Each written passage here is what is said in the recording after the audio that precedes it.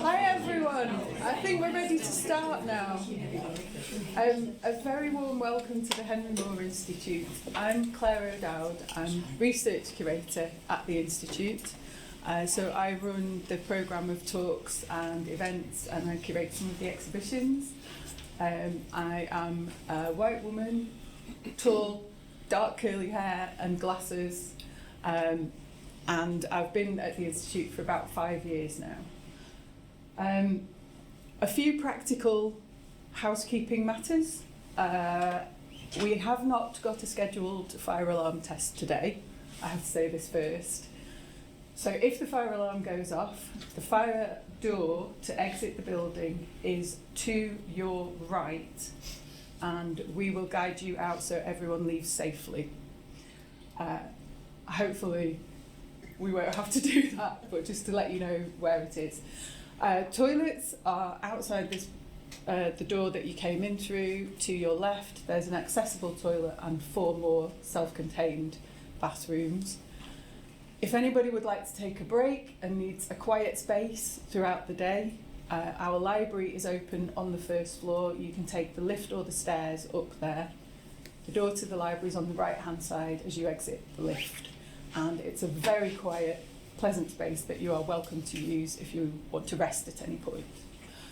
We're using open captions today, which hopefully are appearing above my head at the moment.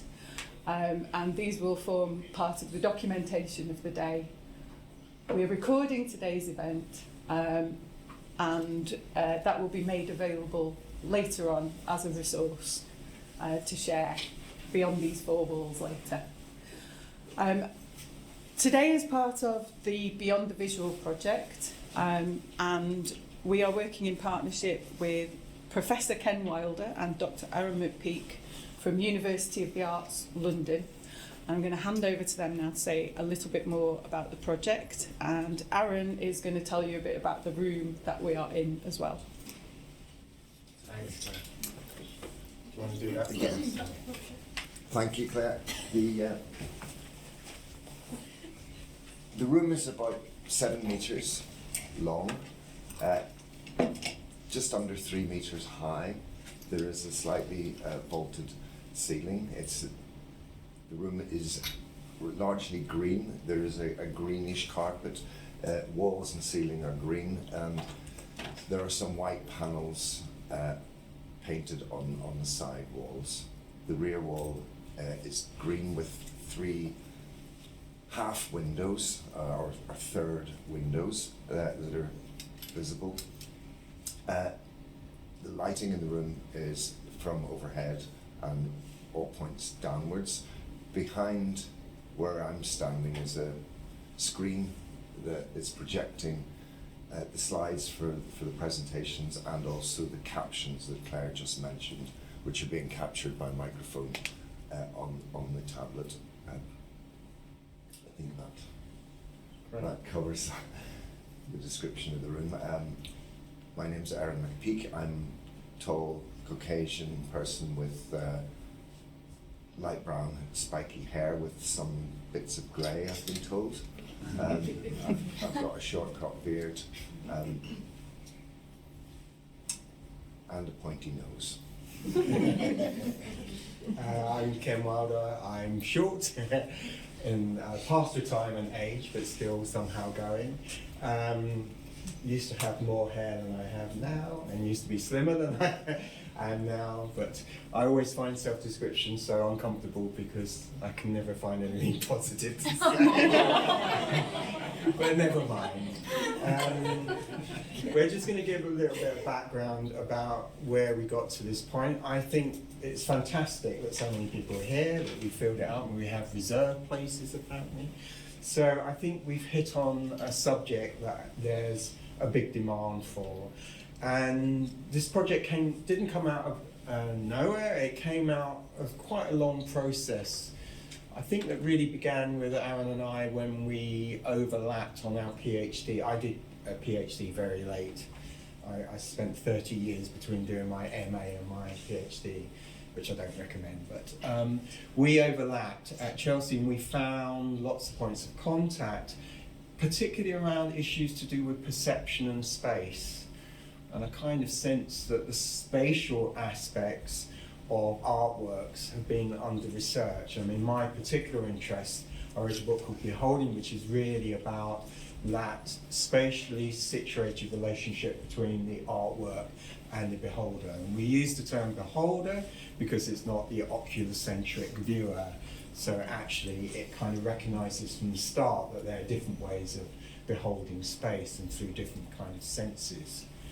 So we collaborated on a project in Sweden, an installation that we did, which was a kind of sound and light installation using a series of Aaron's singing bowls that he makes, these wonderful singing bowls that resonated in this piece of architecture by Sigurd Leverance. It's a wonderful building, one of the most tactile buildings that I think either of us really ever experienced. It seems to be one of those rare buildings that thinks about the way you engage with it through senses other than sight.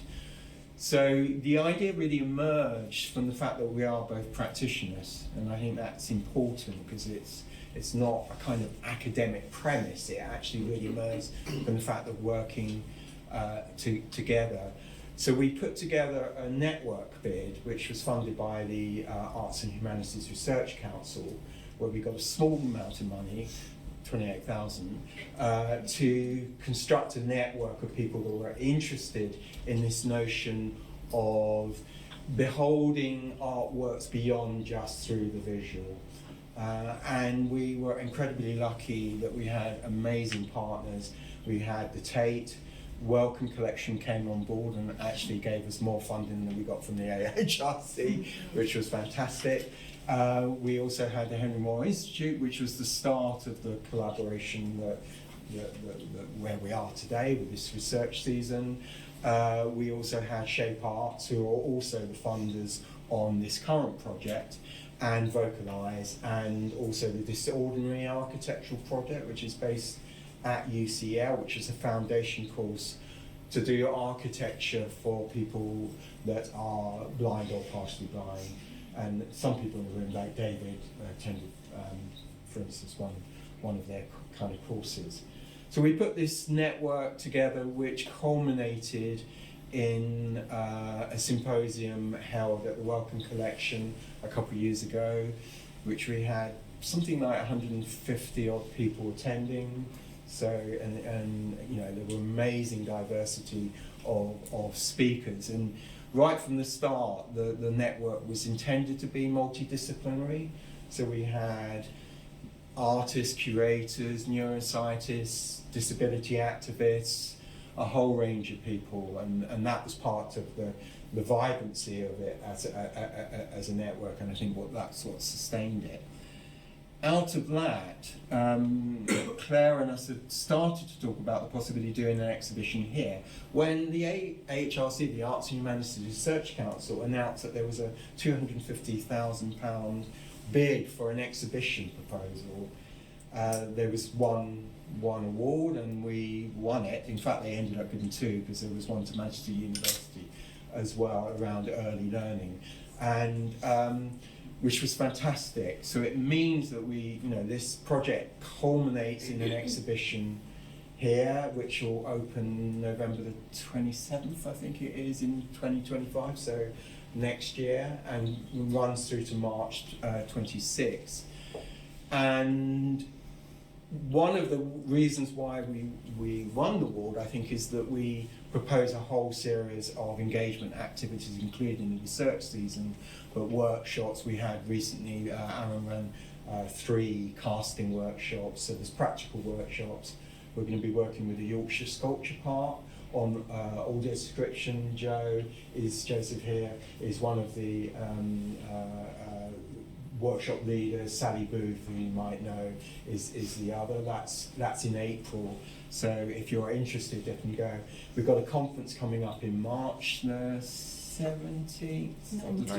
19th, the top of May, yeah. So that's going to be held at Leeds Art Gallery, so next door, which has got a slightly bigger room. And then the exhibition itself, shall I pass over? You Yeah. maybe talk a bit about some of the rules we set for the exhibition. Yes, I've been registered blind since 2002. I used to have perfect vision, but I won't be able to read any of your name tags. Although I make eye contact, I can't see your faces, even when you're quite close. So it's all a bit of a pretense on my part. But yeah, as Ken said, when we began this project, we set 3 rules for the exhibition, but not just for the exhibition. My feelings quite strong, or as Claire's called me, curmudgeonly, about the notion of access, and it's very much been a tacked on thing. Let's do that for those people, and for me that's really quite an obnoxious thing, because it's a tack on or an add-on to tick boxes. It actually ignores the whole premise. Something that Hannah Thompson has come up with, the idea of blindness gain, which is something that hopefully will come up through the discussions today, whereby access benefits everyone. And for example, it came up, we had 3 workshops next door when this building was being renovated last year, at Leeds Art Gallery, and this year. We had a curatorial workshop, an object handling workshop, and an audio description workshop, which we had blind, partially blind service users, for want of a better word, some academics, curators and artists involved in that. So the idea is that with the 3 rules that we set, which is, the first rule was that access is embedded at all levels of the project, and that includes our internal emails, which we use 16-point font. Some might find that a little bit unnecessary, but actually it's beneficial. Sighted people tell me that large print or large font size emails mean that you can actually just glance at a screen if you are normally sighted, and get the information really quickly. So the access being embedded at every level, so in terms of design selection, it's there at all stages. It's not something what do we do about that? It's embedded. That we have the majority of the artists that will be exhibiting will be blind or partially blind, and also that all of the works are going to work on a multi-sensory level, or more than just one sense. They're not just sculptures in a glass case or behind ropes.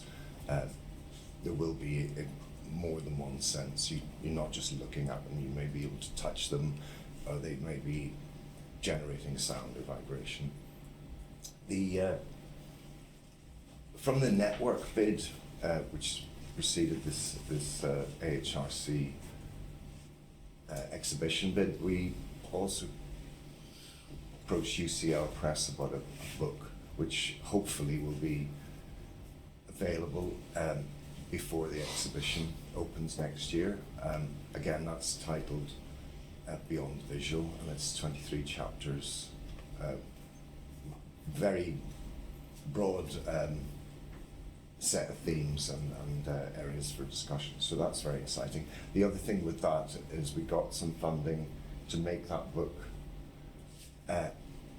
free to access, and that access is accessible in that the images will have alt text.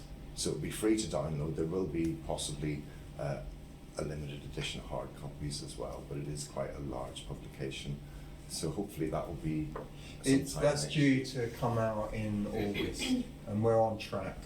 It's just gone into the production stage, and there's a huge range in that book. I mean, we start with Georgina Kleege, that some of you may know, who is probably the kind of foremost academic of kind of blindness arts, and almost invented the idea of blindness arts.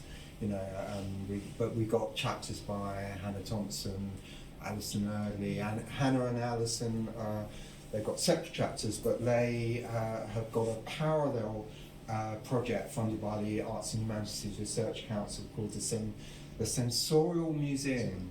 So I think that's right. Keep on changing the title.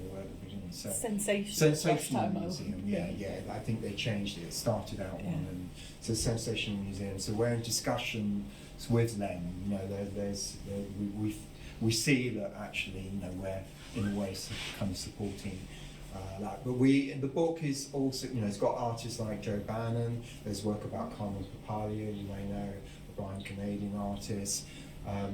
Joe has got a chapter in it from his Black Cane Diaries. Aaron and Claire's got a chapter on smell. Aaron's got a chapter on his work. So there's Maria Shoddy's got a chapter on Extant, one of the Extant productions. So it's amazingly diverse, and we're not blowing our own trumpets, but the review that we got back from the external reviewer said that they'd never read a multi-volume that had informed them so much about aspects of how to engage with art. They've never come across a volume that informed them that much, which is fantastic in an anonymous viewer. And I think I think we're on to something, and we're aware that a lot of people have been working on this issue. Victoria, for instance, had an exhibition that's been engaged. So there's lots been stuff done independently, but the project, because we got this funding, allows us to gather all that stuff in a way that stuff will be usable for other curators, other artists thinking about moving it forward. So we want to leave a legacy. The impact on the project is to actually fundamentally challenge curatorial policies on exhibitions, and I think we've been very successful working with Welcome, with Laurie Britton-Muir, who's the senior curator at Welcome. And if anyone's been to, Jo Bannon's just had a performance at Welcome, and one of her films, audio described film, has been shown. I saw that a couple of weeks ago, and so they've really shifted, and they've really taken on. They have a navigation device on all their exhibitions now. There's one in their exhibition on work. I can't remember what it's called. That's just recently opened. So that's our ambition. It's not just about one-off. That there is a kind of body of material which will be available for people to take on. And we're very heartened we got young curators involved as well, so it's not just the old guys like me, who are kind of nearing retirement, so there's a kind of people that are going to be taking on this kind of argument. Claire, is there anything we missed, or? No, I don't think so. That sums up the project and the legacies for me. Yeah. Great. I mean, just to add to that, having been involved in disability arts for a couple of decades, I've found that there's the memory is very short. They kind of set out to take on policies and try to implement them, but then that falls off. And then when you say, oh, we talked about this 5 years ago here, and they went, oh, but she's left now. These things tend to get forgotten, but we do believe, and given the contributors today, I think we'll sort of emphasise and demonstrate this, that there is something a bit more powerful happening. I mean, the call out for this, we could have had 5 of these events with the number of papers that were. I think it was the most you'd ever received, which is like amazing. And on that note, just I should mention that the March the 19th conference, the deadline for submitting abstracts for that is coming up on December the 6th. So it's on the website, so do think about putting an application in for that. We suspect we'll receive even more for that, but that would be fantastic. So great. We'll pass it on to Claire, who's chairing the first session. Brilliant. So we've got 3 sessions today. They've all got very simple titles. The first session is just called Words. Words are going to play such a crucial role in what we do as an organisation moving forward. Everything from audio description to the way we organise our website, to the way we communicate through advertising and marketing. This project is changing everything about how we work. And we know there's an immense amount of very good, important work happening all over the world at the moment. So I'm delighted to welcome our first speaker, Dr. Rachel Carney from Cardiff University. Rachel is a poet, visual artist and creative writing tutor.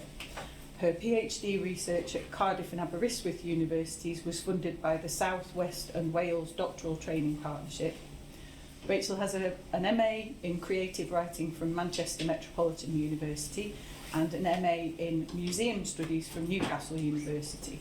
And she's previously worked in learning and engagement roles in museums. Her debut poetry collection, Octopus Mind, was published by Seren Books in 2023, and it was selected as one of the Guardian's best poetry books of 2023.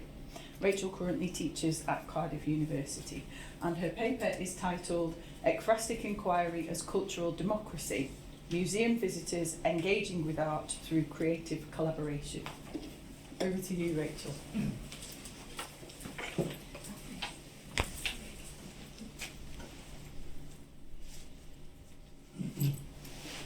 Hang on a sec.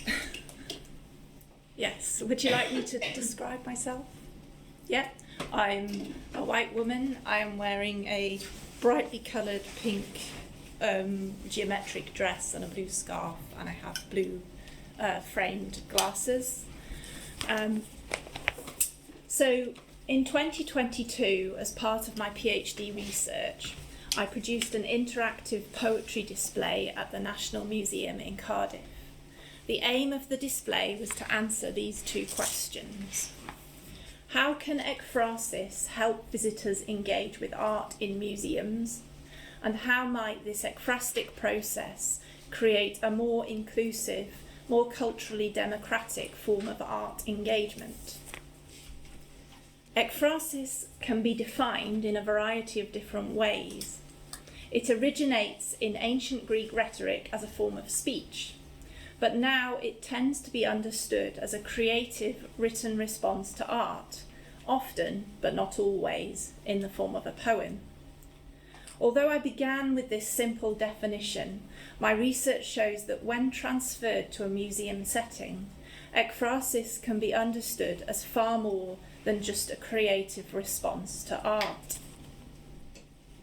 It can be perceived as a dialogic process of engagement with art and also with others. As a poet and an academic, I was intrigued to discover a form of academic research called poetic inquiry, which is becoming popular among social scientists. Researchers write reflectively about their research and create found poems using qualitative data. Because poetry as an art form is naturally reflective and self-consciously subjective, asking questions, playing with ideas, and presenting multiple perspectives, it enables social scientists to understand the complexity of human experience in a more nuanced and ethically conscious way than can be achieved through scientific methods. So my research transfers this methodological approach of poetic inquiry from the sphere of academic research to the social setting of the art museum, as visitors are given the tools of what I call ekphrastic inquiry to engage through ekphrastic dialogue. Ekphrastic inquiry begins with a series of creative writing workshops, the kind of project that often forms part of a museum's ongoing development towards inclusion, where a writer is employed to work with a marginalised group of some description or other, inviting members of the group to write poems in response to museum artefacts. And some of their ekphrastic poems are then displayed in the museum alongside the art for visitors to read. This particular display was located in the National Museum's 18th Century Art in Britain gallery, where large portraits and landscapes are presented in ornate frames, accompanied by small text labels. We added 4 low white plinths to the gallery, each one beneath a painting, and on each plinth we printed 3 poems in English and 3 poems in Welsh, presenting 6 different ekphrastic responses to a single work of art. The poems were also made available as audio recordings via a QR code, and this is where most projects of this kind come to an end. Instead, my display was interactive, so this encounter with ekphrastic texts was just the beginning. Museum visitors were invited to join the conversation by composing their own ekphrastic response, with the option of adding it to the display. The first interactive option was a set of postcards, where visitors could write or draw their response in pencil. They could then add their card to a magnetic board, and the photo here shows how we designed this board to blend in with the gallery space, with the addition of a gold effect frame. The second interactive option was a magnetic poetry desk, where visitors could rearrange fridge magnet-style words and phrases to create short ekphrastic texts. This photo shows 2 people arranging the magnetic words in the gallery, working together. So visitors were responding not only to the art on the walls and the museum setting, but also to the presence of other visitors and to their ekphrastic texts. As more and more people add their ekphrastic response to the display, it becomes more and more complex, developing into a collaborative public work of art in its own right. More than 1,500 postcards were written on during a period of 9 weeks in 18 different languages. I documented and analysed as many as possible, including 117 apparently straightforward ekphrastic poems responding to specific works of art, and 392 other postcards that included texts responding to the viewing process, the concept of history or of art itself, and a whole range of other subjects. My conclusions from this research are based not only on my analysis of visitors' contributions, observations of their response, and feedback forms, but also on a previous in-depth analysis of the ekphrastic reading and writing process, which I conducted online in 2020 and 21 during the pandemic, using a survey, interviews, and analysis of writers' reflective journals.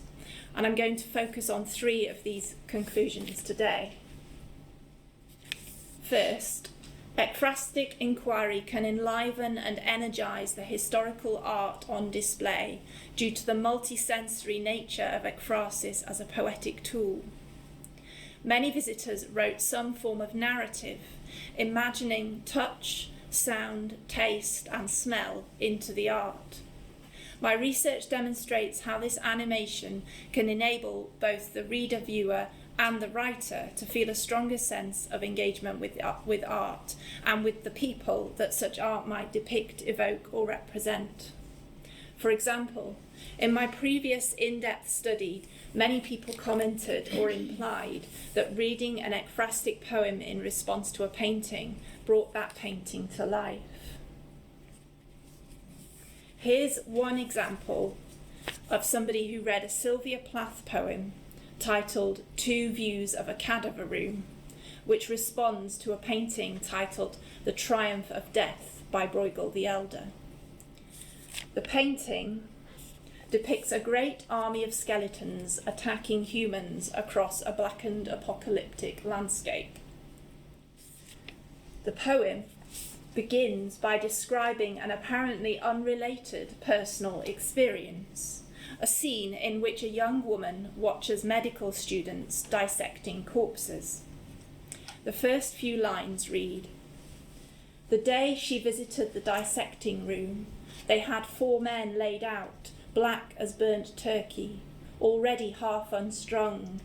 A vinegary fume of the death vats clung to them.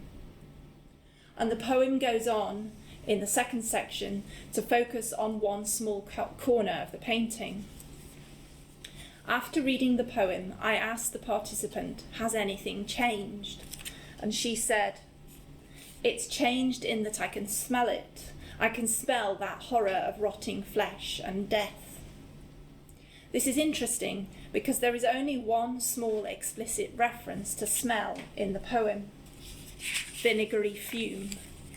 But even in poems where there is no explicit reference to the senses, or as in this case, where the poem digresses from what is visually depicted, the act of articulating a response through language can add a human dimension to an apparently static visual work of art, and this can result in a more sensory, emotive experience for the reader-viewer. Another example from this phase of research is a participant who said that they felt cold after reading an ekphrastic poem titled Bruegel's Snow by Anne Stevenson, which responds to Bruegel's painting Hunters in the Snow. The painting depicts a snowy scene which the poet animates using a series of questions, interrogating the experience of the hunters. For example, what did they catch? They have little to show on their bowed backs. Unlike the delicate skaters below, these are grim, they look ill. It seems to be a combination of factors that produces this immersive effect. A focus on the cold, on walking through snow, and supposition about the hunter's possible hunger and despair. Plus, a final stanza that appears to project the speaker directly into the snowy landscape. What has survived to unbandage my eyes as I trudge through this snow with my dog and stick 400 winters ago? My research shows that ekphrasis can humanize and animate works of art. It also demonstrates that these feelings of involvement and immersion can be experienced both by the person composing the ekphrastic text and by those who encounter it through reading or listening. And these techniques, such as the addition of sensory detail, seem to come naturally even to those who are not experienced writers.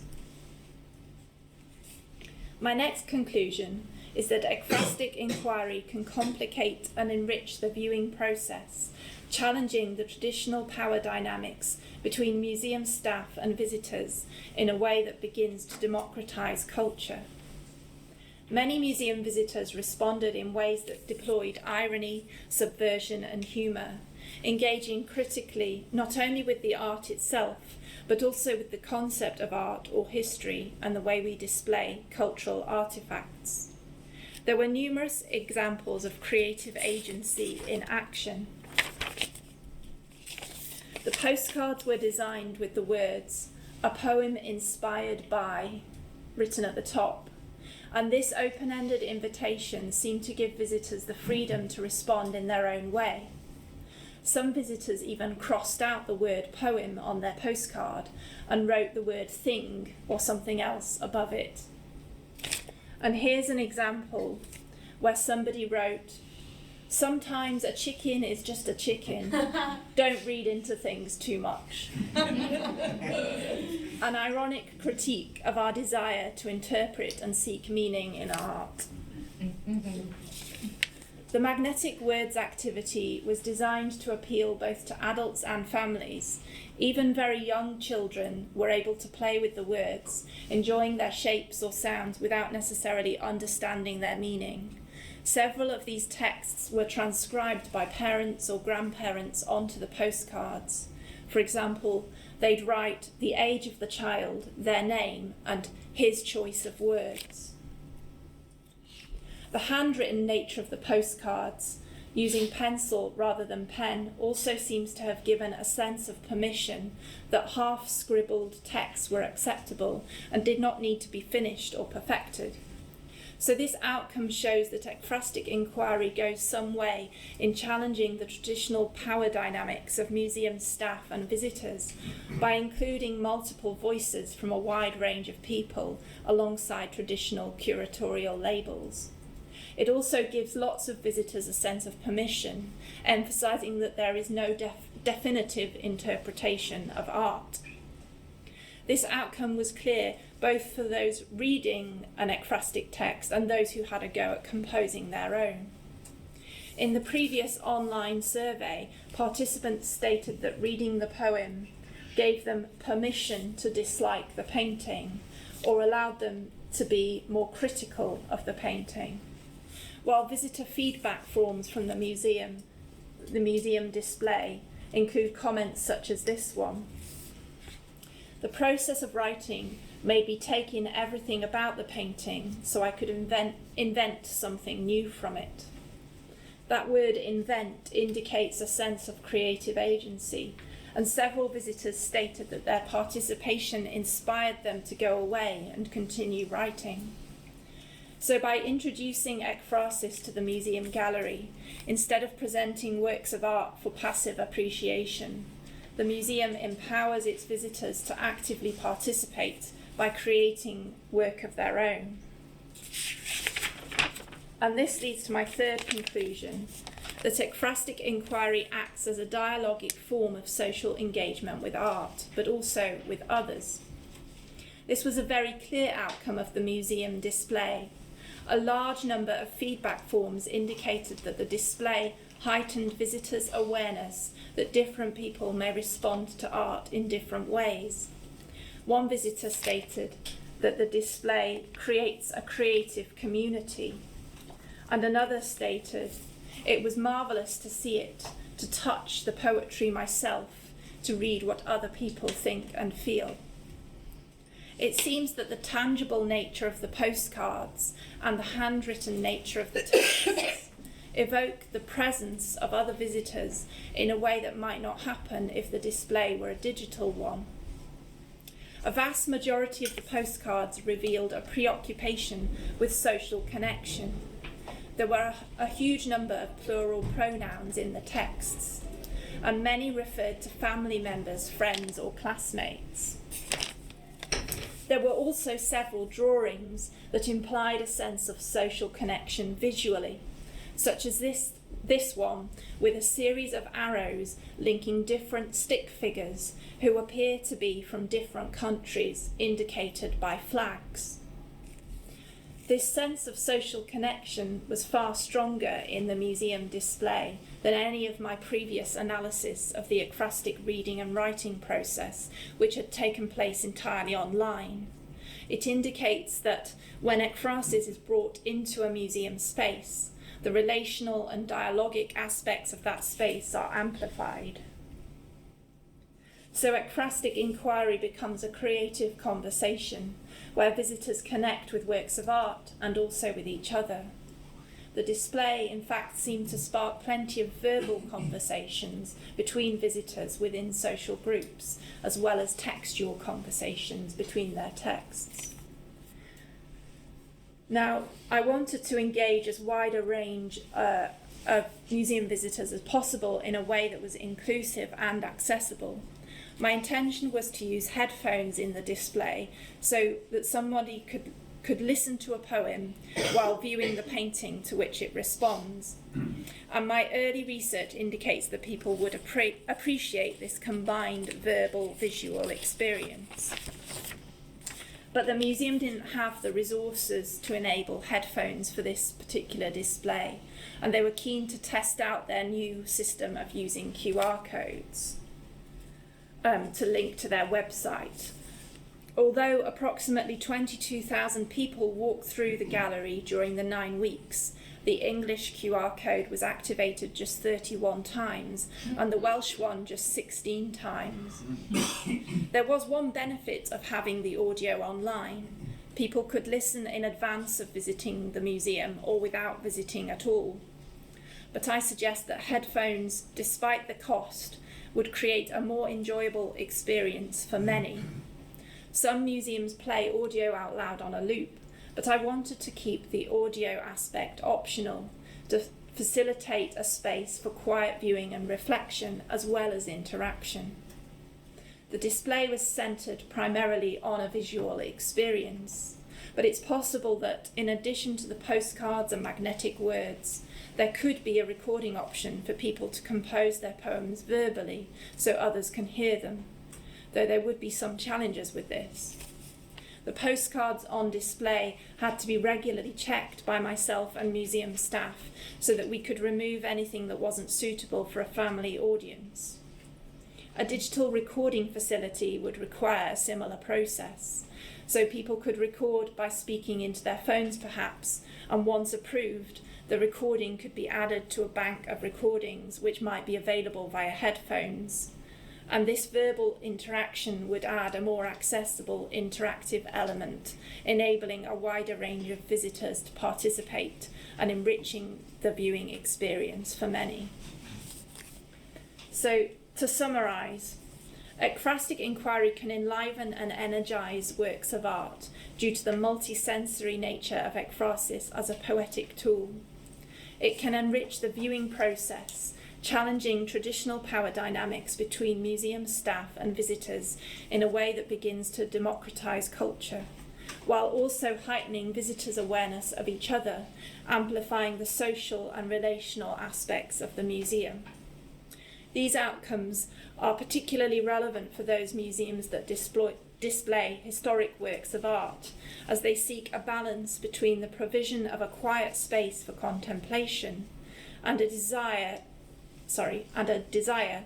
to make their galleries more inclusive, inviting more active forms of participation. But these ideas could easily be adapted for other settings as well. So finally, I've barely touched on the theory that underpins this research, and also there are many other aspects of this research that I haven't mentioned. So please do find out more by reading the articles that I've listed on this slide, and I think you should be able to access them at some point as well. The thesis itself is currently under embargo until the 9th of May. You can also get in touch with me via email or on Instagram. I'm @created2read. Thank you for listening.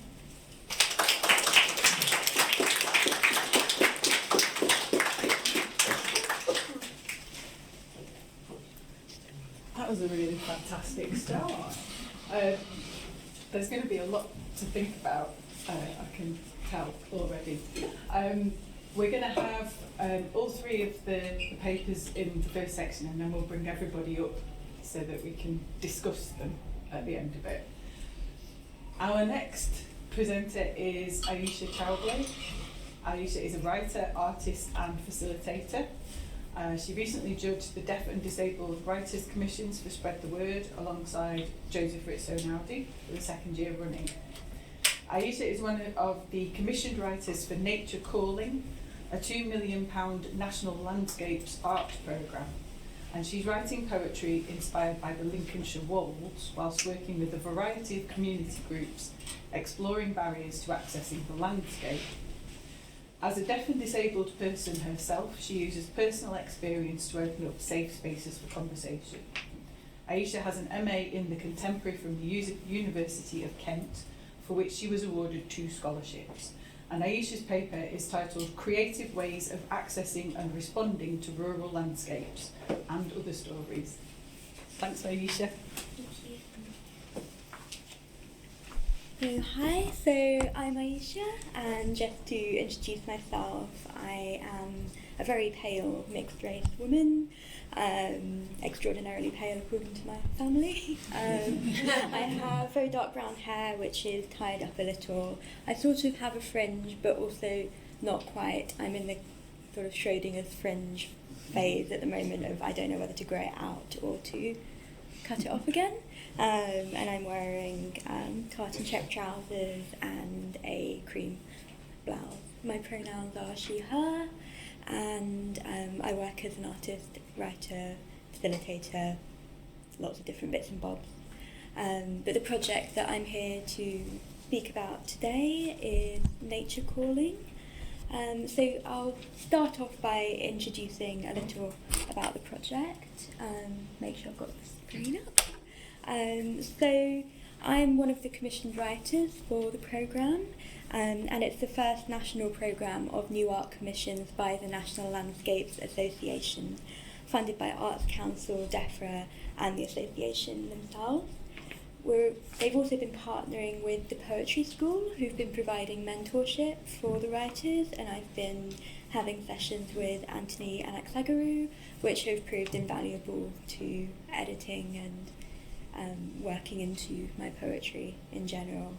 The National Exec Creative Producers are Activate Parts, and there are 5 areas which are being explored within the project. They're each a national landscape, and I was selected for the Lincolnshire Wolds area, and I'm working alongside an artist duo called Instar, and they will be the commissioned artists who will then respond to my writing piece when my section of the project is finished in late December.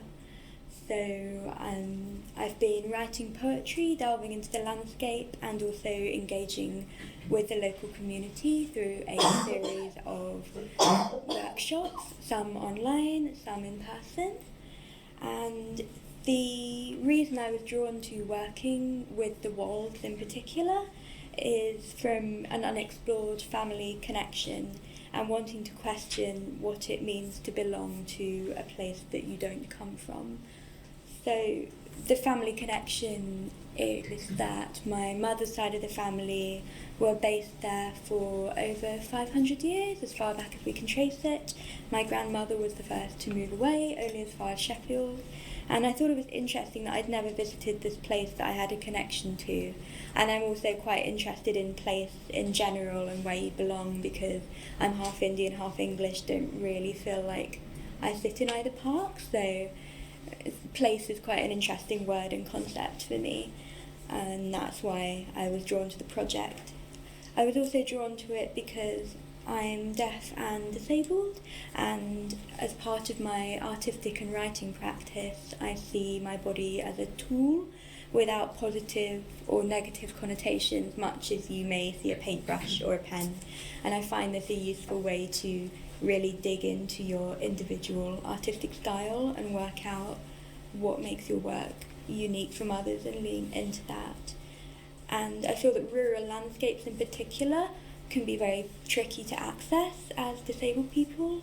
There are certain things which make them perhaps trickier than cities for me to navigate personally.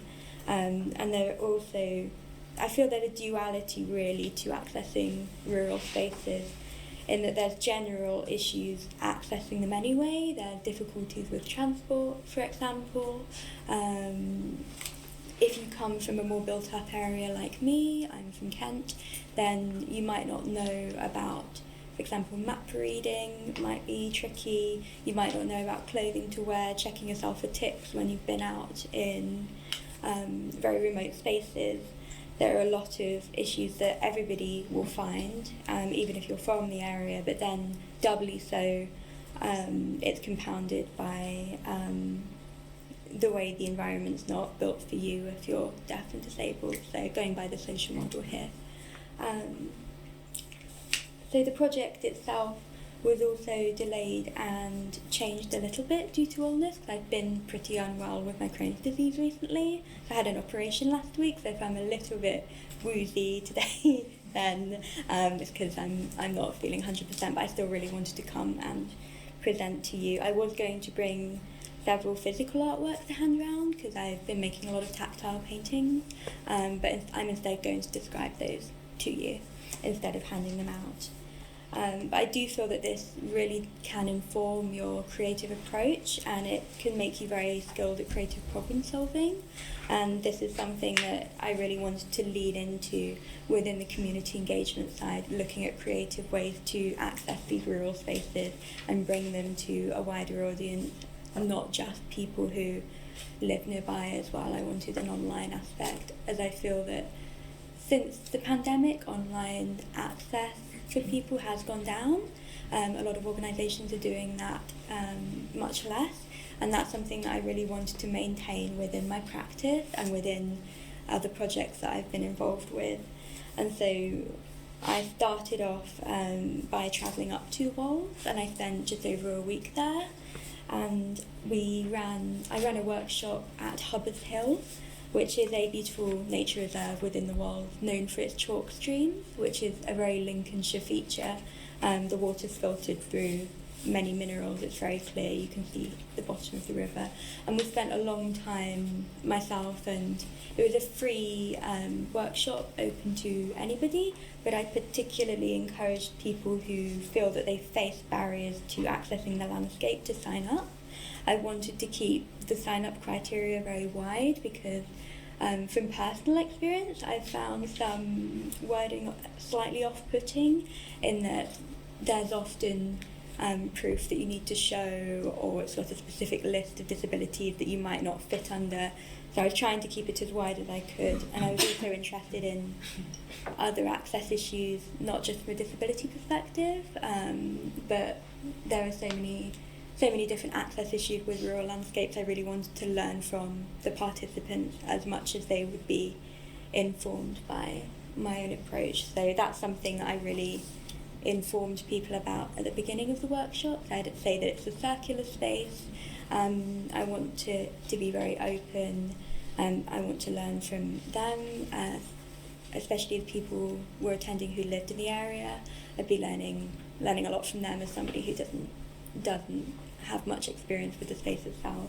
And I would also participate in all of the activities myself as well and share what I was creating, because I feel that it's really important to be part of the process and the practice yourself when engaging with people. So the first one was at Hubbard's Hill, which you can see on screen. So there's an image of 3 people sharing a wooden bench. 2 are sitting and 1 standing, leaning on its arm. They're drawing, writing and contemplating the space around them. The grass and foliage behind is filled with greens, yellows and oranges. Autumn is here in full. And I have a second image of somebody standing on the grass with dense trees behind, writing and sketching in a notebook wearing a flat cap.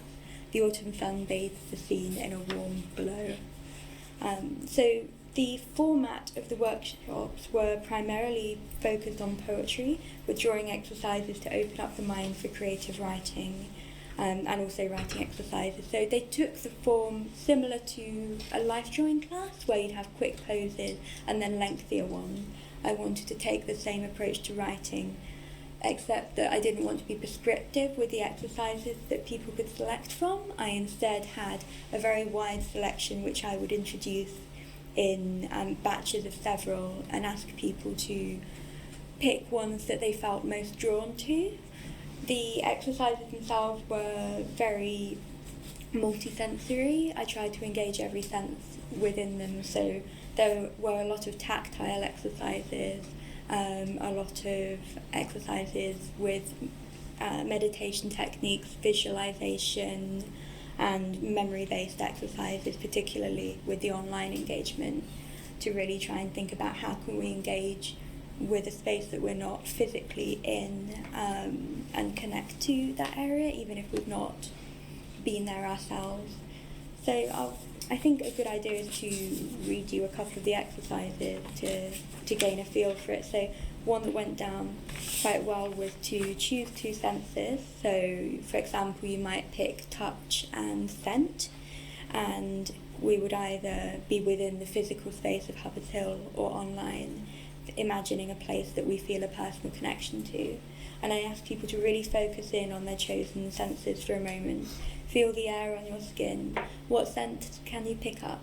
Touch something near you, or imagine touching something like a leaf or the bark of a tree. Focus on the sensations. If your mind starts to wander, you can use meditation techniques to ground yourself if you like, such as noting whether a thought is a feeling or fact, to acknowledge that and allow it to pass on.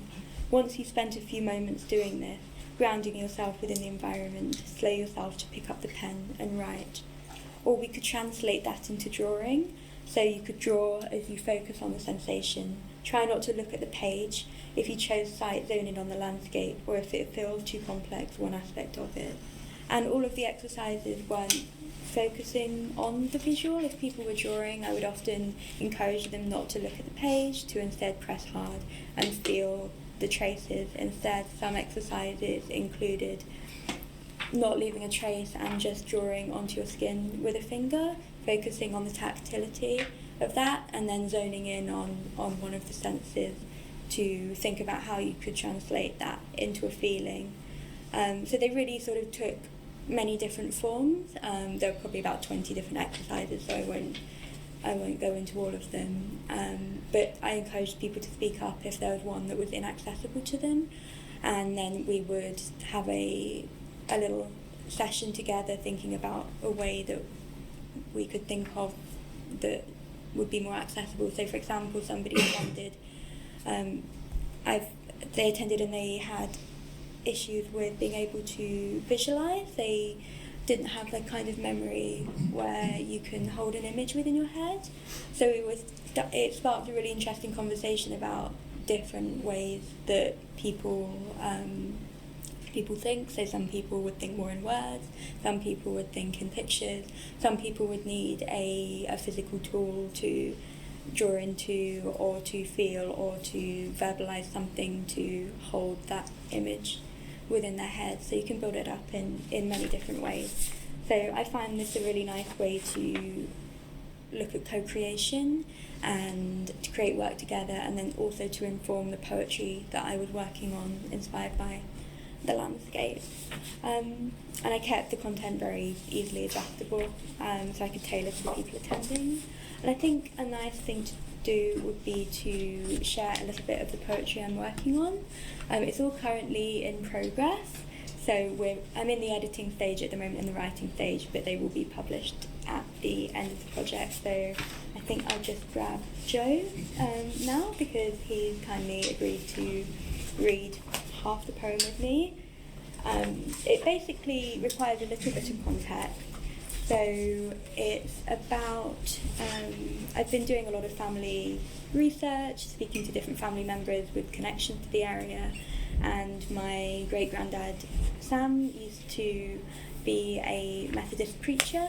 He would walk the lanes or cycle with his family every weekend, travelling to different places to preach. He was a farmer during the week, and on the weekends he'd do that. And I really like the connection between him experiencing the place and me experiencing the place. And also I've been reading a lot of Tennyson, who's a very famous Lincolnshire-born poet who brings in a lot of the Lincolnshire dialect and site-specific aspects within his work. So that's kind of what it's doing, and it's got a duality to it. So there's two voices within the poem. Half of it's written within the language I may use more, and half of it within the language that he might have spoken in. So Joe's going to read Sam's part and I'll read mine.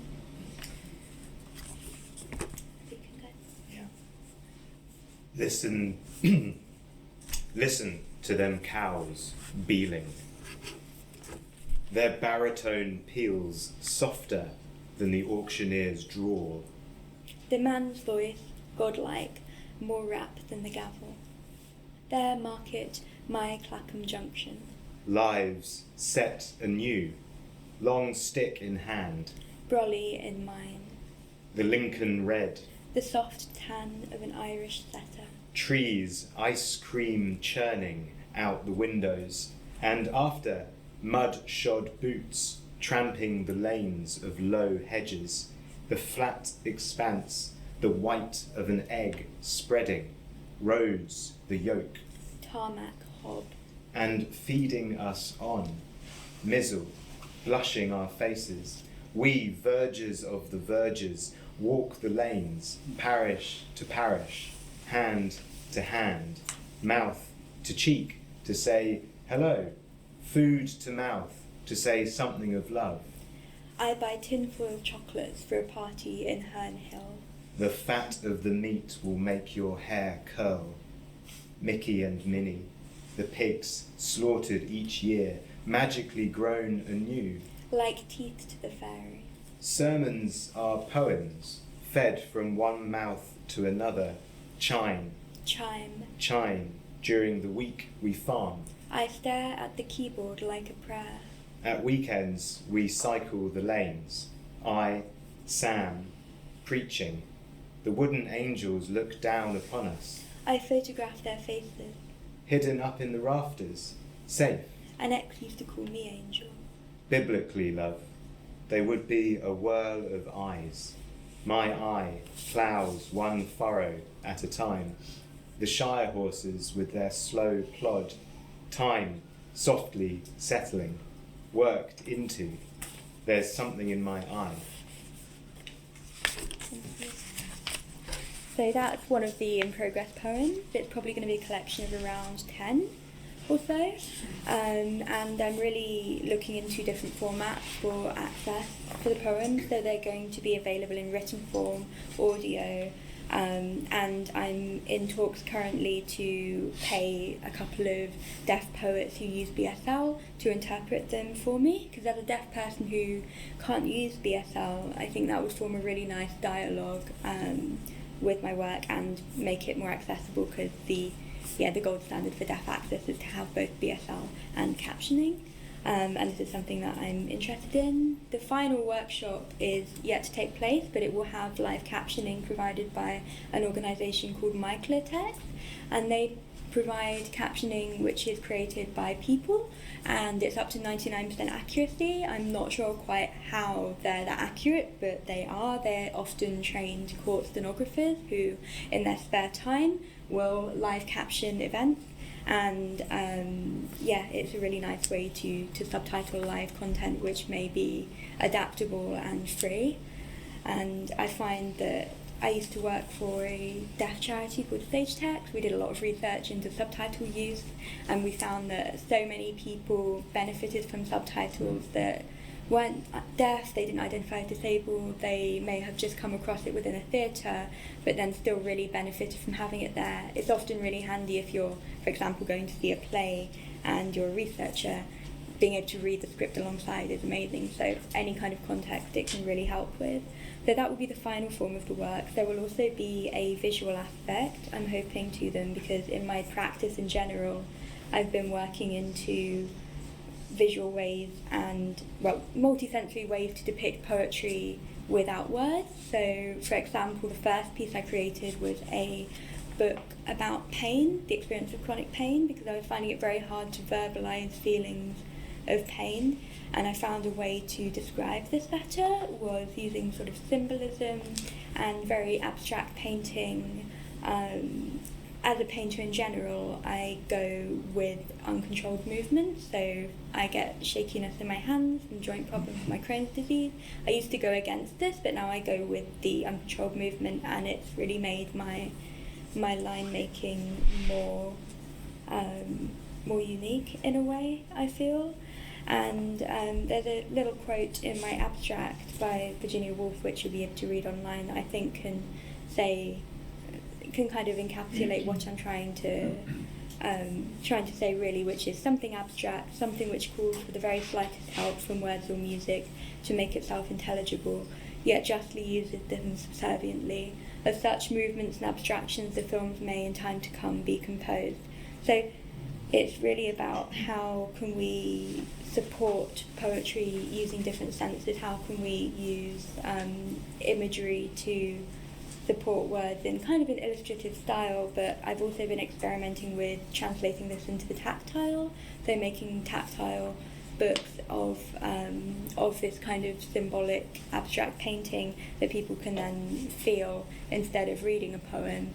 You can gain somewhat of the emotions from both the imagery and the feeling of the piece itself. And it also kind of flips the narrative a bit. It makes everybody rely on the access element, which I find fun. So everybody has to rely on the audio description or the subtitles to understand it, because it's not a language in itself. It's abstract painting which is trying to represent a poem in some form.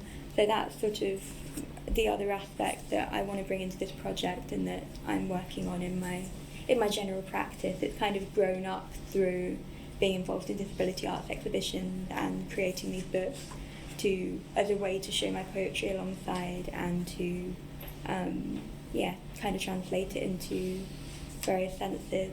One other piece was, for example, a poetry film which had no sound and everybody had to rely on subtitles, and also a book of symbolism to access it. So it's kind of about, levelling the playing field in a way, and that's something that I'm quite interested in bringing into this project as well. So the project itself could be found online at naturecalling.org.uk. That's where everything's going to be available. And it will be extending into next year with the artist responses as well. And then I also have a Gmail address, which is aisha.chowgley@gmail.com, and my Instagram is @weird-but-interesting, because that's what somebody said about my work, so I went with it. So you can find me at those if you have any questions, but it will all be on the Nature Calling website, so I do encourage you to check that out.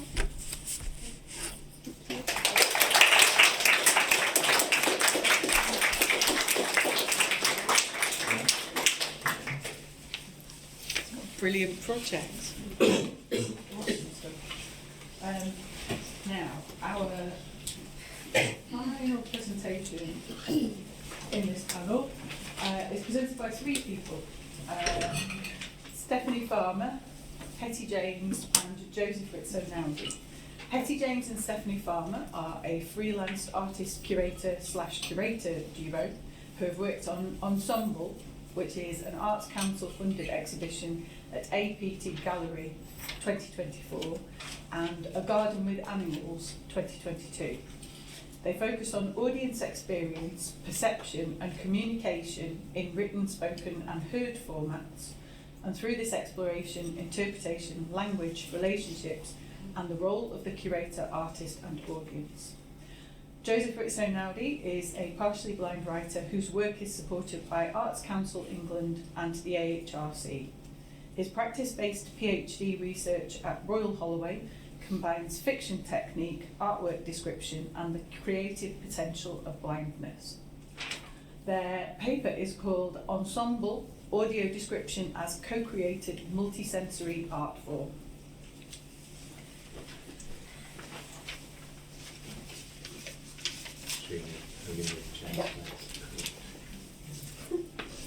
We have a little bit of setting up to do.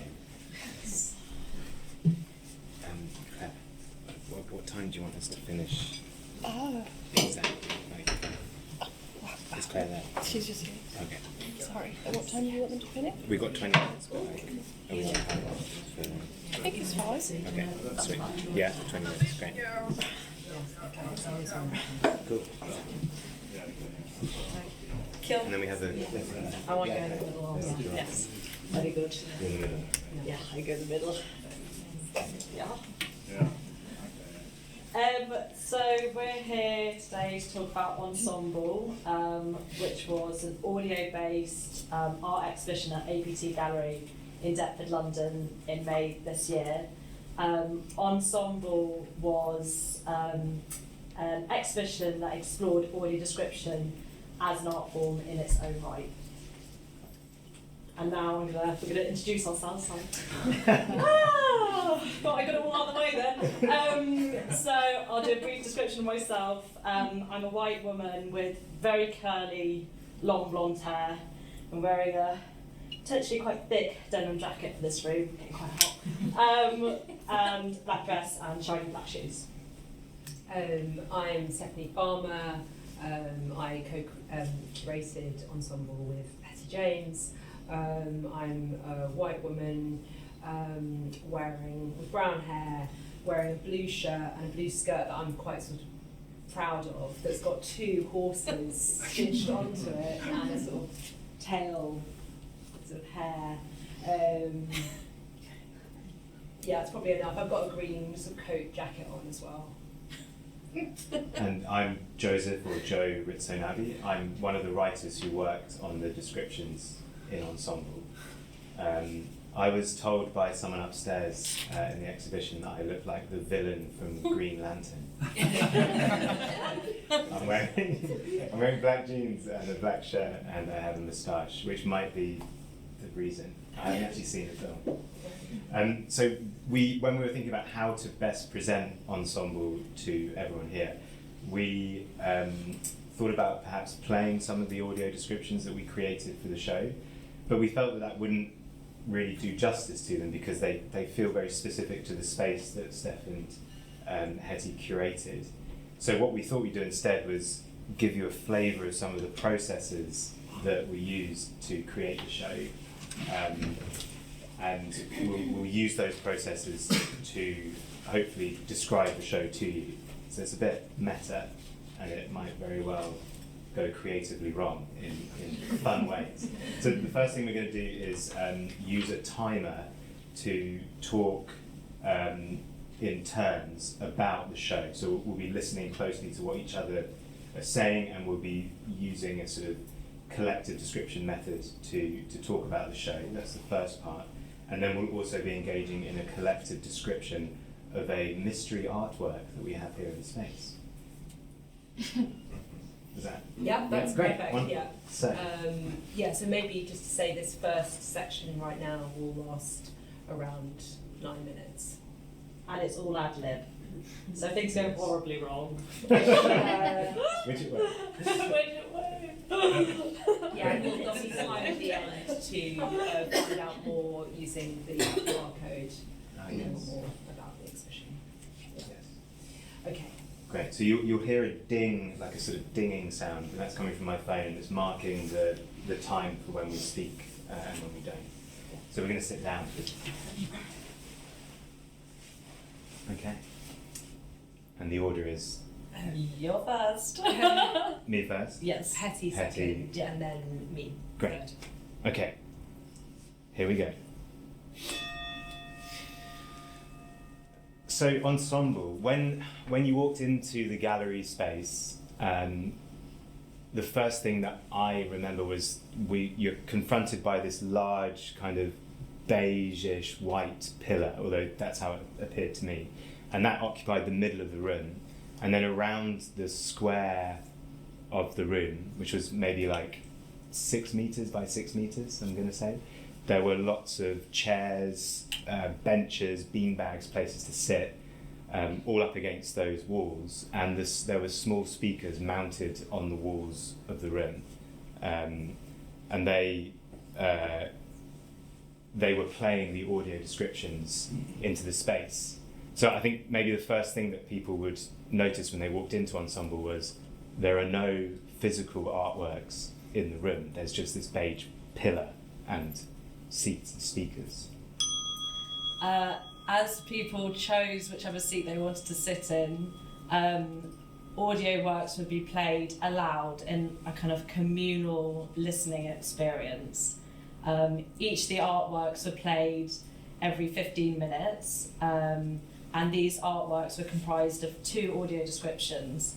So one of the audio descriptions was made by the artist of the original physical artwork, and then the second audio description was made by a collective agency, which was led by Joe, and that was a collaborative group description based off a process that Joe led, where multiple voices fed into the description.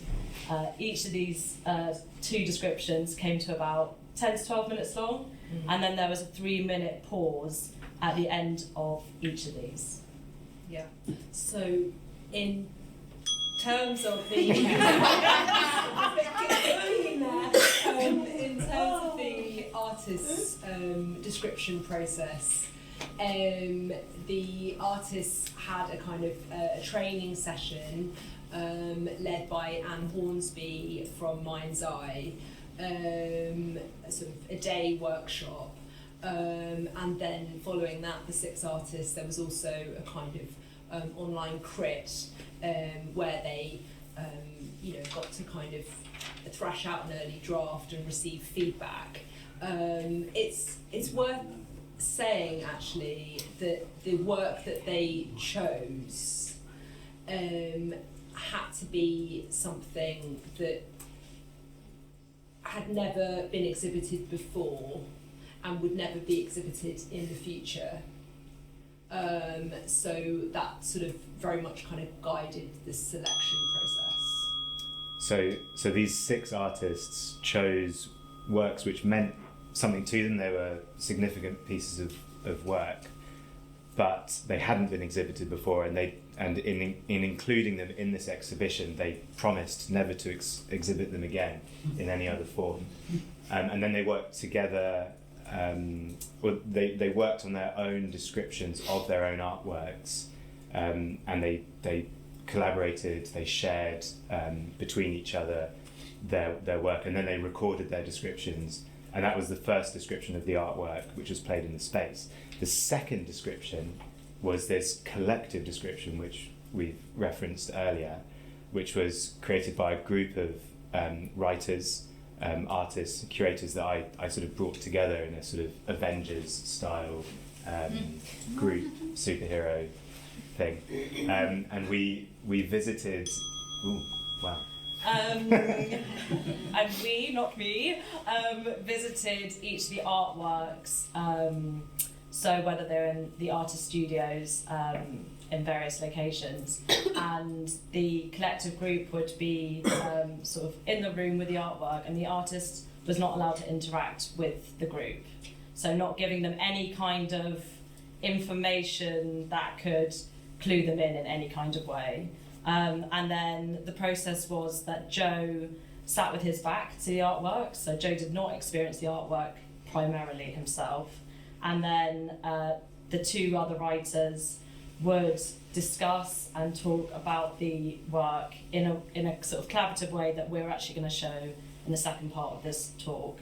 And Joe recorded these conversations and then created a draft audio description that was then then formed part of the back-to-back sort of ensemble, and we use that word quite directly there because we were aiming in a variety of different ways to create something kind of really communal and collective, and to sort of bring together a multiplicity of voices, and that fed through also into kind of your experience of being in the exhibition as an audience member, in that when we were invigilating, you just get into kind of massively lengthy chats. I remember thinking sometimes that I'd be able to do a thing when I was invigilating, but actually never did a thing. Instead just kind of got into these amazing conversations with people and met so many different people, and the workshops that we did. Yes, the workshops. I'm glad you mentioned them, Steph, because I was going to talk about them as well. Part of the, like you say, it felt like such a communal exhibition, not just because there were 6 artists and 2 descriptions and the collective of writers and editors and artists who worked on the collective descriptions, but also people would come into the space. It was a really communally efficient space, if I can say it like that. It had been curated to encourage people to sit together, to share ideas, and there were these workshops which took place. One was led by Aaron McPeak, who was one of the exhibiting artists, and he encouraged people to sit, listen to the descriptions, and use art materials as they were listening to express whatever they wanted. So they could use charcoals to write or sketch, they could model with clay, and similar to some of the other speakers we've heard, that kind of expression helped people to talk. Hetty?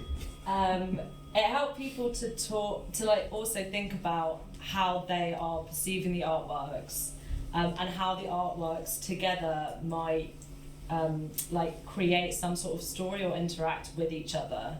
And it was one of the things that we reflected on after the show was having these kind of responses almost for feedback, and that if we were to do the show again, that would be a really interesting way of creating feedback from the show, is having these direct responses and then having a continued dialogue, a bit like what was actually spoken about earlier. It's something about being in a room talking with people that encourages people to think about how they perceive and how other people perceive as well. And that was definitely reflected through Joe's workshop, which he led with Sasha Glitzian, who's going to speak later. Yeah, and it's been really interesting to think about how ensemble kind of lives on, and we did a number of kind of post-show interviews with the artists, and that sort of threw up a lot that we're kind of like munching through now. Some of which was how you know, if you're rethinking about a work that actually maybe happened ages ago, you know, that you might come to certain revelations about what that might mean for your practice moving forwards. And you know, there were a number of occasions, for instance, for, you know, Fran, one of the artists in the show, that, you know, something kind of clicked there, or, you know, something sort of happened. So that felt really, really powerful, actually. That's the end of our time. But do we have anything else we wanted to share that came up? I think we did okay. So there's a lot more information about the processes that went into this show, the thinking behind it, the feedback that the curators got, and it is all accessible via this QR code, which is on the PowerPoint behind us. But we can also give you the link as well to access that. Or come and chat to us. Or come and chat to us. Yeah. Yeah. So now. Oh yes. So now I'll just introduce a little bit of sort of the next stage. So we're now going to follow a description method that's going to be led by Joe, and we all have different relationships to this artwork that's been very kindly lent to us for this purpose.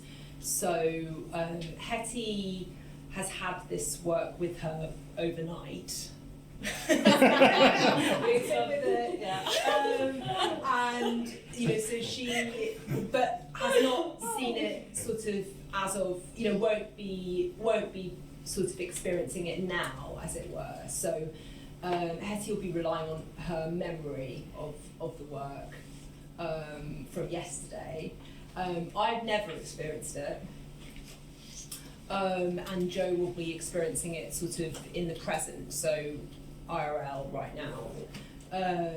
So we've got a kind of present, past, future relationship to the work. Yes. Yeah. Great. Yeah. So we're going to drag a white plinth into the middle of the stage area, and the white plinth is shrouded with a. I'm going to say grey, but maybe someone can help me with that. Is it grey? The shroud? Soft greenish grey. Dove grey. Dove grey. Foresty. Yeah. It grey, love. matches dove grey. Should we? Apparently, if we shuffle it, it's not going to fall over. Okay, great. Great. So the plinth is in the middle. It's covered in this dove grey. I'm calling it a shroud, as if this is some kind of ritual, which it is. And then,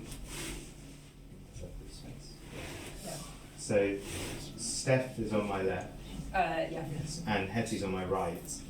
And we thought we'd do this as a sort of to show some of the processes that were used to create the descriptions in the show.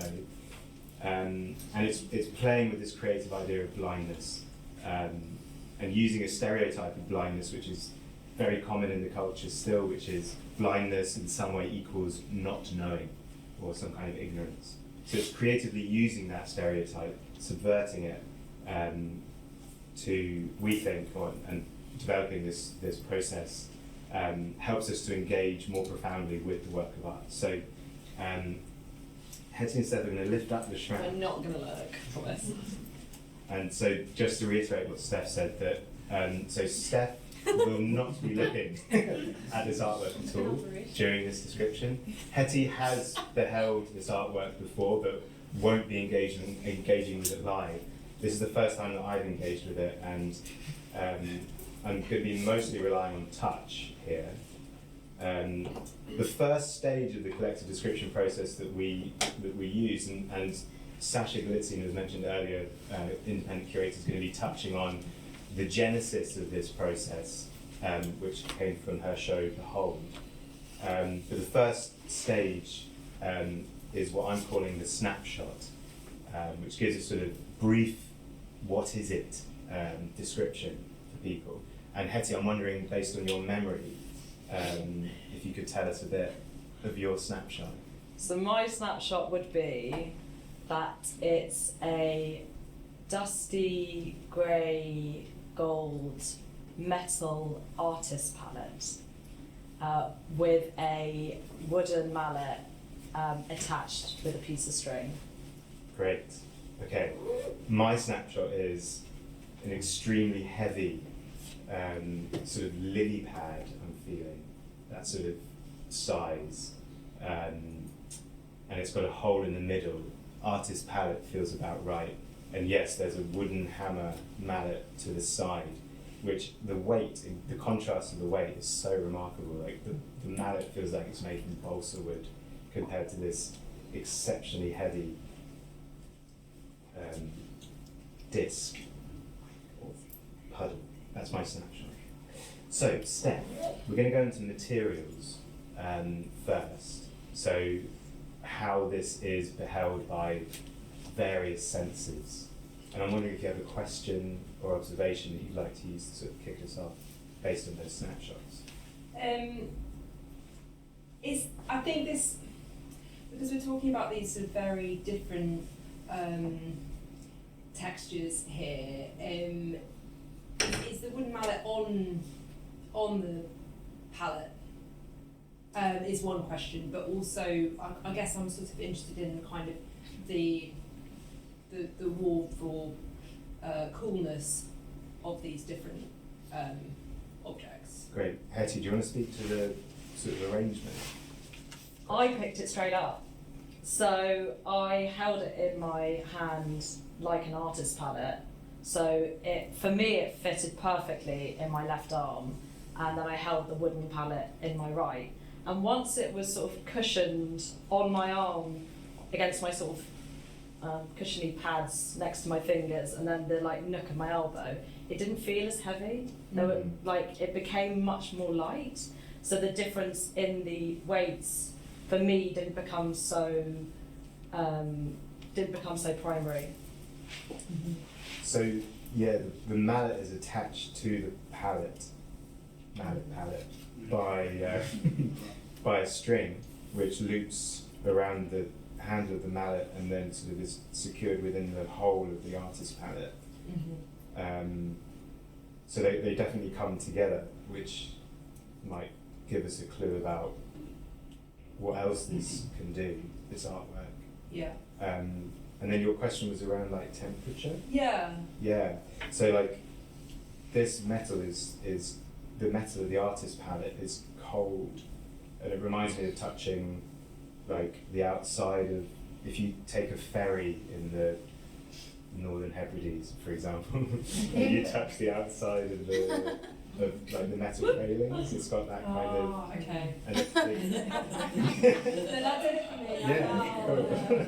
And then the mallet is like deliciously warm and like wood, like wood can be. Yeah. And it's actually on the ends I'm feeling as well that it's covered in a kind of furry texture, sort of felt on the ends of the mallet where you would hit it. So there's really stark difference in temperature, very stark difference in weight. I can't emphasize how heavy this palette is. And I'm trying not to make noises with it as well, because I don't want to sort of give that away. But I think, given what this artwork appears to be, we will have to make some noises with it soon. I'm imagining kind of quite a rough texture to the palette, almost like sort of some indentations. And I'm also imagining the wood to be like an unpolished wood. But I was wondering, Hetty, whether that's correct. So the palette that is highly textured. It's almost like it's a landscape. So there's sort of valleys and mounds of paint, but the paint doesn't feel kind of separate from the palette. It's like it's been made of a cast, or so you could almost imagine it a bit like where the valleys and the gloss paint are. There is still a bit of a sort of grainy texture that reminded me a bit of like a moon surface.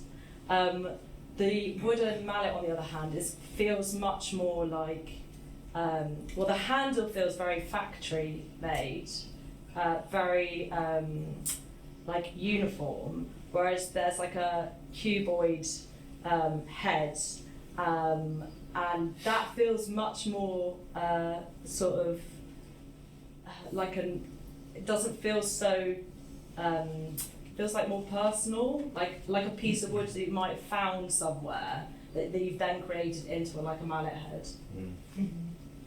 Yeah, this moon texture on the or like relief map landscape on the palette is really there. I'm really feeling it. I'm also really struck by the sharp edges of the palette. I imagine this has been cast. I have on my fingers, I have a metallic smell. So this feels like it's metal which has been cast, and the casting feels quite rough, as if like this hasn't been, the finishing of it has been left rough. So I can feel kind of seams at the edges of the palette as I trace my fingers around the edges of this sort of lily pad, large leaf shape with this hole in the middle. Well, it's not in the middle, it's sort of off towards my right, where I imagine that your thumb would go if you're using this as a palette, but it's a very impractical palette because it's so heavy and it's covered in these bumps. So it's this kind of, yeah, this sort of artifact vibe. And how, yeah. I mean, we kind of know from it, the plinth is sort of, I don't know whether it's like 6 by 10 centimetres or 6 by 12 centimetres, but could we speak a bit more about the size of it? Yes. Yeah. I thought it was about the size of a A4 piece of paper. Right, Yes. okay. Okay. Yeah, that's about right. Like large cheese plant leaf. Yeah. Or cheese board. Or cheese board. Yeah. So I'm conscious of time. We're at 43. Right. So I really quickly want to throw it out to the audience. Is there anyone who has a burning question that's come up during this, which they'd like to share? See if we can answer. Yeah. So David. Yeah, I'm just really intrigued to know what they look like. What the colour of the palettes and the mallet. Yes. Mhm. We didn't touch on colour. Hetty, what was your? So the metal palette has like a dark grey. It's a dark grey metal, but it's got like a lustre of slightly goldy hues, and as you move it through the light, it kind of moves across it, like how maybe sort of dusk sunlight might bounce across the surface. And and the mallet. Amazing, no, amazing. I was inhaling for effect. I got so into that dusk.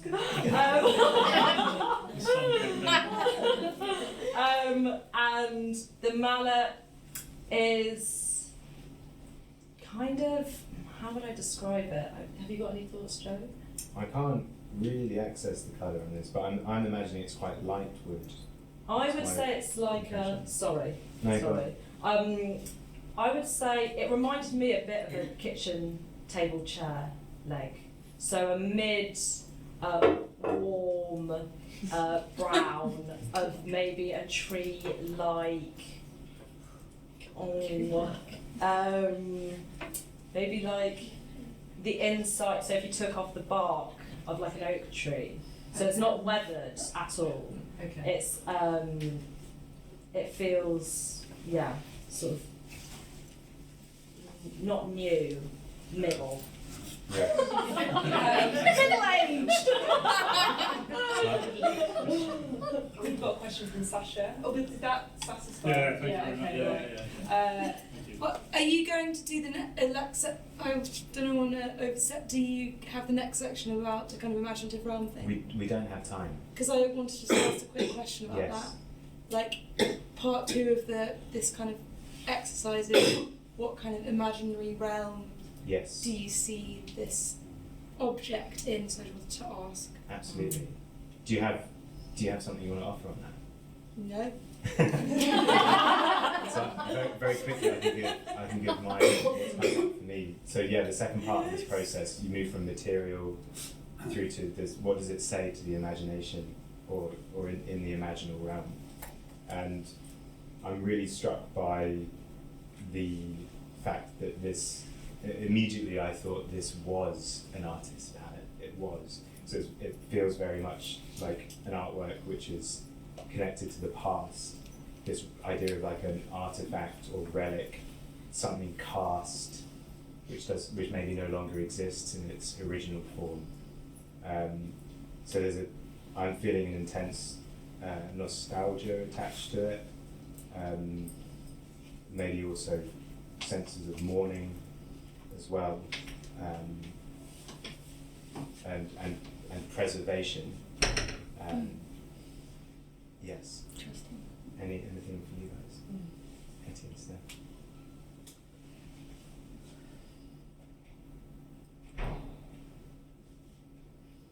Not exactly. I think I'm sort of thinking about it being held, and I'm wondering more about kind of the sound. Yeah.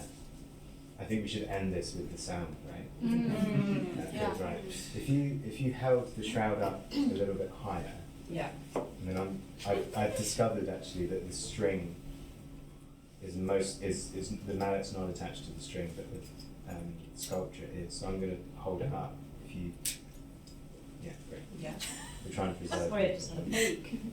I couldn't resist. Okay, so we'll end the presentation on the sounding of this Yeah. sculpture.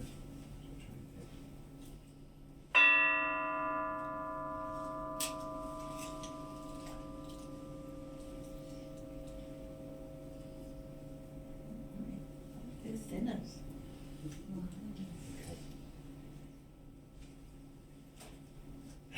So we'll replace the sculpture back on the plinth and cover it again. And just like an ensemble, no one got to the whole of the artwork, so we'll preserve that mystery. Amazing.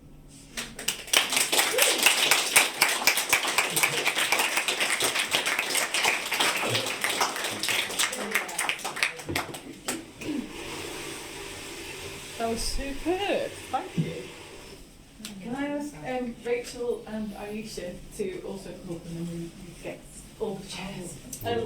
Yeah. Do you need some So while you're all thinking of your questions, I wanted to take chair's privilege and ask a question about collaboration, because the thing that struck me about all of these projects was the collaborative nature of them and how you are both democratising the kind of access to the artworks that you're looking at and to the countryside, and democratising the processes of describing those things as well. So I wondered if you could say a little bit more about how these collaborative processes have played out in your different projects and where they might go next. Because I've been very inspired by these, I have to say. I think they're all brilliant. Aisha, can I ask you as well about the collaborative nature of your processes and how you see that maybe being applicable in other situations? Yeah, so it's been quite a collaborative process really with the Nature Calling project in general. So each location involves collaboration with writers and artists, and the writer's work will feed into the work of the artist, so it's sort of passing the baton on in a way, which I think is a really nice nice form of collaboration in a way, because there's always somebody sort of continuing it on, and I believe that they're hoping to expand to and encourage other locations to work on similar projects. So it's sort of forming a framework as a way to work with creative people and the landscape in general. So, for example, there was a training session run by Activate yesterday that I spoke at, and they were showcasing a series of case studies to arts organisations, I believe, to expand the project and teach what we've been learning here.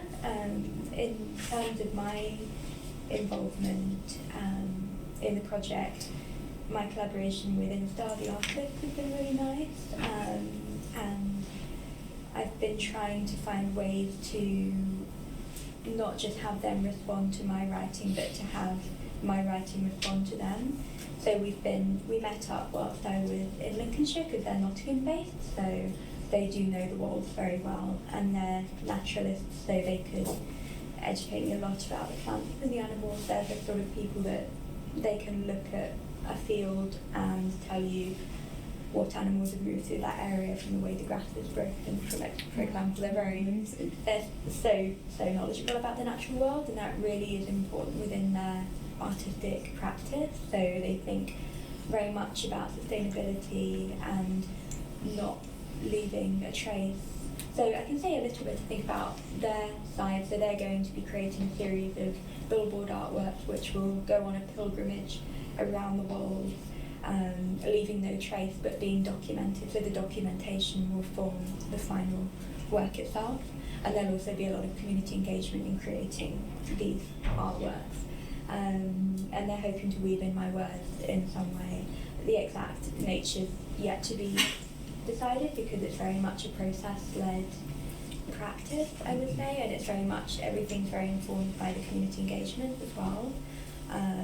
But that's sort of what it will be. And I'm hoping to weave in some quotations from experiences with them within the poems themselves, so there's a sort of quoting process that I'm hoping for. So for the one that I read, that's not got Instar in it, but it's got a quote from a grandmother, so she's going to be quoted, which I believe she's going to be bragging at church about a lot, because she does like to have something to be talking about.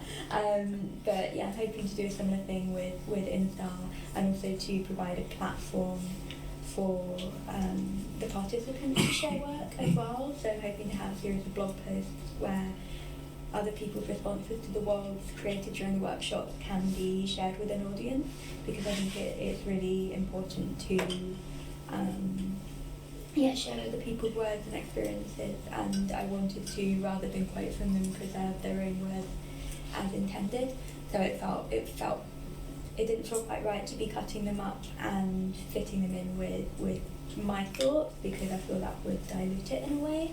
So that's kind of my thinking on how to share that side, as well as writing about the engagements. I'm hoping it's going to be quite a symbiotic process, really. So their work will feed into mine, my work will feed into theirs, and it will kind of form in that way, really. Yeah, amazing. So I think that kind of cyclical process can be replicated quite well, and also the access elements as well, I think, are something I've been trying to teach the organisations I've been working with about, because none of them are specifically disability arts organisations. So I've come in as wanting to form an accessible area within the project, and wanting to kind of really have part of my process being a teaching part of the practice, but also teaching that we can be creative with it and it can be enjoyable as well. And I think one other thing to say on the quoting thing is that for the audio element, I'm very interested in subtitling and deaf access for my work within deaf access, and also as a deaf person. And I've not worked in it in an employed way on creative subtitling, but that is something that I do want to be more involved with, and I want to involve more within my practice. So I'm going to have hopefully descriptions of what people's voices sound like as they read the poems, because as a deaf person we often get subtitles but we have no idea what accent that person has, what kind of voice they have. I don't really know a lot about what my voice sounds like and what my friends' voices sound like, so I will ask friends their opinions on people's voices, and I think it might be nice to get a few different people to write descriptions of people's voices. So I'll be reading the poems and I'll ask several people to write those. That'll be alongside the audio, and then other people, if I have other people read them, I'll do the same. So I might have Joe recorded on one of them, hopefully. So yeah, I think just trying to think of creative ways to interweave the deaf access as well as other forms of access is something to take on board as well. Absolutely. That's a really interesting point about accents and describing that. Description is such a powerful thing. I'm learning a lot over the last couple of years about just how powerful it is. Joe and Hetty and Steph, can you tell us a bit more about the collaborative nature of your project and how it's possible to extend that out? Because I know, Joe, that this is now part of your PhD project and the possibilities therein. Yeah, one of the things that I don't think we touched upon in our sort of quick fire round was that the audience, as they were sort of beholding or imagining these works, were in a way themselves the co-creator of the work. Yeah. So that was something that we were very interested in how these works are kind of exist and interpreted in people's minds, and how they can live on past the exhibition, or how they can transform in a collaborative way, having discussed it with other people. So after the show, you might have talked to your cousin, what do you think it was like? And that kind of discussion again opens up the potential for the imagined works to shift in people's minds. Yeah, I guess just a very quick thing to sort of add into that is just that I feel like we thought about collaboration, kind of from the start and in lots of different ways. And I think when you kind of, I don't know, when you try and sort of really embed it, it really throws up a lot, and it does kind of, encourages a really different way of working. I mean, it sounds like a really general thing to say, but I think it's something that we're still sort of thinking through. Joe, yeah. Yeah, and it does throw up a lot. Things get chaotic and messier. And what I found as a partially blind person, as a disabled person, engaging in cultural spaces more than I have ever done.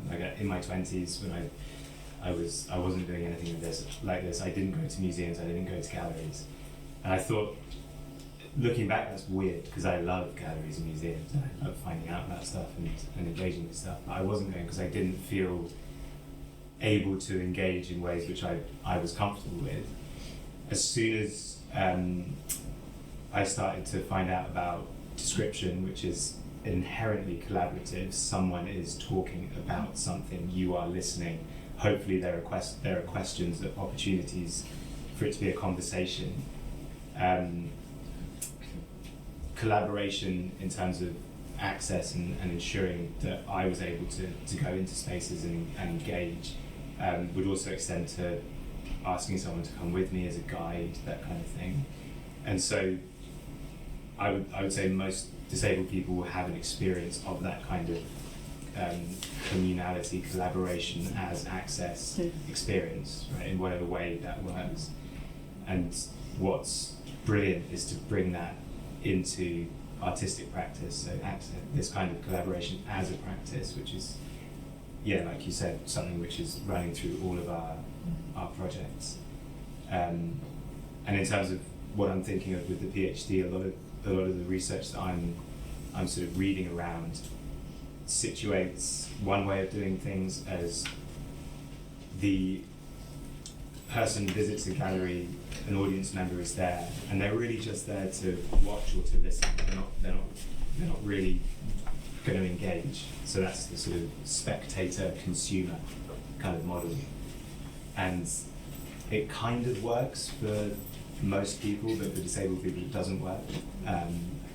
And so on the other side of that, using these collaborative methods, you can establish what I've been calling the beholder creator. Or there are lots of other ways to figure that, and that's exactly what Hetty's talking about with like people listening to these descriptions. They become part of the process because they're not only imagining it for themselves, but they're then sharing their imaginations with other people talking about it. And one of the things which emerged from our exhibition, which I didn't clock to begin with, and I'm not sure, maybe you guys did, maybe this was part of your grand plan, but having two descriptions of the same artwork played back to back, and bear in mind as well that these descriptions were created in complete isolation from one another.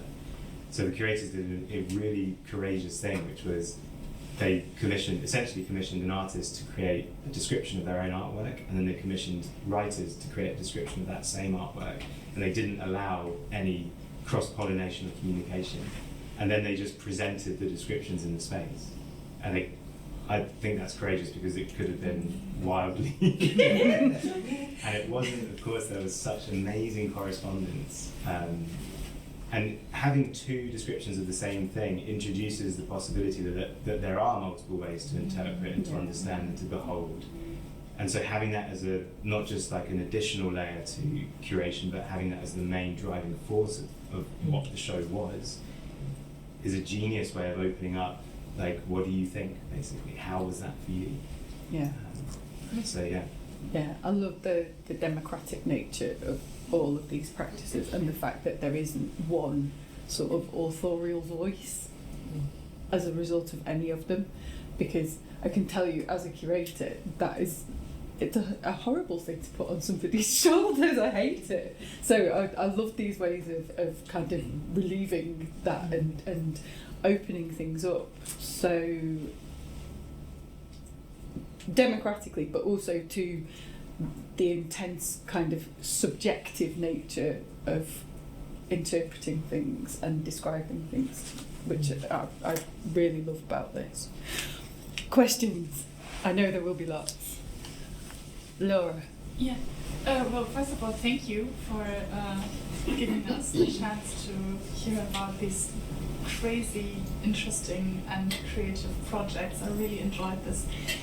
And what I think combines all three projects is the documentative nature of them. And I would like to ask each one of you how you view the difference in experience during the process and then the finished document, which would be the ekphrastic poem to the works, or your poems or drawings that came out of this workshop. And for you, there would be the experience within the exhibition, like the finished exhibition part. Yeah. Thank you. Yes, I'd say that documentation, the whole project was very process-led. So within the workshops, it was very much about gathering material to then later work into. So I was basing them on a lot of exercises that I built up. So I facilitate quite a lot of workshops for different places, and some of the exercises came from there, but a lot were new ones, specifically to do with being out in the landscape, having very, very limited time, and then having to create some basis and framework for then taking that back indoors or taking it to another place entirely to then work into. I think it's quite hard to make work when you're not in the space itself and you only maybe have like an hour or two somewhere quite remote to document it quickly. So it was trying to share that framework with people and to give them those tools that they could then take away and build into their own practices. I had quite a lot of people attend who have an artistic practice of some form. So, for example, we had two people who work in ceramics, and one of them wanted to weave in words to their ceramics, but they hadn't really had the experience of working with words particularly, or at least creating their own word. And I think they came from an engineering background, so it was very much a different way of writing. And we got a lot of positive feedback about how these exercises help to open up new ways of thinking and responding to the landscape. So it was very much documenting through words and drawing, but trying to take something of the landscape with you in a way. So for example, I think a nice moment was somebody picked one of the tactile exercises and took themselves away from the group who were chatting as they work and sat with their hand on a tree and then the other hand drawing and writing, and just spent about 10 or 15 minutes alone in the quieter area over there, trying to kind of translate the environment in that sense, which they said was a very grounding experience. And then I also gave them tools to then work into this sort of body of documentation later, and how to formulate that into poetry, because I think often you end up with a lot of phrases and a lot of different bits and bobs of material, which is what I was coming up with poetic practice as well. So I spoke a lot about abstraction and translating abstraction techniques from fine art into writing.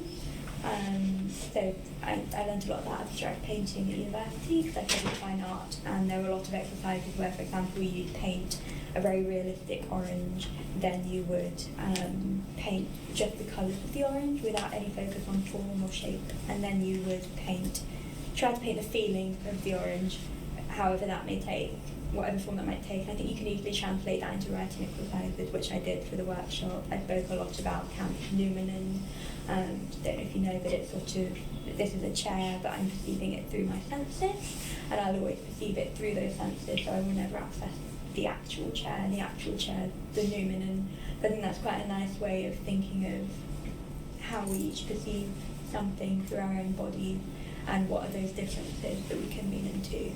So kind of basically giving people a framework and giving a way to take these things away, and then also work into later. So I was saying I find things like scent is a very memory focused thing. So I was encouraging people to think of a scent that they associate with a particular place, or to wear a scent when working out in the environment, and then to wear that same scent when you're working into the work later. And I think that that's quite a nice way to access the same mindset, or listen to a certain piece of music whilst you're out there, listen to the same piece of music when you're there. It's all about ways of getting into that zone within your body, and then using that documentation to sort of create more finished work. But then it's always hard to know when these projects are finished, I think, because there's so many different aspects and so many different things you can keep working into. So I think, I think having deadlines is proving very helpful with that, because it's curtailing things in some way. But yeah, the documentation is also taking the form of trying to think about these frameworks and ways to pass them on to the audience and organisations, as well as just sharing poetry in its many forms. Hetty, Steph, Joe, any further thoughts in relation to your I feel like you guys had documenting this was... Yeah. I think, I'm sort of wondering how to quite respond here, but I feel like it's something that we're still considering from a number of angles. And I wouldn't say, it hasn't been sort of without challenges to think about that relationship between process and product with this project. And so we've been co-writing an article, and that's sort of one way of, because we have these audio descriptions that are tied to a space, or we've been thinking about whether they are tied to that specific space, and we did play them in another space, and thought about that some more. So I feel, because the show only happened in May, so I feel like we've got like a number of different ways of developing that relationship that are sort of forming, as it were, or kind of unfurling right now, in really exciting ways. Yeah, I would say one of the things, because we had there was a project leading up to Ensemble, so we did this artist training, and we had a group crit, and just thinking about like process versus sort of product,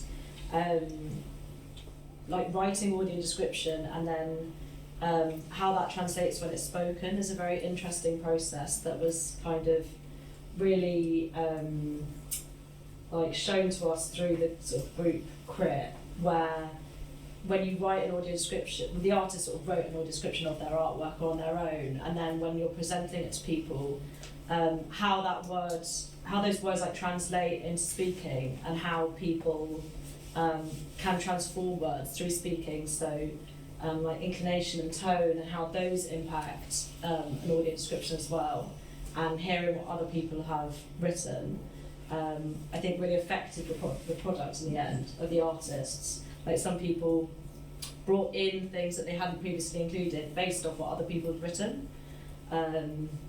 So that's where my mind went to in terms of process v product. Yeah, yeah. I mean, it's a question that gets right to the heart of a lot of it, doesn't it?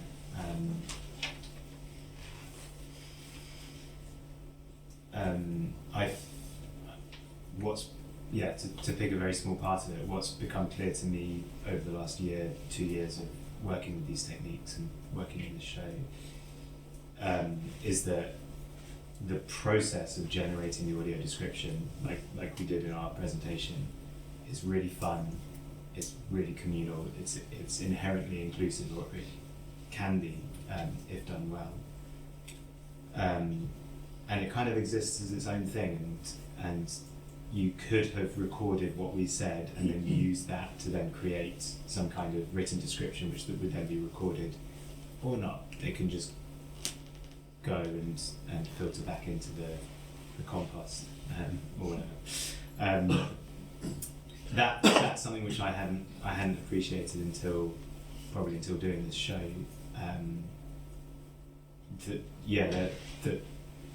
The way that we generate sounds like such a kind of technical term, doesn't it? And what we do to come up with the material is so worthwhile and inseparable from that material. When Rachel, when you were speaking, I was thinking about the means, so like process and product, and another way of saying that is the means and the end. And to blow this open to a wider or a more sort of political aspect as well, like the ends, and I think most artists would probably resonate with this. The ends never justify the means. Like you can't put the cart before the horse like that. It's always means, and then sure, there's a product, and how that product then becomes means of its own. Like you're saying, this iterative process is really beautiful and chimes so much with ideas around sustainability and circularity. Aisha, you described your workshops as circular, which is great. I'm going to steal that in a circular way. Great question. Loads to think about with that. Any other questions at all? Yes, please. Hi, thank you so much. That was really, really interesting. I just wanted to know, what has the impact been for the organisations that you've shown your exhibition for Ensemble, and for yourself, Rachel, with museums, and Aisha, I feel like you've already shared what some of the impact has been towards sort of training. So whether Ensemble or Rachel would like to. I would say, so we actually were sort of in conversation with APT for the sort of two years running up to the show. And APT is a gallery space, but also has artist studios attached. And it was founded by artists. So a lot of the artists still are on the trustee boards and run the majority of the gallery itself. And in the run-up to the exhibition, we'd actually run the same workshop that we used for the artists, which was with Mind's Eye and Hornsby, Mind's Eye AD training. And with that, some of the artists from APT joined, and they get to pick who it's exhibited. So having sort of already created a relationship with them meant that our show was properly picked, and we also had some sort of groundwork of people within APT were on board, and people in APT then had kind of practical skills in audio description, and some people who came to that worked with us throughout the project, and we had one artist from APT, and then one of the other artists, her husband was our audio technician. Okay. So it kind of it's a very communal body anyway, which is kind of why we were really attracted to it in the first place. And yeah, so its kind of impact has been on a person-to-person level, in just spreading like the word about what audio description is and like how it can be exhibited in this way where physical works don't have to be present. Yeah, I describe it like in such a great way, this ongoing relationship, and APT, bought the carpet from our show. Well, there's various ways that are both kind of financial, but also social and emotional. We were there just last week for the opening of their another show. We're still very much sort of in touch, and that feels great. So so we didn't mention there was a carpet which guided you round the exhibition. So there was a sort of tactile difference between the carpet and the floor, which was an idea which was first developed in Sasha's show, which she's going to talk about. And that's interesting because Welcome Collection, also Ken mentioned Welcome Collection kept the tactile part from the In Plain Sight exhibition. So there are these uptakes from institutions. I was just going to say briefly about my experience working with artists. So as a writer working with artists to create descriptions, and some artists are all like really up for it in a kind of cool, let's try it way. Others have a slight or marked discomfort about having their work described, and it tends to be because they haven't experienced what we talk about when we talk about artwork description or audio description. They're imagining that it will be some form of telling the audience what it is, whereas, to use a cliche from creative writing, really what we're doing is showing, right? We're evoking rather than telling. And I feel like and the relationship between the artists in ensemble, the artists who created the original artworks, and the describer, their relationship between the artists and the describers and descriptions, I feel like all of those artists were like, oh my god, this is great. And description, I think the show really changed. Some people already had that impression of description, but for others it was a new journey, and it was ultimately really positive for them. Yeah, and I think that's great. I think one of the things that we did these kind of reflection interviews afterwards, and one of the key things that they said was like the social element of it. We all went to the pub afterwards, like later on. I feel like we've actually really made friends instead of sometimes it we were just very interested in roles and trying to not have a hierarchy and actually just work person to person and creating long-term relationships is what actually continues art, communal collaborative art making more than anything. Thanks. Aisha, we'll hear from you two. What was the question again? It was hard for me. The impact on the organisations that you've been working with. Yes, I'd say big one is the educational impact of sharing experiences of deafness and disability with organisations who I feel might not have had as much experience with I've been involved with a lot of disability arts organisations specifically who do have this basic framework. So trying to sort of build that framework, and I think particularly when you're going out to places like Lincolnshire, I feel that maybe people aren't as exposed to different creative ways of accessing landscapes and artwork and writing so much as audiences that I've worked with in London, for example.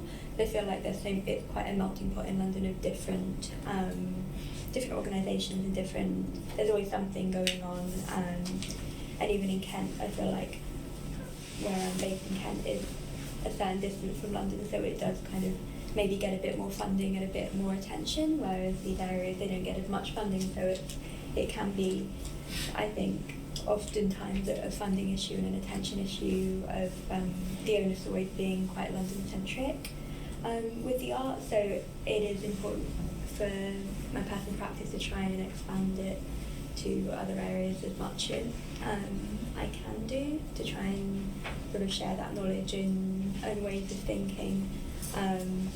But then, of course, it is very symbiotic, so I've learnt a lot from going out there and speaking to people,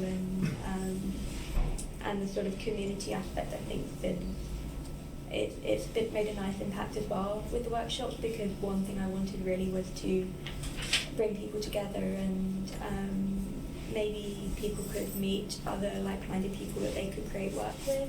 And I know several people from the Lincolnshire workshop in person are still meeting up, and they were planning to go on more walks with the same exercises every couple of weeks really or something, because they found it a really nice way to sort of generate work together, because although they've been creative by themselves, they were maybe feeling a bit of a lack of that community, and just having that framework, I think, proved really important. So I think just really trying to encourage these kind of creative access elements to stay within organisations I work with. So talking to the producers about ways to advertise workshops accessibly has been something that I've been speaking about with them a lot. And I think just coming at everything from an angle of curiosity, and knowing that people are just coming from a place of not knowing. It's not about sort of not wanting to make things accessible. It's about just sharing the knowledge that from your personal experiences, because it's still quite a growing field. So I feel like it can be hard to tap into and to sort of learn about these things and find there's not sort of like a basic place where you can go and then learn this is all of the things you need to do to collaborate in an accessible way. There's not sort of a go-to really. Even sort of deaf access specifically, there's so many different points of contention within it, even about the word deaf as well. There's a million different opinions about it. There's a million different opinions on what a good subtitle is, for example. So, I like emotional descriptors. Some people don't like emotional descriptors. They think it's a bit leading. But for me personally, I like as many emotional descriptors of music, for example, as we can. One thing I was involved with once was subtitling instrumental music, and we used a lot of emotional descriptors within that, and a lot of musical terminology within that, to make it accessible without just looking at a score. So that was quite fun. But there's all sorts of different things, but it's all just about knowledge sharing, really. Yeah, and that's really crucial. More knowledge sharing, definitely. I think we are wildly over time. Ladies and gentlemen, I think we're ready to recommence. I thought that was a really fantastic morning, and the point I made earlier that we could have had 5 sessions like today, I think this morning shows that we could have had 15, because that session could have taken up the entire day. So we don't have 15 days to do it. So this afternoon session, the theme is around situations, and we got 3 very interesting speakers. The first of I'll be very brief with the introductions because I'll not be able to read from the screen, so I'll forget bits. But our first speaker is Jill Corso, who is a researcher and curator, and whose work is very much concerned with the effects of disability on arts practices. And she's going to talk about the work of what I would consider to be a groundbreaking figure in the field of disability arts. And I think I'll leave it at that. But welcome, Jill. Thank you very much.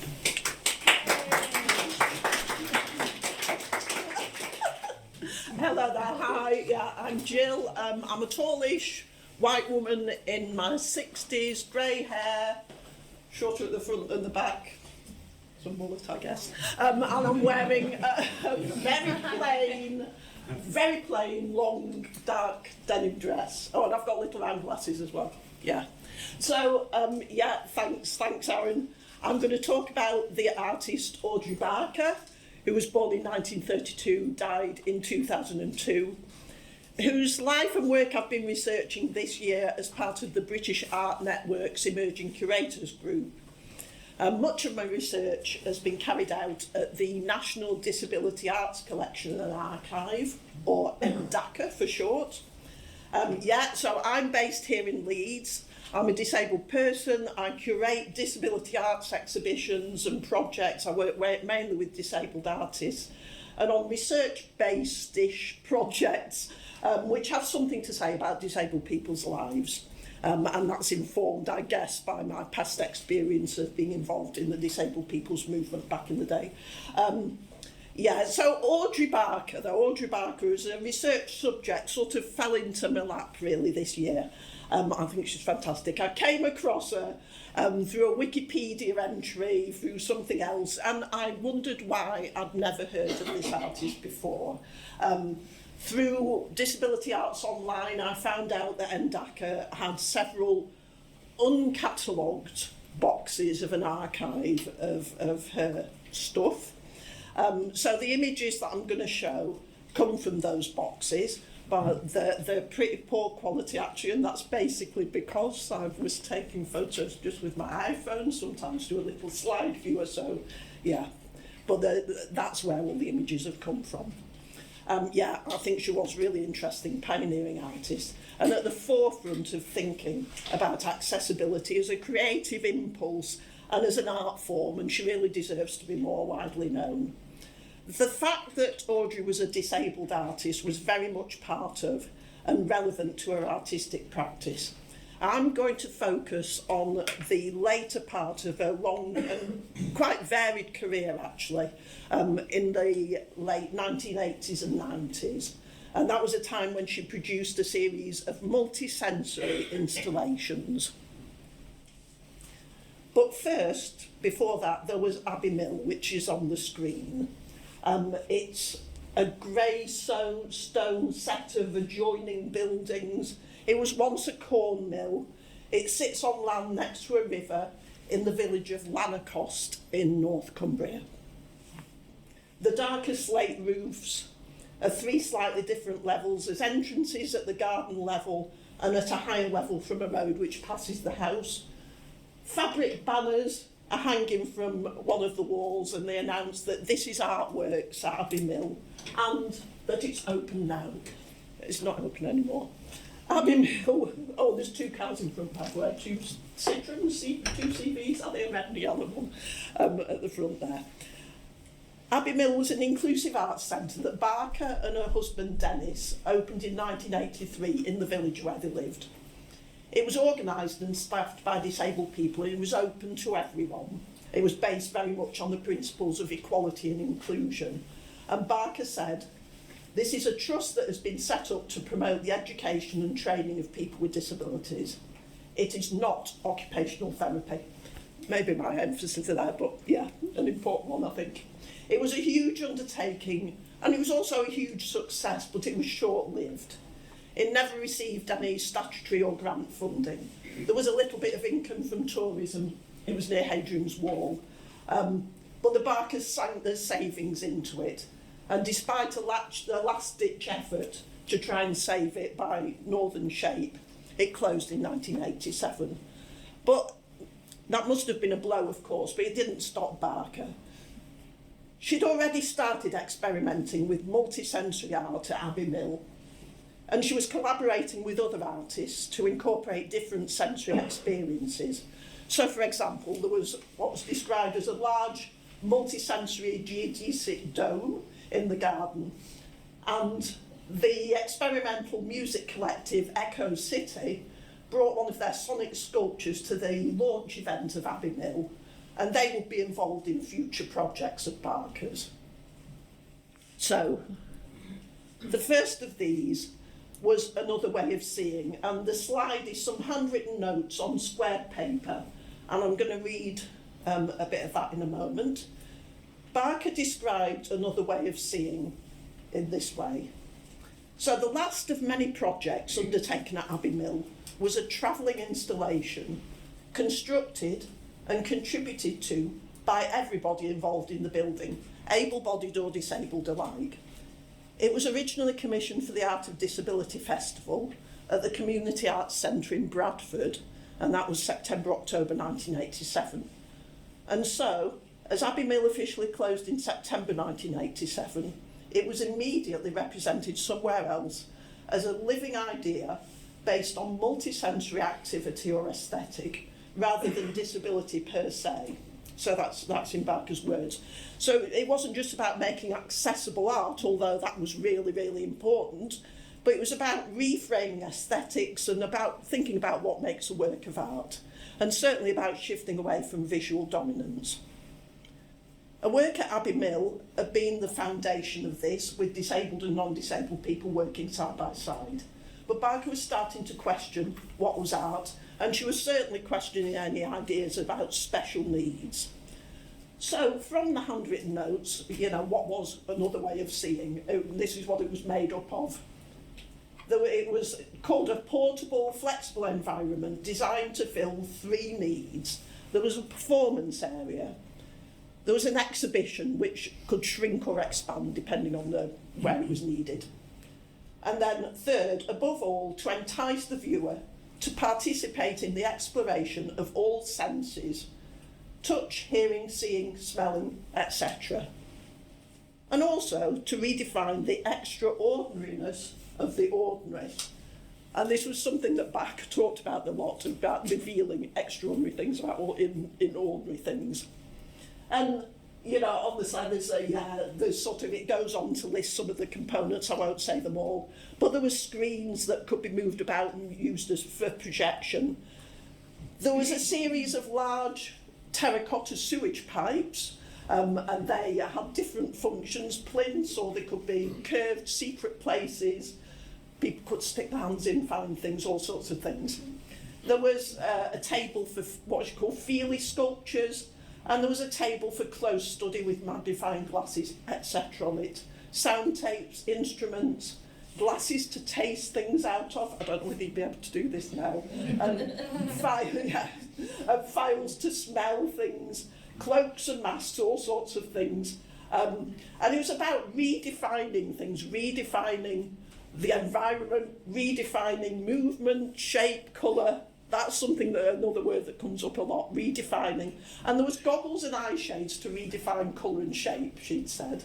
And now I'm just going to mention this, because Jane Earnscliffe, in her book about accessibility in museums called In Through the Front Door, she'd written that these goggles and so on allowed people to experience what it was like to be visually impaired. But I really don't think that was Barker's intention, because, as I say, she was thinking about redefining things, about certainly looking at things differently, but about looking, feeling and experiencing things through the senses, focusing on objects, sensations, spaces. It wasn't disability awareness, it certainly wasn't about pretending to be disabled. So, I've got a couple of slides here which are different versions of Another Way of Seeing. So these images show elements of those installations. All the photos, as I said, are from Endaka. Sometimes she'd use the same elements time and again. So that does mean when you're looking at all these things or trying to work out what's what, it can be difficult to tell which images or which venue, what year it was, and so on. But maybe that doesn't matter, because as I say, she was reusing things.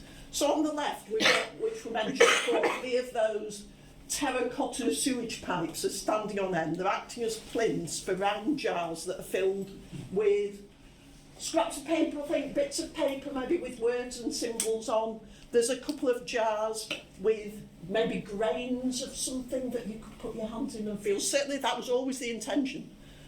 Open things up, put your hands in, feel it, shake it, do whatever. Yeah, and then behind those, there's 4 wooden cubes painted white. They're mounted in a row on the white wall. They're maybe about 3 feet up, I'm guessing. Each has a clear window at the front and the top. And the image on the right is a view into a wooden box. It's sort of like a deep frame, really, because it's open at the front. There's a string of beads that's bunched up at the bottom with, I think there's a pearl nestled within it. There's a plastic round magnifying glass, so it's suspended by a thread from above. And then the word touch is in raised letters along the bottom edge of the box, and there's some accompanying braille as well there. This image, this one of the beads and the touch and the pearls and the magnifying glass, I mean, that's one of a series of images that I'd found, of which are sort of close in on the elements of her installations. And they are, I have to say, they're amongst my favourites. I think there's some really thoughtful and interesting juxtapositions of objects, usually in these sort of wooden boxes. Things like a doll's head with a feather, bowls of water, red thread running through. Again, all of them were there to be touched. So, another way of seeing, after Bradford's Art and Disability Festival, that went on to the Lane Gallery in Newcastle, and that was part of an exhibition called Freedom to Touch. And the leaflet from that exhibition described it as a multi-sensory installation with things to touch, smell, taste and wear, and provides a tape commentary to entertain and inform the visitor. And then after that, straight after that, to Shipley Art Gallery in Gateshead, just up the road, and then later on to Kenwood Museum, which I'll come back to.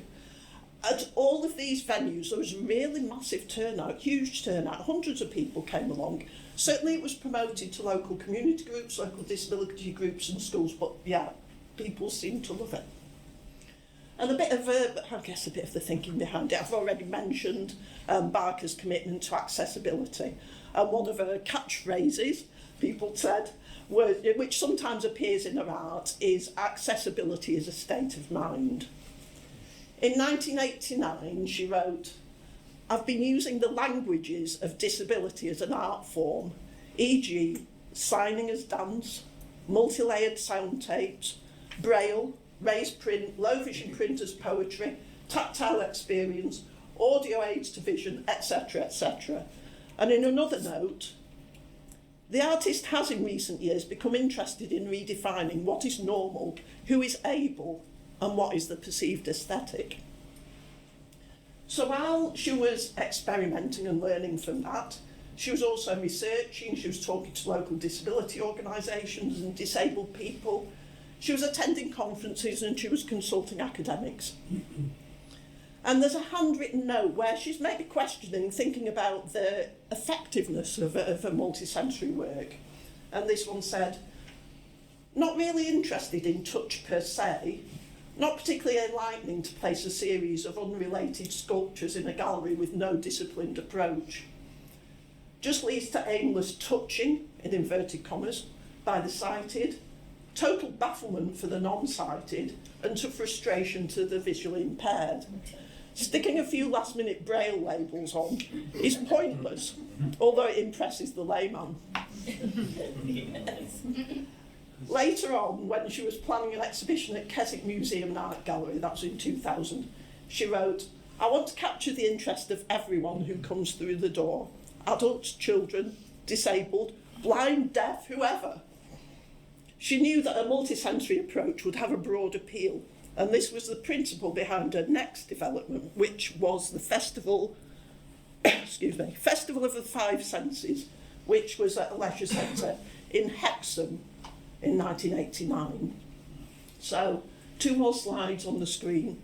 The small one on the left is a photo of 2 children and 2 adults. Incidentally, they were wearing shorts and t-shirts. I think it was a hot summer. And they're grouped around a low table which is covered in thin plastic sheeting. It holds several primary coloured plastic bowls and other items. The children are pointing and leaning in to get a better look at things. One adult is bent right over to inspect something on a low level, and the other adult, I think, is holding a white towel there. On the right, this is also from the Festival of the Five Senses. There's a wooden frame, and this would have been about 6 feet tall. It's divided into square compartments. 16 square compartments. And they've got shapes, I can't quite tell what they all are. There's shapes and objects, such as there's a ceramic doll's head, a row of upturned plastic cups, a mirror, lumps of plaster or stone, crinkled foil, things like that. So again, things to be touched, listened to, looked at, whatever. The Festival of the Five Senses really expanded on the ideas of another way of seeing. It was an ambitious project, incorporated performances, sculptures, workshops and cabaret. So collaboration was really key, and the project was developed in partnership with Northern Shape. There was also Echo City were involved here. They brought their back phones and shimmers, sounds great. And the poet Peter Street, the actor Nabil Shaban were involved. There was other performers. There was some sculptures that were borrowed that had been originally made for an exhibition to touch at the Arnolfini in Bristol. But the core of the festival was the multisensory environment, which was set up in a cavernous sports hall. So it was a very challenging venue, but it was absolutely filled with art. Thousands of people attended the festival, and many of them were people who'd been visiting the sports centre, might have been going for a game of bowls, or they were visiting the large supermarket that was right next door. And this is just what Barker had intended, and why she wanted to use a mainstream non-arts venue. Visitors were encouraged to engage with it all, make sounds, listen, touch, smell, plunge their hands in bowls of jelly, all sorts of things, which maybe explains why that man's holding a towel there. So, yeah, after that there were many other installations, mostly around Cumbria and the northeast, sometimes other places as well. So on the slide here is another way of seeing. Okay, we're in a museum, 2 images, and the first one, I don't know what the animals are. There's 5 sort of antelope type things, heads, taxidermy heads that are mounted high on a wall in the corner of the room. They've got long curving antlers. Whatever's below them on that wall has been pretty much covered up by these white sheets of paper. I think the paper might be some sort of fabric that hang from ceiling to floor. There's been slits made so that those antelopes can stick their heads through. There's a few round holes in the paper, 3 to 4 feet from the floor or so, and they're revealing something behind. In front of all this, there's a glass case on an elaborate wooden plinth that holds a large white dome-shaped object. I don't know what this is. I was saying, might it be a dinosaur egg? It's about the size of a beach ball. I don't know how possible that will be. And the picture on the right is a closer view through one of those holes that's been cut in the paper, showing a taxidermy snowy owl looking out and to the right. So, after another way of seeing, some of our installations developed, and they weren't just multisensory, but they also raised issues or they responded to particular sites. And so, as I say, this is Kendal Museum, which has had and has a large natural history collection, so that was the focus for another way of seeing when it was at Kendal. I mean, honestly, I don't know how she got away with covering things up like this, placing random objects around, moving things in the collection. Yeah, again, I don't know whether she'd be able to do that now. And there was other installations like Illusions of Belonging, which was in a big shopping centre in Croydon in 1991 or 2, and that raised questions around consumerism. A Different View at Tully House Art Gallery in Carlisle in 92, that carried an anti-war message. And again, it went along with workshops and performances, and then that book by Jane Earnscliffe, about accessing museums was launched to that during that installation. So, just a quick change of pace. So we've got on screen a picture of a horse, a print, I think, of a white horse standing in profile, whole body, more or less anatomically correct. It's got like a beady eye, a stringy mane, and the print's been made with grey ink or maybe paint. The horse's legs darken, so they merge in with the background. And this is a work by Alan Foley. Alan Foley came to work with Audrey in the 1990s when he came to have little artistic experience. He was a deafblind man in his 40s, and he was sent to work with Audrey by the Cumbria Deaf Association. I wonder if it was a bit of a last resort thing. A number of people have been sent or turned up and worked with Audrey over the years. Together, Audrey and Alan soon discovered his skill for sculpture, and he worked in plaster of Paris and cement. Some of his sculptures, often of animals, they were life-sized or nearly life-size, and they were made to be touched because that very much, followed his method of production. That he would feel an animal, parts of an animal, he would reproduce it, was one way that he worked. And Audrey and Alan exhibited their work together in Carlisle in the 90s and then in Keswick in 2000. And that was the last exhibition of Barker's work during a lifetime. It was Art and Illusion, an exhibition about sight and sense at Keswick Art Gallery and Museum. Alan was one of many disabled people Audrey worked with, whether at Abbey Mill or in this case in her own home in Lanercost, and she was immensely proud of the work that they did together. This is the last sort of slide, apart from there are some references after, but I'll flash those up. So it's got my contact details on and a bit of thanks to NDAC and the British Art Network and stuff. But there is a slide on here which is sort of 5 off-white plaster casts of body parts. They've been mounted in a horizontal row directly on the white wall. Each is framed by a roughly painted square frame. The photo's been taken looking down the row, quite close to the nearest part on one end, which is a mouth. The rest are receding, making it difficult to tell what they all are. But there's certainly a nose sticking out, and I think there might be an ear, so we can probably guess what the others are of the 5. And there's magnifying glasses on strings hanging from the frame. So again, these are here to be touched. They might be in frames, but you can touch them, you can have a good feel, you can pick that nose. So just to finish to say, Barker's work, it was definitely informed by experience of impairment, disability and access. That was her own experience as a disabled artist, and she wrote and talked about that quite a lot. Other people she knew and worked with at Abbey Mill and on her installations, disabled artists like Peter Street. She was a member of various Arts Council access committees. She was a great advocate for access. And she did a lot of research. She contacted disability organisations, local and national. And she didn't see her approach as being a deficit. It wasn't about making the most of the situation. She drew on it as a creative inspiration. She embraced disability as a subject, and she knew that it was interesting and relevant for a wide audience. I'm just going to have the last word from a friend of hers, actually, a friend and colleague, the artist Bushy Kelly, who wrote a profile about her. And she said, access to Audrey means access to new ideas, and also that the visitor becomes part of the artwork and actually activates the space. By making the whole art experience participatory, moving the objects, hands in water, etc., and working across disciplines, she makes sophisticated ideas accessible. Thank you very much.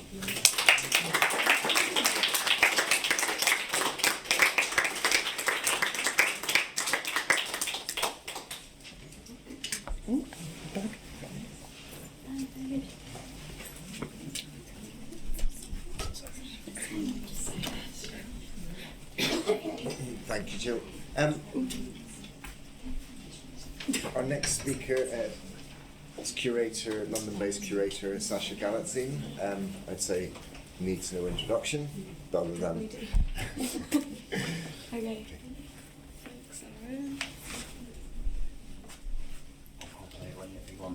Just tell me.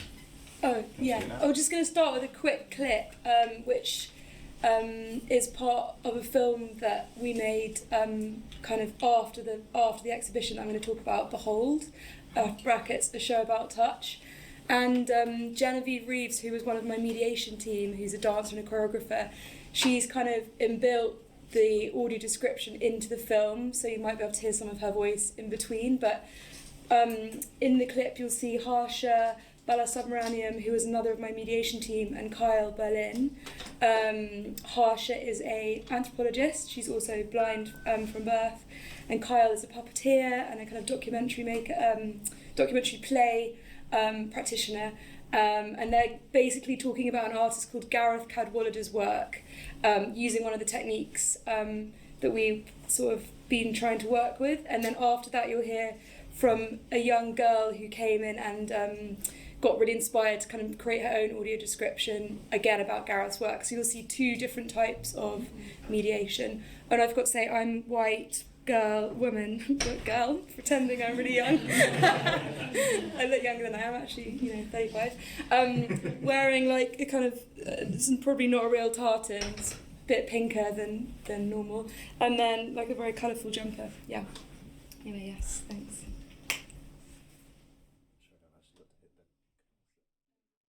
And I didn't understand really what that interaction looked like. So Kyle and I started to, we thought we would mimic it with our bodies. You can be the starfish and the boy. Okay. But I can't be the rock and the man. All right, so here's the man's hand, here's the rock in the water, and then your hand as the boy would be here. It's around here. And then your other hand, imagine you had your other hand still and it weren't being the starfish, would be clasped onto a railing. Like this, which is a little further back in relationship to the starfish. Right, so just imagine starfishes there. Yeah. A bit like this. Exactly. The gallery visitor describes what they see. To start from the bottom to the top of the painting would be easier. So from the bottom, imagine you're in the ocean and there's a big rock underneath you and there's a starfish on that rock. The starfish, it's got a little bit of a texture, but the water in itself, the way it's visualized, it looks like strings, lots of wool strings of greens, whites, and ocean-like colors. But the strings, of course, represent water. So let's imagine that flow of movement of strings in your hand as water, and then you go through the strings to get into the starfish. The starfish itself has got a little bit of a rocky texture, almost like pavement. You know, when you can run your hands through pavement. And as you go above the paintings, the man itself, his shirts almost look like when you swirl an ice cream. Yeah, and imagine the dad is wearing like a raspberry kind of like blue that's kind of royal. The blue kind of represents hope, I would say, or it represents calmness, and it represents kind of adoration and admiration. And then the child is wearing an orange color, which represents that fire, that energy, that vibrancy, the new color that might turn into a red in the future. Yeah, so yeah, that person literally just came in and just did that ad-lib, and it was so good that I showed it to the artist and he was like, can she just write all my audio descriptions like ever? Yeah, so I'm going to like skip through a few of the slides because I definitely was over-ambitious with how many I've included, but just to give a bit of backdrop to my practice in general, I'm very interested in access to the arts in general, but before Behold, which is the show I'm going to talk about, I was mostly interested in kind of working in spaces that aren't spaces for the arts.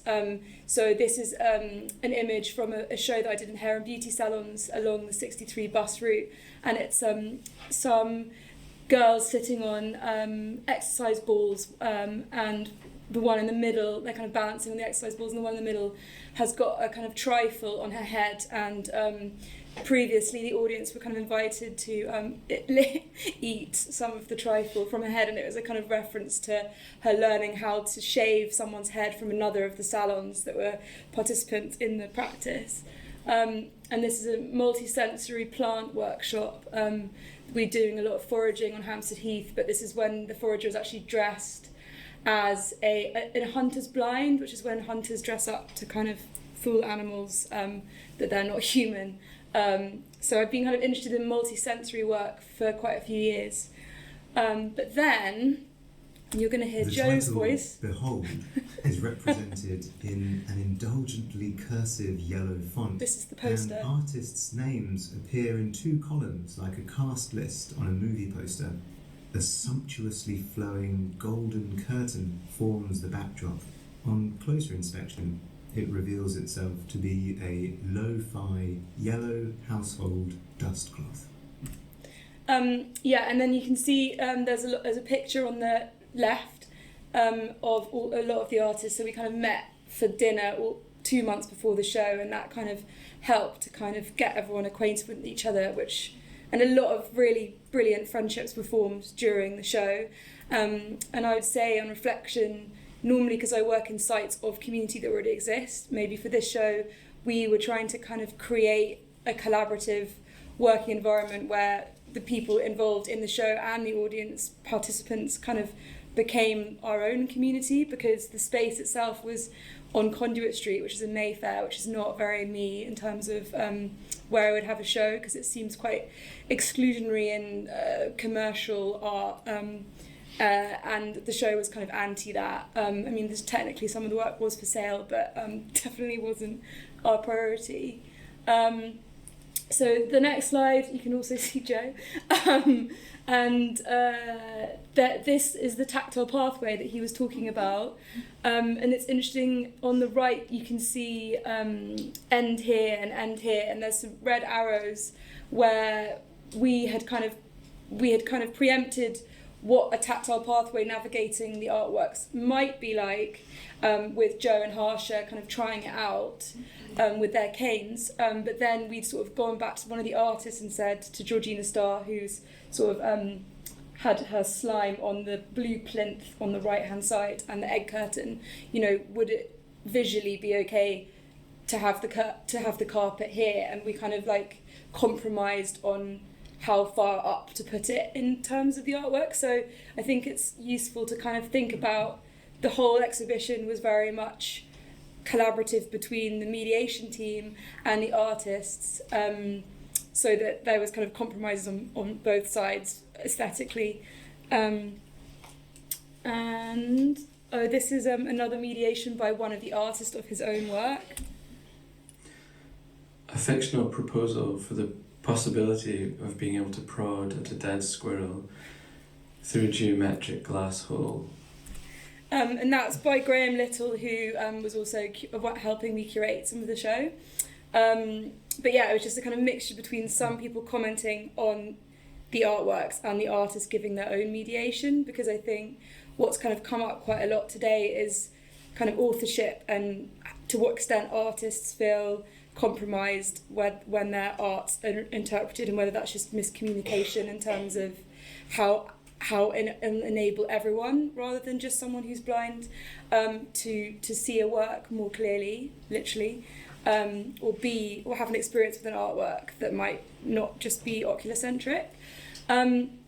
So the exhibition was very sort of strategically laid out. So because it was Mayfair, we wanted to kind of undermine the glossy aesthetics of Conduit Street and kind of Vivienne Westwood and all the like fancy shops. So Alistair Kwan, this is a picture of his congee canteen.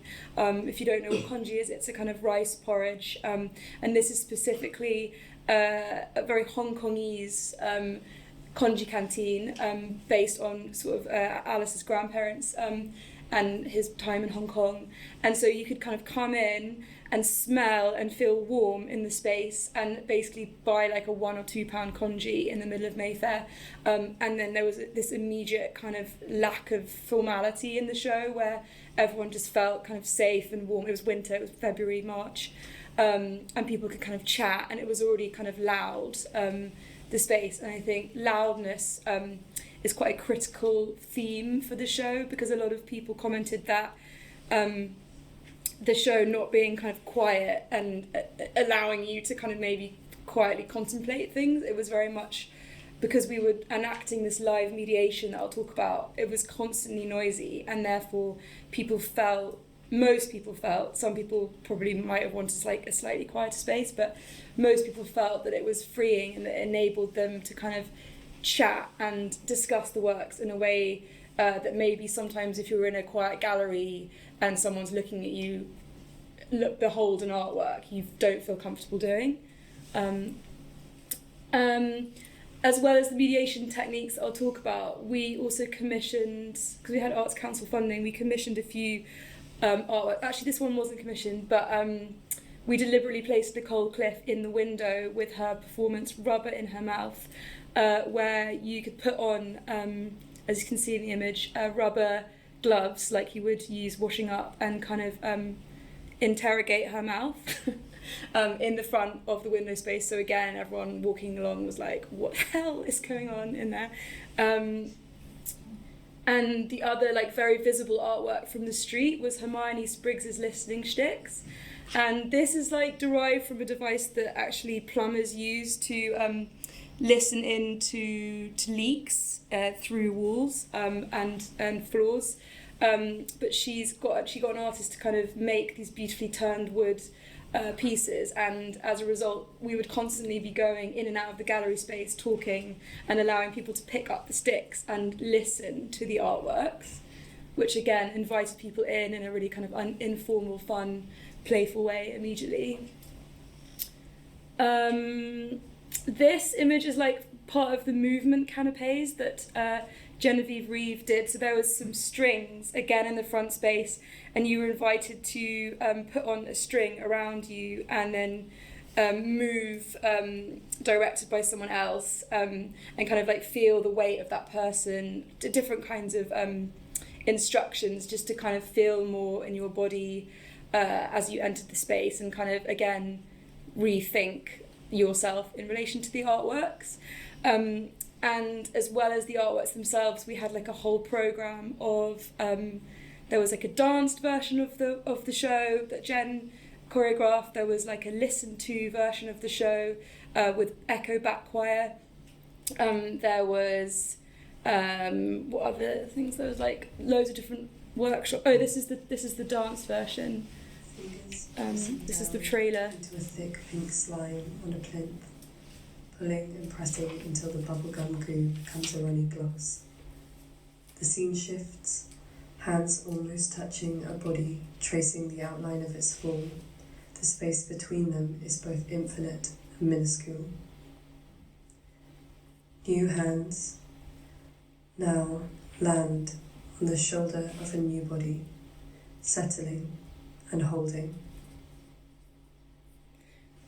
The scene changes again to a body pulling against rope, adjusting and moving with a calmness and curiosity. Behold disrupts the traditional gallery format, testing the hierarchy of the senses. In this physical embodiment evening, we invite you to listen and feel. Tuesday, the 7th of March, from 6 till 7:30 p.m. at Haifa Studios. So as well as artwork that you could touch, like the slime, there was also artwork that you really wanted to touch but you couldn't touch, including these guys, which is an artist called Nicholas Pope.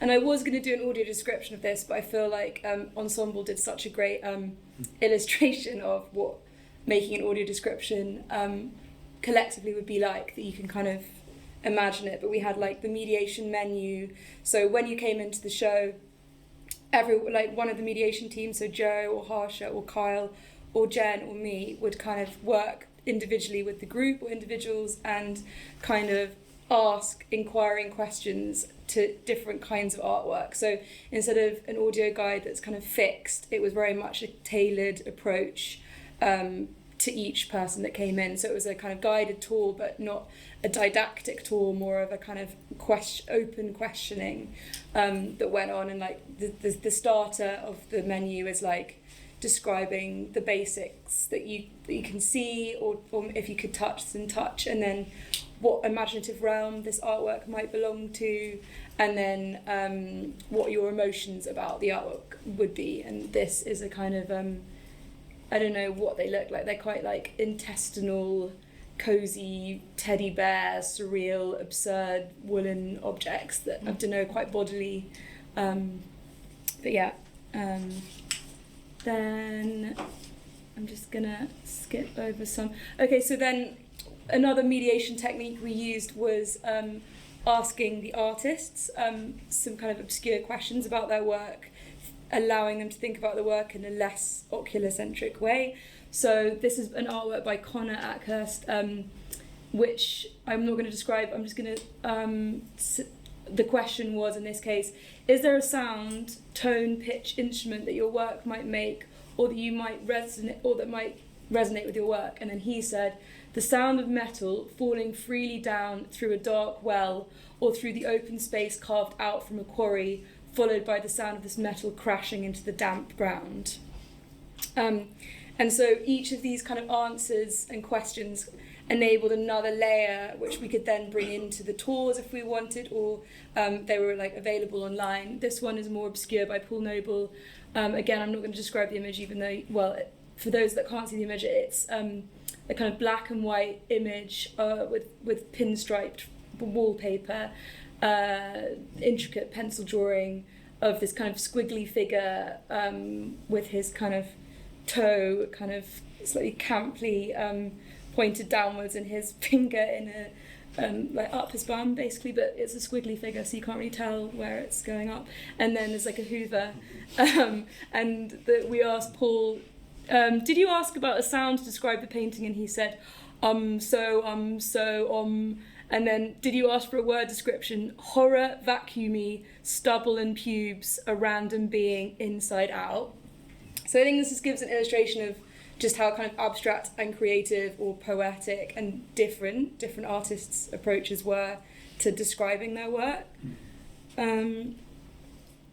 This is one of the commissioned works. So this image is of Hans Roslström's work, which was you sat on a chair in the space, slightly hidden away at the back, and you threw a kind of curtain, and you put these headphones on, and then you imagine you could listen in, and what you heard was in fact the choreographic movements of Jen, who had been recorded specifically in that space. So it was very uncanny, and you felt like she was right behind you, or there was someone going up and down the stairs. In fact, there was no one there. It was like a very bodily experience. And I'm just going to play Marcus, who was the street sweeper that I made friends with, who thought the whole show was like ridiculous, but spent like quite a long time in there. And this is his reaction to this work. Why is Amen this like? What do you think, Marcus? Huh? What do you think? This when is so like he has to give you a lot of memories, some inspiration. You know, some song like it's coming like a song coming from way down in our wood, like I said, I found my tree and blueberries. It gives us like that inspiration and memory, yeah. No. To me, yeah, trust me, yeah. I don't know what to mean. I don't want to do that song. And yeah, that particular work elicited a lot of different reactions. Some people were really freaked out. Some people couldn't even listen to the end. They were so terrified. Some people were obsessed with it.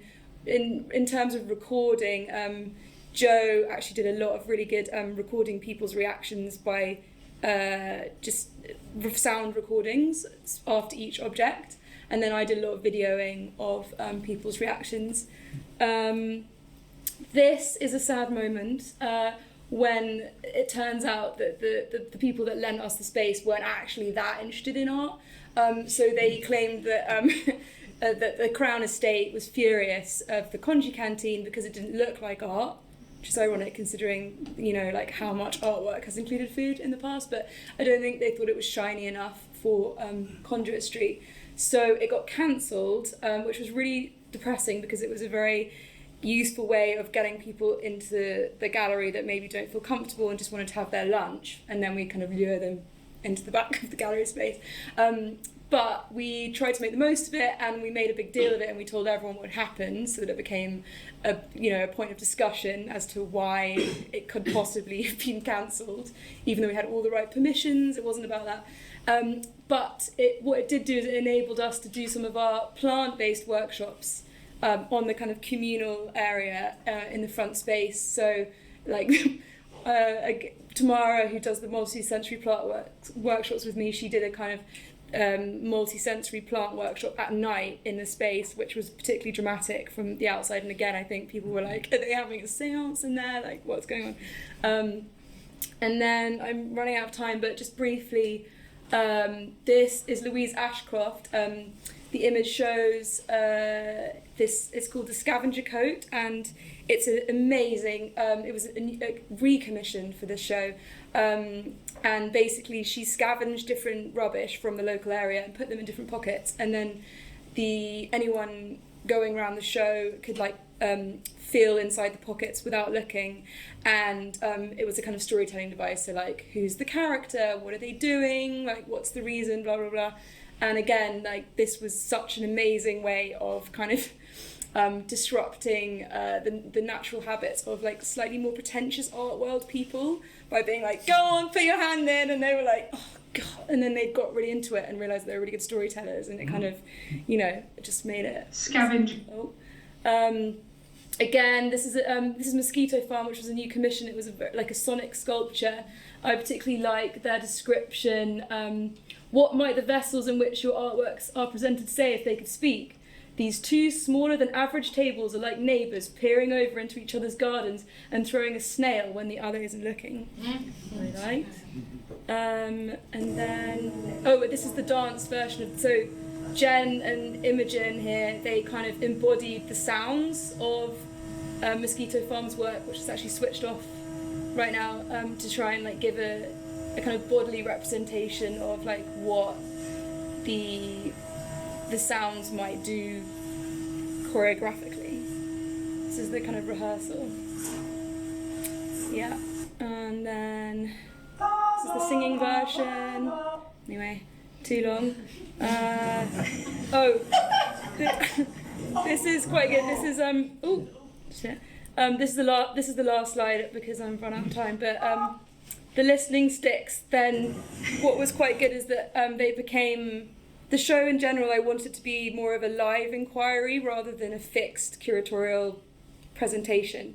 And so during the listening stick performance with Echo Back Choir, these new sticks appeared, including the one that was attached to a giant branch, which the lady before in the last clip was moving around. And again, a slightly pretentious art critic came into the room, and we were like, do you want a tour? And she was like, no. And then Jen was like, I'll tell you what this broom sounds like then anyway, and like just did it. And then the critic was like, cool. Yeah, and I couldn't really do anything about it. So yeah. And then this is me the other day after my workshop with Joe at Ensemble. I had the listening sticks on me, and they got confiscated as a too large object at the Tate. So then I was like, guys, like the reason you're not understanding like why you've confiscated my accessible tool is because you don't know how to use it. And then this is the security guards like listening in through the revolving door of Tate Britain, and they got really into it. And so my ending radical suggestion is to maybe work with like the entry points of institutions. To kind of like start access from like when you enter the space and like get the security staff in on it, because they were like, it was really boring here and I don't know what you've done to this like desk, and I was like, it's the listening sticks, guys. So yeah, and this is some school children listening to the listening sticks. Wow! Can you hear that, Hermione? And what school do you go to? Wow! Yeah, there you go. Thanks.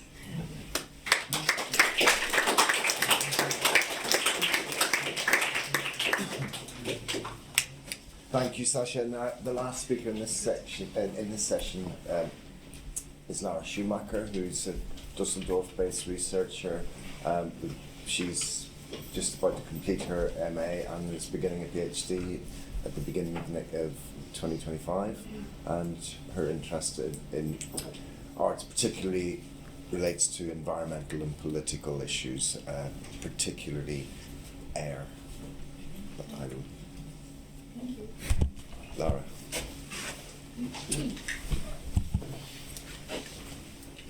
Okay, left and right. Oh yeah. Thank you. Yeah, thanks for having me. For the past 2 years, I focused on air as an artistic material. within my bachelor's thesis, I kind of summed up the past 100 years, which was quite funny and interesting. And during this research, I stumbled upon an exhibition in a very small museum in Siegen in Germany, which I will present to you today. Before I start, I have two little disclaimers. I won't be using a PowerPoint presentation since the exhibition showed invisible artworks, so I think it would be very ableist and stupid of me to just show empty rooms just to show you guys that there's nothing to see. And then the second disclaimer is, the one slide that is up shows my title. It's Nose Ahead, Sensorial Inclusivity and the Ephemeral of Olfactory Sculptures. And to that I want to say I don't really like the word inclusivity because it contains some kind of hierarchy in itself about who is including who. But because English isn't my first language and to translate this lecture into English, I couldn't find a better word, but I wrote down some suggestions for the discussion later. So yeah, I'll just jump right into it. I will be reading from my manuscript, so if it sounds a bit stiff, sorry. Air is an invisible and fleeting medium. It has been gaining importance as an artistic material in the arts since around 1900. Whether used in conceptual art as emptiness or nothingness, or through perceptible air currents in minimal art, and the invisibility of this material acts as the main receptive factor. These features are of particular benefit in olfactory art. By using air as a transmitter, works of art are created that have an immersive effect precisely because they elude visual perception. In olfactory works, various odors are released into the room via air. However, in most installations, if the main use of air is not to create a feeling of emptiness as a statement, most olfactory exhibitions still rely on a visual mediation of the artworks, considering the olfactory not as its own attribute in experiencing art, but rather a complementary effect for the visual. When talking or writing about olfactory art, most focus on selling and documenting it.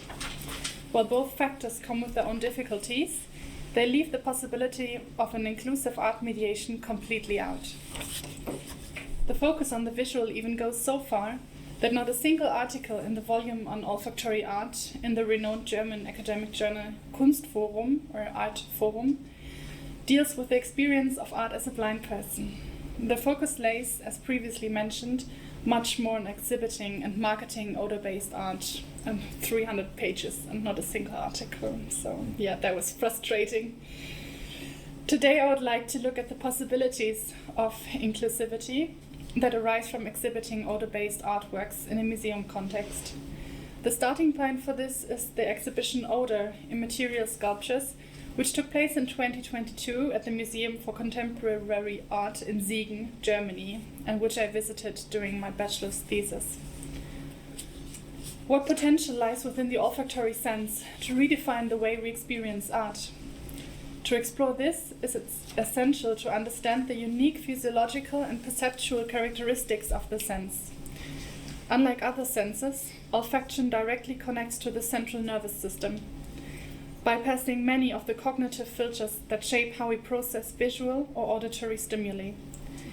Brian Goldsleuchter highlights this phenomenon by stating, quote, "In humans, the olfactory membrane is the only place in the body where the body's central nervous system has a direct interface with the environment," unquote. This directness lends the olfactory an immediacy, allowing it to evoke emotions and memories much faster and more personal. In this trait also lies the strength of the material to act politically and inclusive. According to Immanuel Kant, subjective and chemical senses such as the sense of smell and the sense of taste, in contrast to the other senses, including the visual, are not superficial but more intense, as their processes signify the most intimate perception as the material enters our body and we can't resist it. When we want to live, we have to breathe, and when we breathe, we automatically smell.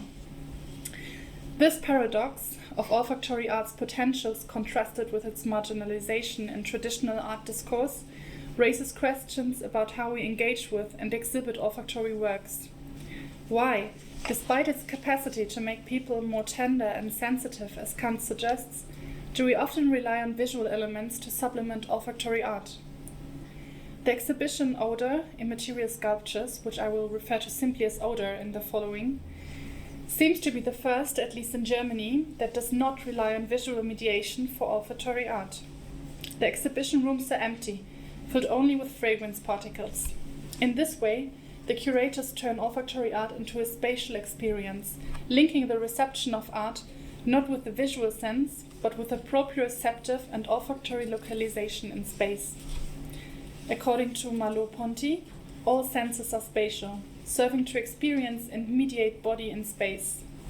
So, to rely on the visual sense, even though it is an olfactory exhibition, seems to deny the olfactory the possibility of mediating the body in space in the same way as other senses. Here I see a clear discrepancy between the so-called primary and secondary senses, which is cancelled out in odor. Florian Waldvogel, co-publisher of the exhibition catalogue, writes, quote, seeing, hearing, smelling, feeling and tasting is not a passive reception, but rather a creative activity beyond all words. One would only have to contextualize and relate the exhibited objects in such a way that allows them to speak for themselves.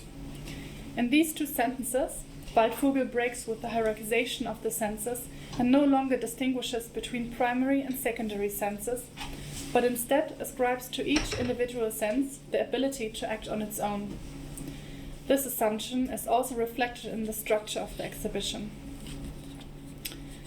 The exhibition rooms are only accessible via lift.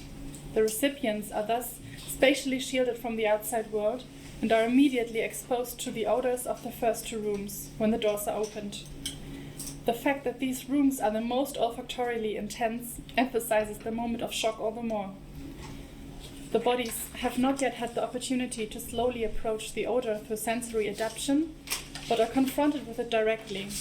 Jason Dodge's work, The Living Thing, opens the exhibition with the smell of animals.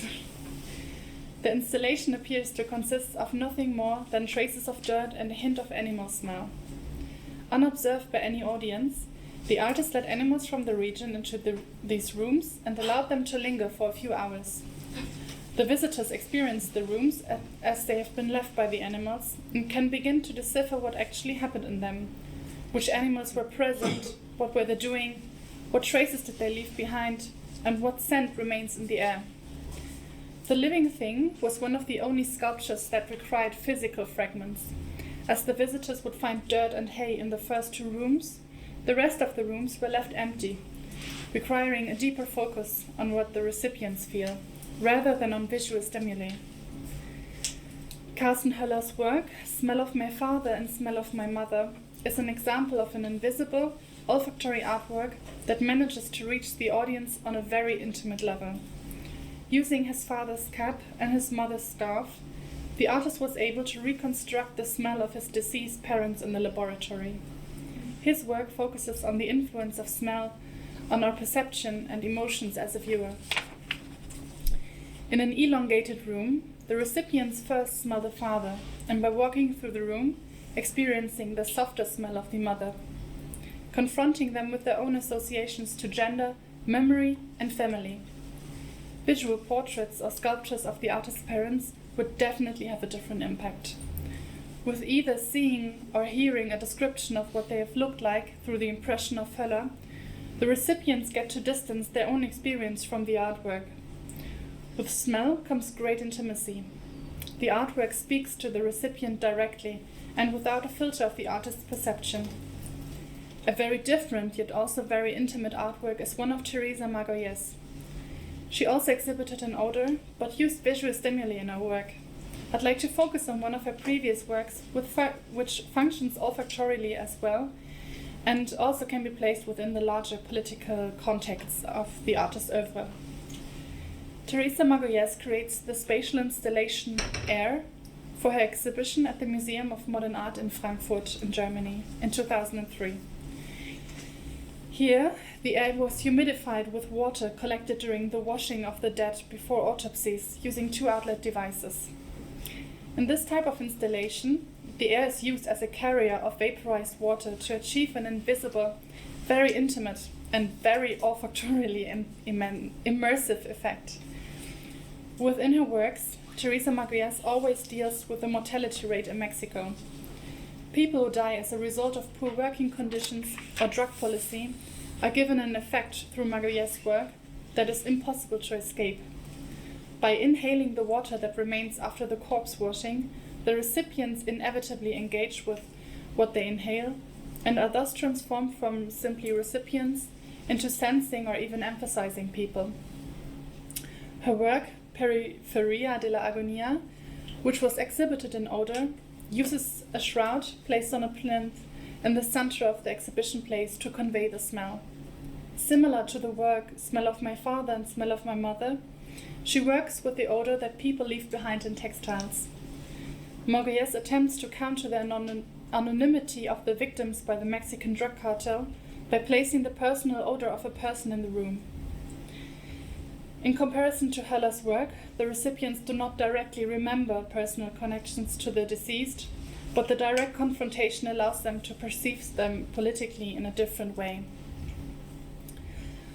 For a long time, art history and its reception were strongly characterized by the visual.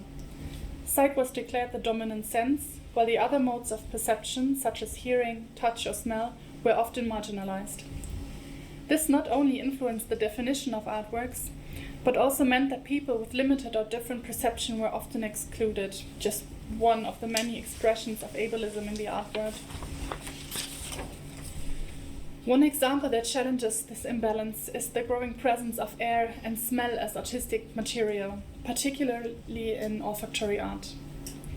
Air, as an invisible and fleeting medium, opens up new ways of perceiving art. Odors that are transported into the room through the air create immersive experiences that elude purely visual reception. But even with this approach, visual dominance is often evident.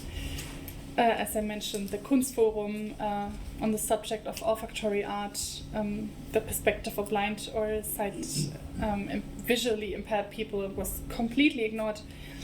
Instead, the focus was on documenting exhibitions, PR, and marketing, a clear indication of how little inclusive, even innovative art practices often remain.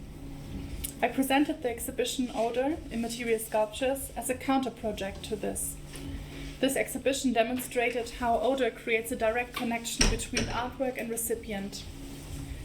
According to Kant, the sense of smell acts more intensely than other senses because it does not allow for distance.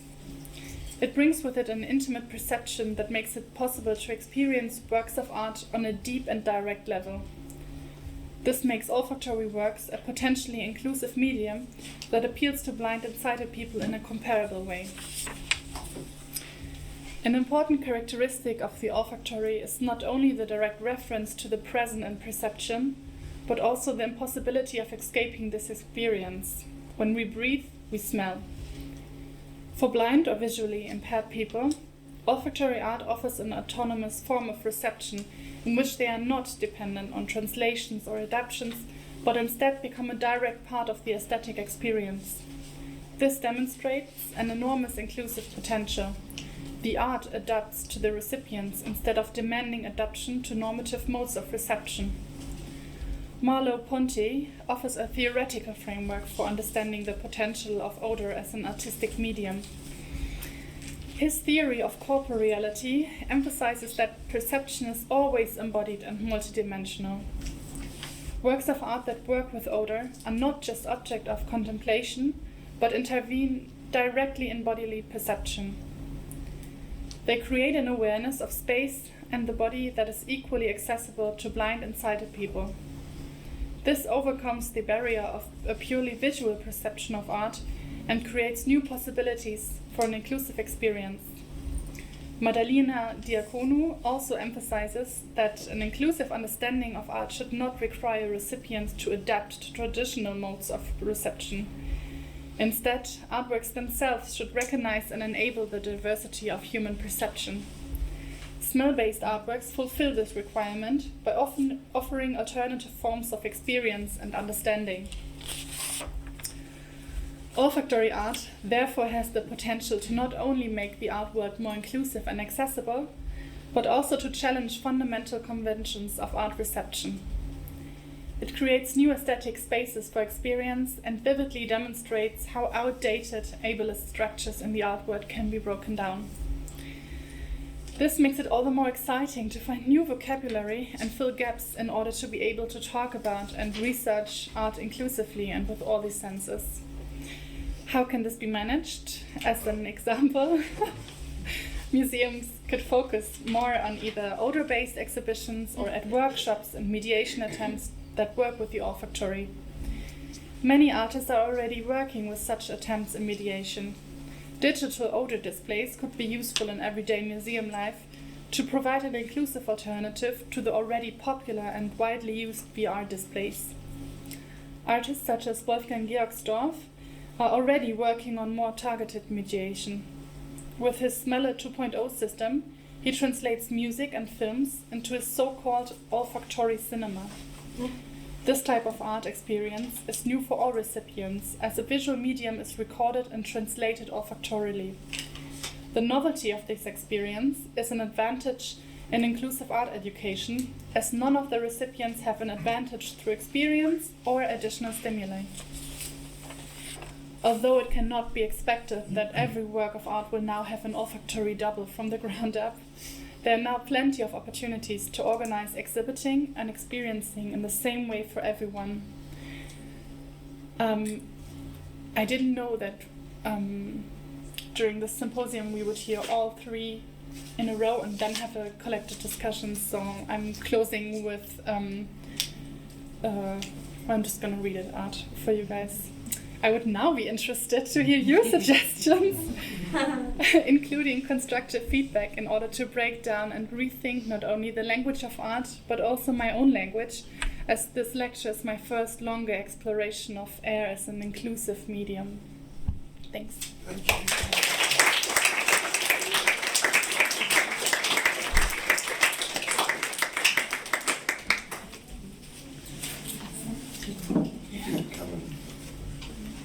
Invite Jill and Sasha to join us. Oh.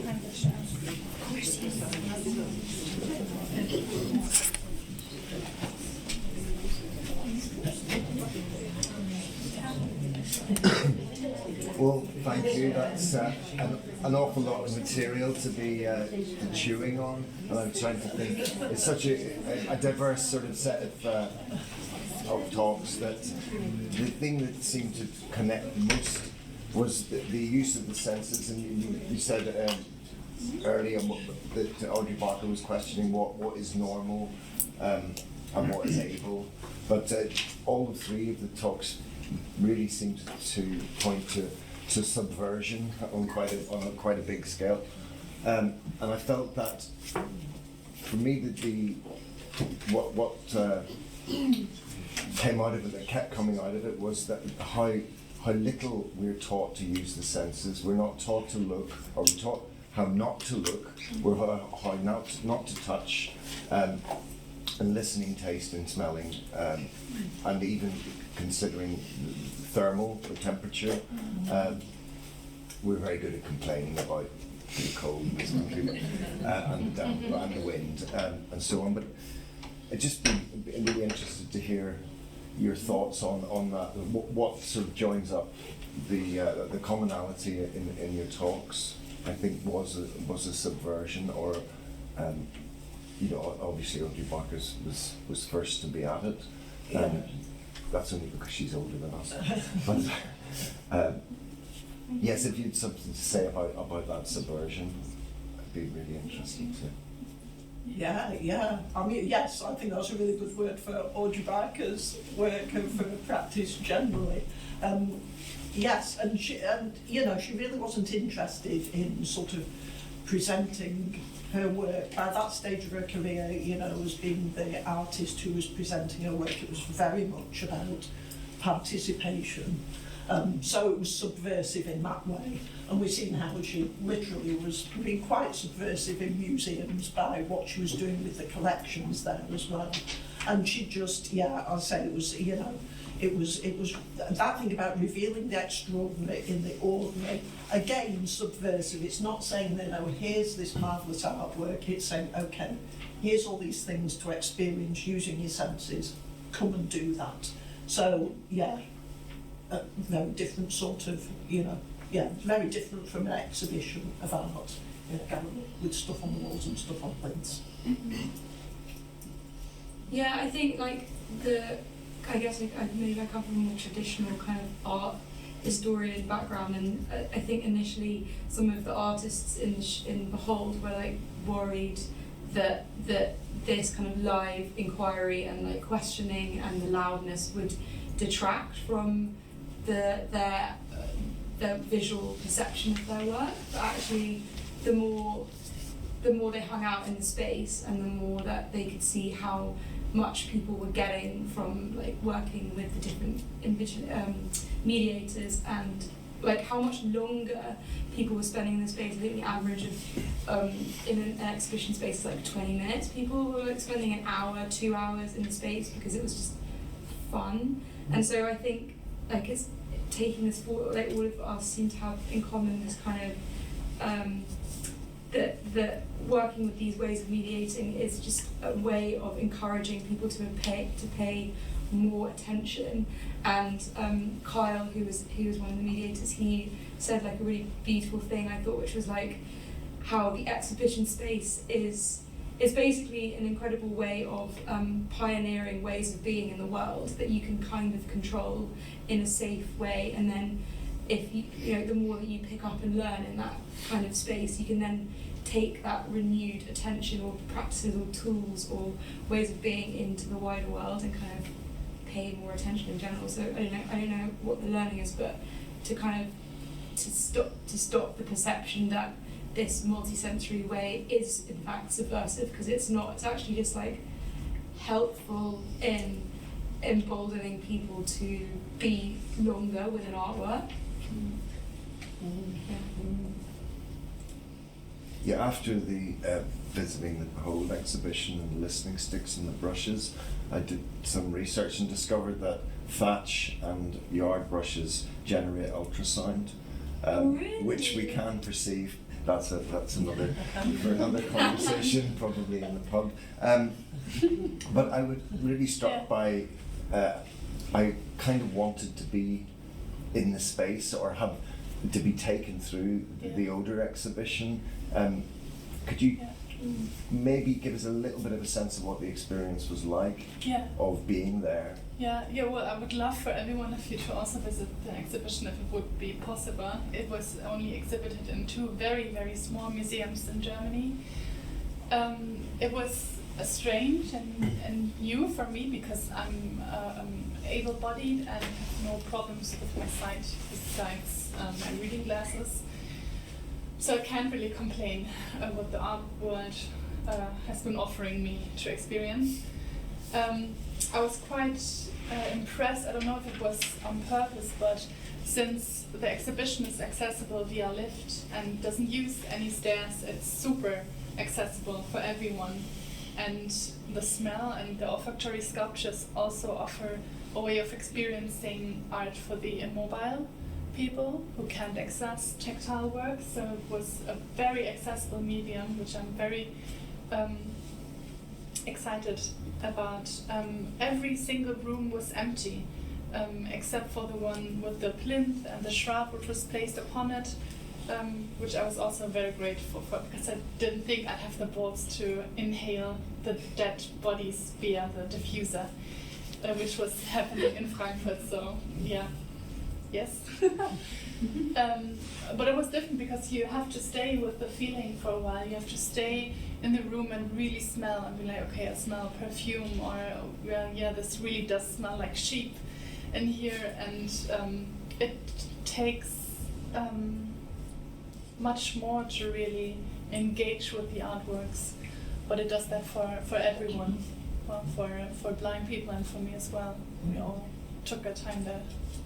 But it was also when you mentioned the art critic with like a little bit nose stuck up coming in there, it was the same reception in Germany. People from the city or from the newspaper were like, "Oh, fart rooms" or something. They were just not really taking it seriously, which angers me. But because forums like these can change this perception.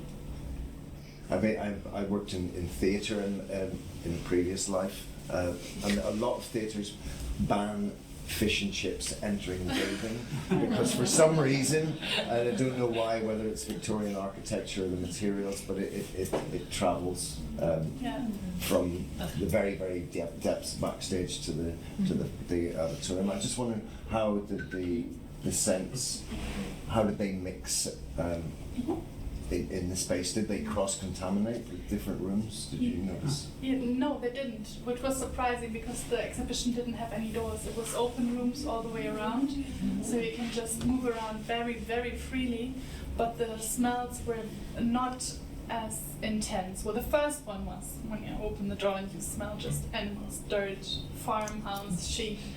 But the other odors were very sensitive. And the rooms were quite large, so you can walk into the room, really smell it, and then go out into an area that is not. It's in German. It's Flur. It's a hallway. Yeah, it was a hallway, and then the rooms opened up. Yeah. I could ask you loads of more questions, all three of you, but I'll open it up. Do we have any questions from the floor? Is anyone somewhere? Yes, sorry. I'm really interested in your exhibition that you were describing.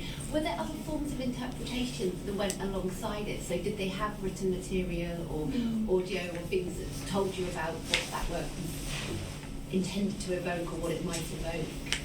Yeah, I forgot to mention, the walls were left empty, so there were no titles or texts in the rooms. What you could use was an audio guide. But I used, they handed out a little pamphlet where the title stands and a little description of the work, and then some questions that you can ask. There were lots of different works there, but nothing in the rooms that mediated the artwork besides the smell. David. Yeah, I was just really an observation. It's just one of the phrases that Jill quoted from the artist she was talking about that's really stuck with me. I just wanted to say it again out loud again, really, which was the visitor to the gallery activates the space. I just think that's an incredibly powerful idea that the visitor is an active part of the art and the art experience rather than just a sort of passive consumer. I really love that idea. I just simply wanted to say that. Right. Yes, and it sounded like, from what I can tell, they really did do that. You know? And like you were saying, that people stayed with it and stayed longer and played with things, and really, yes, they really did. It makes it much more memorable to, if you are allowed to become an active, if you're allowed by the curator or the artist to become an active participant, because then you remember your experiences with the artwork, whereas quite often when I go and look at something I just leave and then I kind of forget, but if I'm forced to bring it back to my memory or in a group, it's so much more affecting. Can I ask a question? Is that okay? Please. Sasha, and everybody else, Jill and sorry, I forgot your first name. Lara. The exhibition that you were involved with, Sasha, had that lovely, I don't know, kind of Liverpool biennial feel to it, kind of stripped back. There wasn't white walls, it was breeze block. And that juxtaposition of, you were talking about the geography that you were in, helped a narrative as well. I'm thinking about a lot of artists that I work with in Leeds who do a lot of pop-up, and their audiences don't get it, and sometimes the institution where they do the pop-up doesn't get it, and you experience that as well. how did you kind of dig deep and use that almost as part of the process? Or I don't know if Jill, you might have noticed that as well, and Lara, but there's a lack of confidence sometimes when artists are told things have changed. So it sounded like you kept that as part of the artistic intent. When Alistair's Conjure Canteen was cancelled, it was like we kind of gathered a lot of the artists together and kind of sat down with him to kind of very obviously support him in like what he wanted to do next, and like how we could recreate his artwork or not, that was still kind of authentically relevant. So he decided very deliberately to kind of remove a lot of the signage and the kind of the pots and the pans and everything, because he was like, it's not a working canteen now, so I don't want it just to like not smell and be warm, and like, so it was a kind of deliberate decision to leave the table and to kind of make sure that everyone spoke about what was there. And actually it kind of was more powerful to have both iterations, because it just made it really obvious that the problem is in London, and I'm sure in lots of other spaces, is that like in order to put on a show that's not really expensive, because we were given the space by these people who claim to like support artists, but like this is the problem with Meanwhile Use, that they just pretend that they want to support us, but actually they're working with a property developer to like fill the space and create cultural capital. So like I don't know what the advice is, but maybe just keep talking out. Like we were going to go to press about it, but then we thought that then they just shut down the whole show. So instead we just like spoke about it to everyone that came in instead, and we thought that would be like a more powerful way of dealing with the kind of lack of sincere support for artists. Yeah. Thank you. I was just thinking, those installations that Audrey Barker and her colleagues made were a bit like pop-ups. I've not looked at it that way before, but they were. And she was usually doing that with, in conjunction with the venue. But they definitely were like pop-ups, and they popped up from it.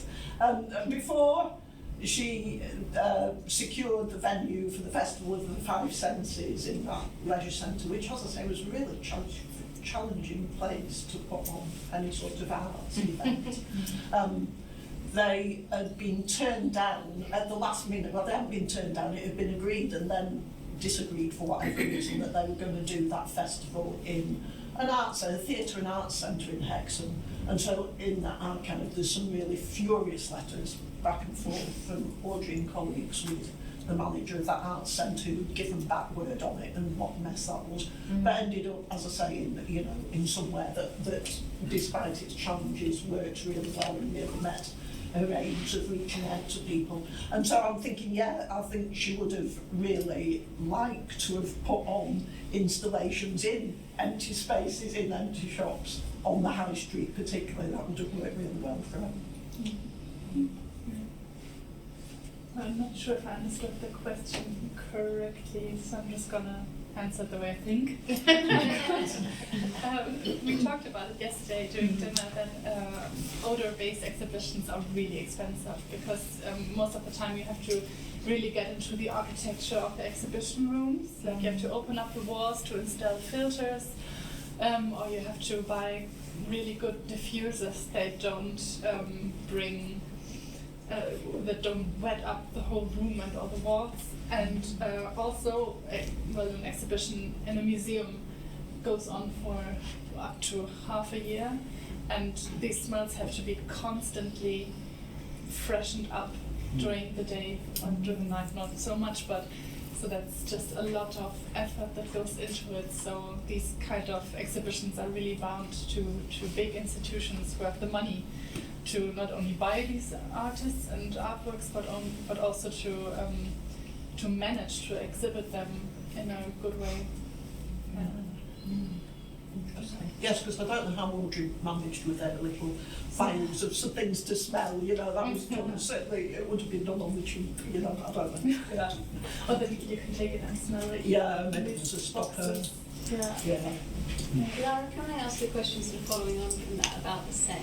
Yeah, of course. So originally, did you say the first room they'd physically put animals in there? Yeah. And then they took the animals out. But then the other rooms, were they like a synthetic scent? And you know, when you're talking about like getting into like, you know, ventilation systems or whatever. So is it a synthetic scent that they're constantly topping up that's in some sort of system? How does that work? Well, the Carsten Heller's, his work with the scent of his father and of his mother, he worked in a perfume laboratory to create a synthetic smell, and this was given all the time. Then the animal smell was still kind of conveyed with the hay and dirt lying around on the floor. Oh, so you didn't physically bring the animals in? No, he did. He brought them in with the lift for a couple of hours, and then he just brought them out. I thought it was really funny.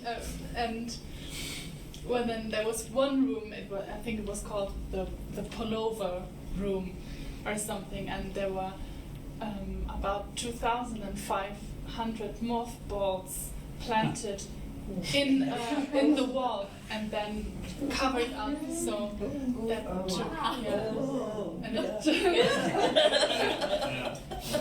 so it was a very, very good mix of synthetic smells that worked really well on a really intimate level, and just really interventions in the museum room. Oh, thank you. That's really interesting. Work for Clark's, we probably to give the last session a fair chance. Sorry, you should probably wind up. Yeah, we would need to leave it. Sorry. Yeah, just one sentence. I forgot to bring it, but the exhibition, it has a catalogue, and it's in German, and then every single article is also in English. So that works really well. It's just odor immaterial sculpture. It's good. Can I just say there was in the Venice Biennale this year, I think it was the Danish pavilion, that was totally around scent. Yeah. And that was quite interesting to go into. It was a totally clear space, but that was an interesting. Yeah, I read about it. I wasn't able to visit. Yeah, it was good. But it was, interesting. Thank you. Okay. Thanks so much. We'd love to, as I say, have the whole day of this rather than just a session. Should we take a short comfort break?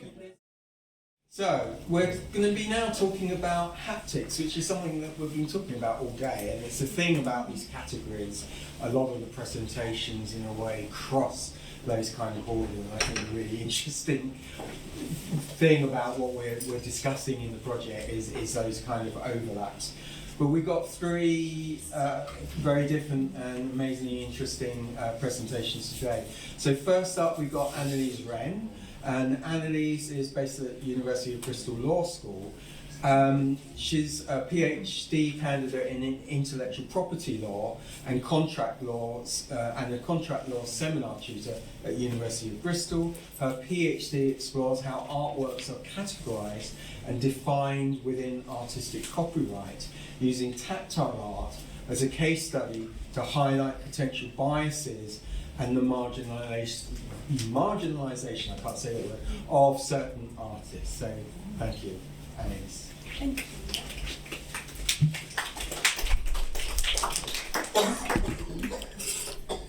And just to start off then with a description, so I'm a white female, shortish, long blonde hair, sort of in a loose wave, I suppose you could say.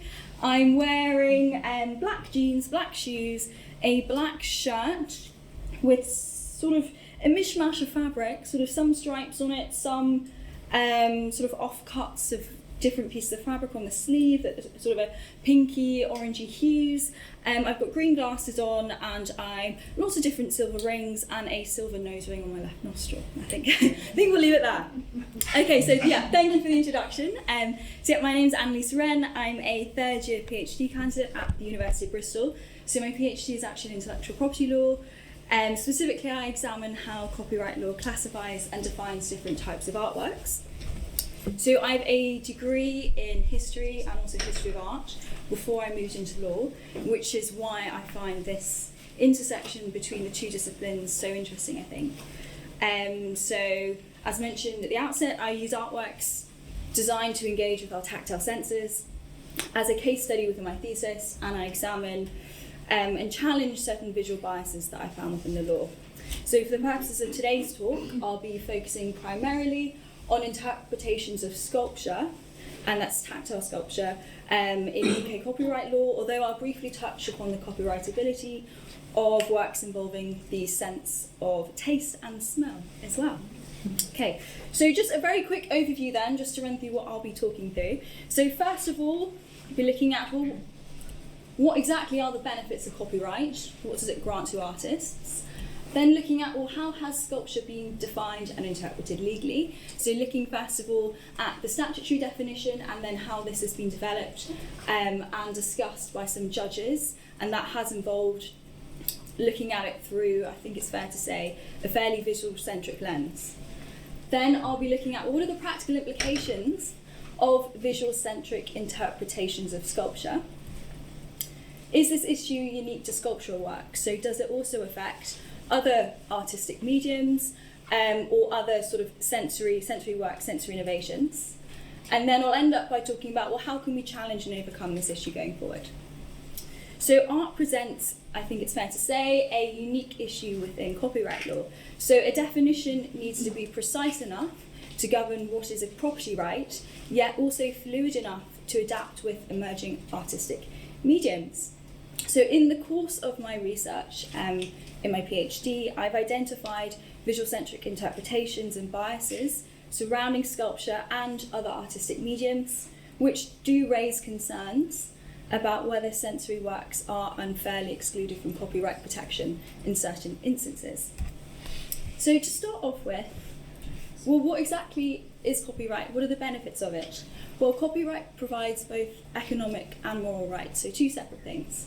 So economic rights include things such as the ability to control the reproduction of an artwork by things such as licensing, but also to pursue a claim if a substantial amount of a work has been infringed or copied. You also have things such as moral rights. So an artist has a right of attribution, so that is the right to be named as an artist of a particular work. You also have the right to object to the derogatory treatment of your artwork in certain instances. So as I'll move on to discuss in a moment, the current legal provisions within UK copyright law appear to marginalise certain groups of artists, particularly those who create works designed to be experienced by touch as opposed to visually perceived.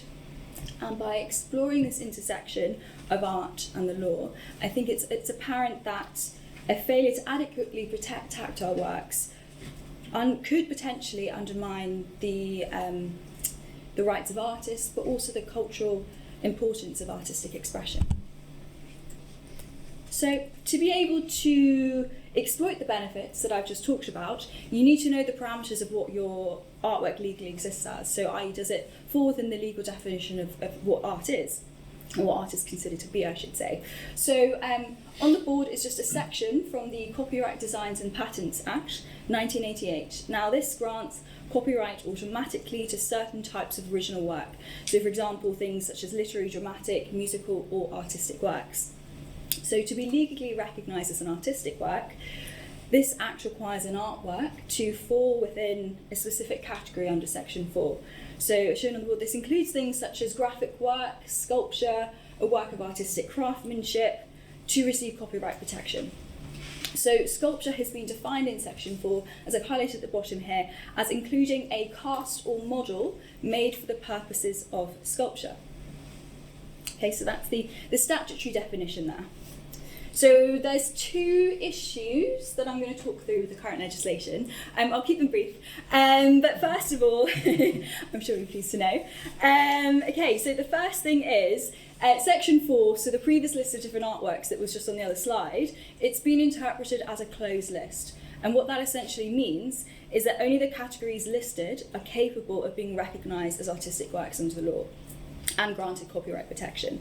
So essentially this has the effect, I think it's fair to say, of pigeonholing art into protected and unprotected mediums. So while the UK was part of the European Union, UK courts were required to follow decisions made by the European courts. So in the EU, a work is granted copyright protection if it qualifies as the author's own intellectual creation. Now, what this means is a work is protected, or an artwork, if it possesses an artist's personal touch and or is the result of some sort of creative freedom. Okay, so it's a definition that allows for a much greater flexibility. We don't have the same categories, or I should say the EU doesn't have the same categories of art that is in the UK context. So leading up to the 31st December 2023, the UK courts has started to adopt a more expansive view of what constitutes an artwork, largely influenced by this EU approach and some EU case law. And I'm really sorry to bring up Brexit, because I know everyone is probably very sick of this by now, but it has caused some further challenges in here which I think are important to know about. Okay? Particularly because this can affect more novel or sensory forms of artistic expression. So the position that we're in now is uncertain, because the UK courts are no longer obligated to follow the European approach as of the 1st of January 2024. So that piece of legislation only came into effect this year, so we don't necessarily really know what's going on, to be honest. Different people have different opinions. But what I think may happen, or could happen, is that the courts in the UK may revert to a more traditional and rigid classification of artworks, which the UK has taken historically. So this could limit the protection of artworks which don't neatly fall into a particular category of art. Okay, so that's the first kind of issue going on here. The second issue is, well, is copyright law in the UK flexible enough to protect artistic works created to engage with our tactile or other senses? So whilst it may be obvious to some that the lists of artistic works that were laid out in the statute refer specifically to works which may traditionally have been visually perceived, the issue is in fact far more embedded than that. I found that these visual biases are entrenched within the definition of certain categories of artistic works in the way in which they've been interpreted by the judiciary, so by different judges. So to summarise the two issues, due to the UK's close categorisation and visual biases, artists who present novel or sensory art forms may potentially fall in the first hurdle in the protection or enforcement of their rights. However, I'm sorry if that sounds a bit depressing, but I'll show you towards the end, there is a kind of a workaround for this at the moment, okay? So as I've kind of shown on some of the slides, the statutory definition for sculpture is a work which includes a cast or model made for the purposes of sculpture. And now that definition is being developed further by the judiciary. So on the board is an image of the Stormtrooper helmet used in the Star Wars franchise, and the sort of iconic black and white plastic model, okay? So one of the most influential, I think it's fair to say, sculptural copyright cases to date concerned an alleged infringement of the Stormtrooper helmet created for the 1977 blockbuster Star Wars Episode 4, A New Hope. So these final helmets were brought to life, so to speak, by a UK model maker named Andrew Ainsworth, using a technique involving vacuum moulding plastic around moulds that he created. So Ainsworth sold replica models of these helmets that were used in Star Wars to the public. Now, Lucasfilm, which was the production company which owns the rights to the Star Wars franchise, brought a claim against Ainsworth for copyright infringement. And the outcome of the case depended upon whether this Stormtrooper helmet could amount to an artwork under copyright legislation in the UK. Okay? And ultimately, this work was held not to be a sculpture, and the reason for that was that it was seen by the courts to be a mixture of costume and prop, with the sole purpose of making a visual impression on the filmgoer. So it was perceived to have a utilitarian function in that sense, as opposed to a sculptural purpose which UK copyright law requires. In addition, the court in Lucasfilm issued guidance points to take into account when assessing a potential work of sculpture. So that's what we could call the judicial interpretation of sculpture. And to summarise, because at the start there was 9, but I've summarised them here just for today's purposes. So first of all, we're looking in a copyright context. A sculpture is a 3-dimensional work which fits within the realms of the normal understanding of the word sculpture and has the potential to be found within an art gallery. So I can see maybe that there's some issues kind of being thrown up there already with that. But I suppose in relation to the latter part of that requirement, if we're only looking for something which could be found in a gallery, in relation to sensory works, as everyone has kind of spoken about today, they can fit and they can be found within the realm of cultural institutions, okay? So that part of the definition perhaps is largely unproblematic, dare I say. However, critically, Lucasfilm imposed visual restrictions upon the category of sculpture. So Justice Mann, who was the judge in the Court of First Instance, stated that it is the essence of sculpture that it should have, as part of its purpose, a visual appeal in the sense that it might be enjoyed for that purpose alone.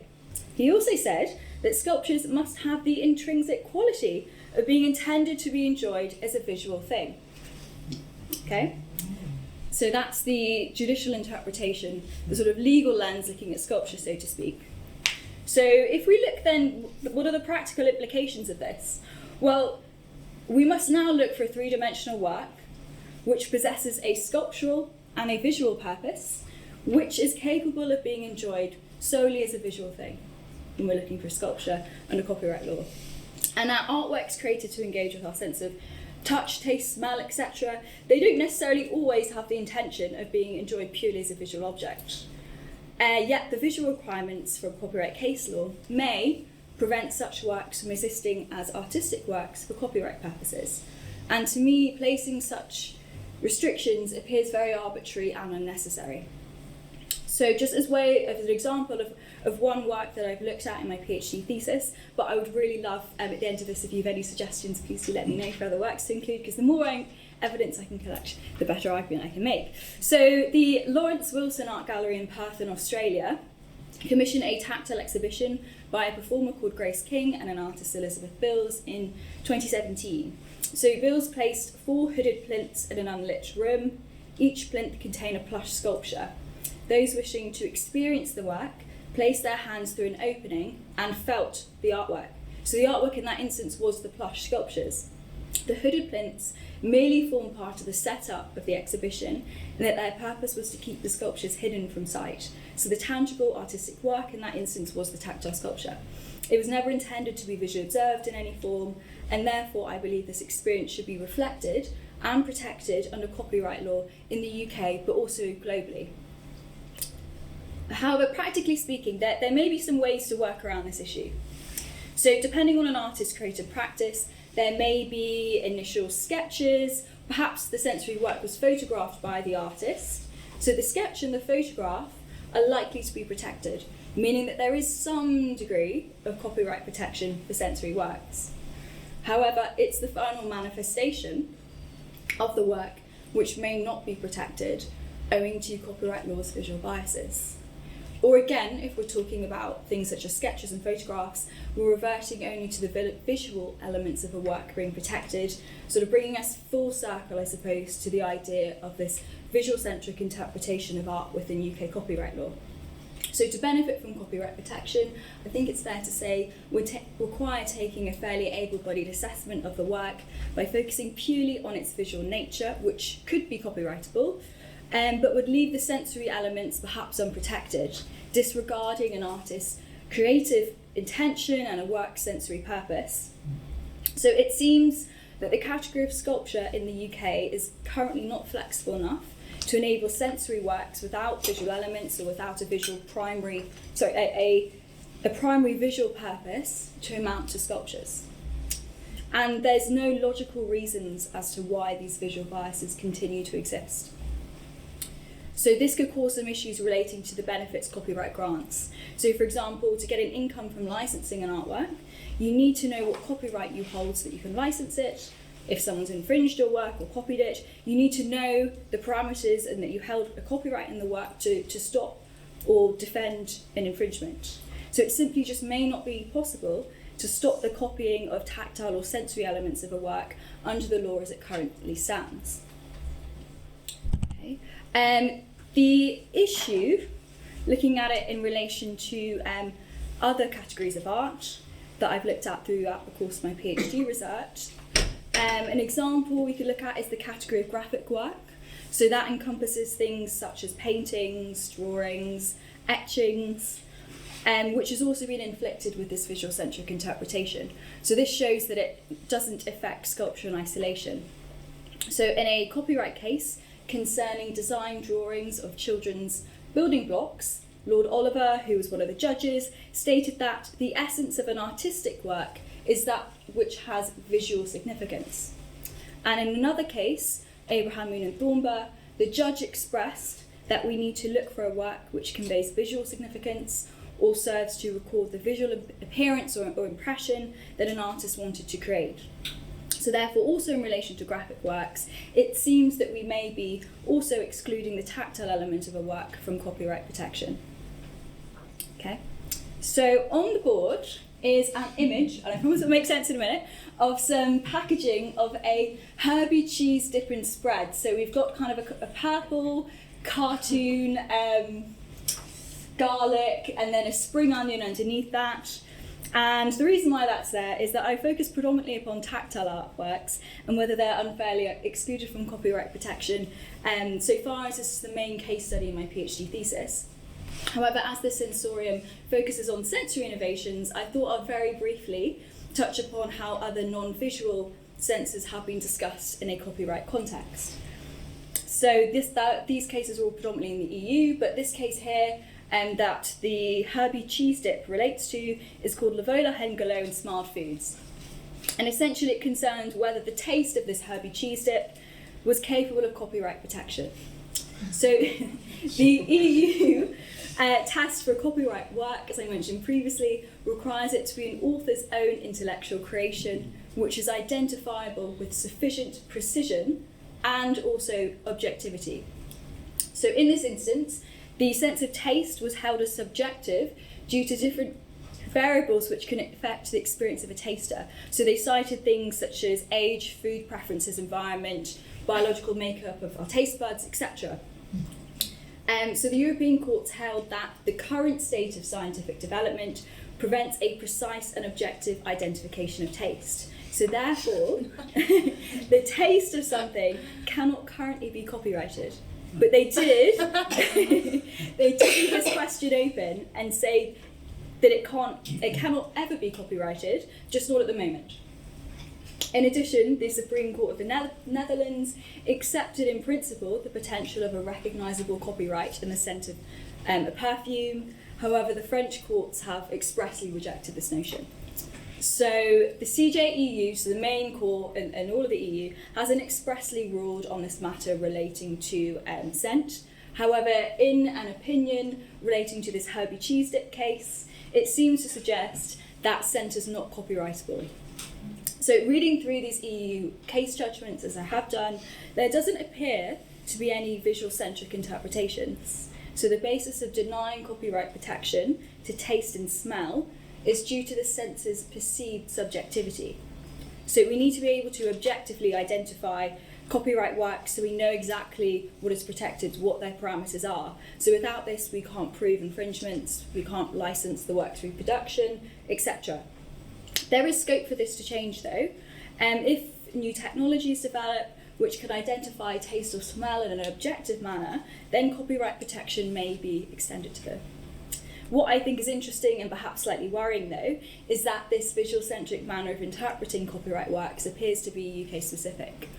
However, I should preface that by saying that in my PhD I only focus on the UK and the EU, so I can't really comment to jurisdictions outside of that. So to end up on then, well, how can we challenge these ableist conventions in the law? There's only two ways in which the law can develop. First of all, we could have a UK test case on this issue. So that would involve the issue going through the Court of First Instance, Court of Appeal, all the way to the Supreme Court, who have the authority to overrule what was held in the Stormtrooper case about sculptural works. This option would take a significant amount of time and money. So, for example, according to a BBC article, it took Andrew Ainsworth nearly £700,000 and took just over 5 years for the legal case concerning the Stormtrooper helmet. The second option is that we could call for legislative statutory change from the government.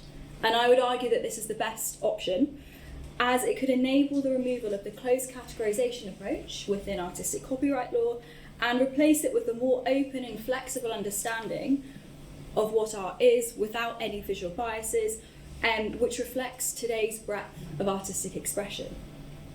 However, I don't believe that this issue can be solved by lawyers acting alone, which is sort of why I'm here today.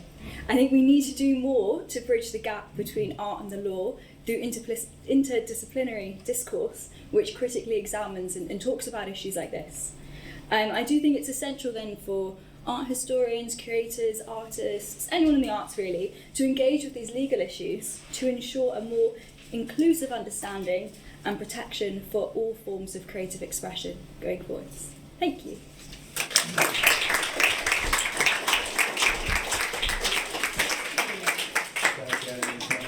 Absolutely fascinating.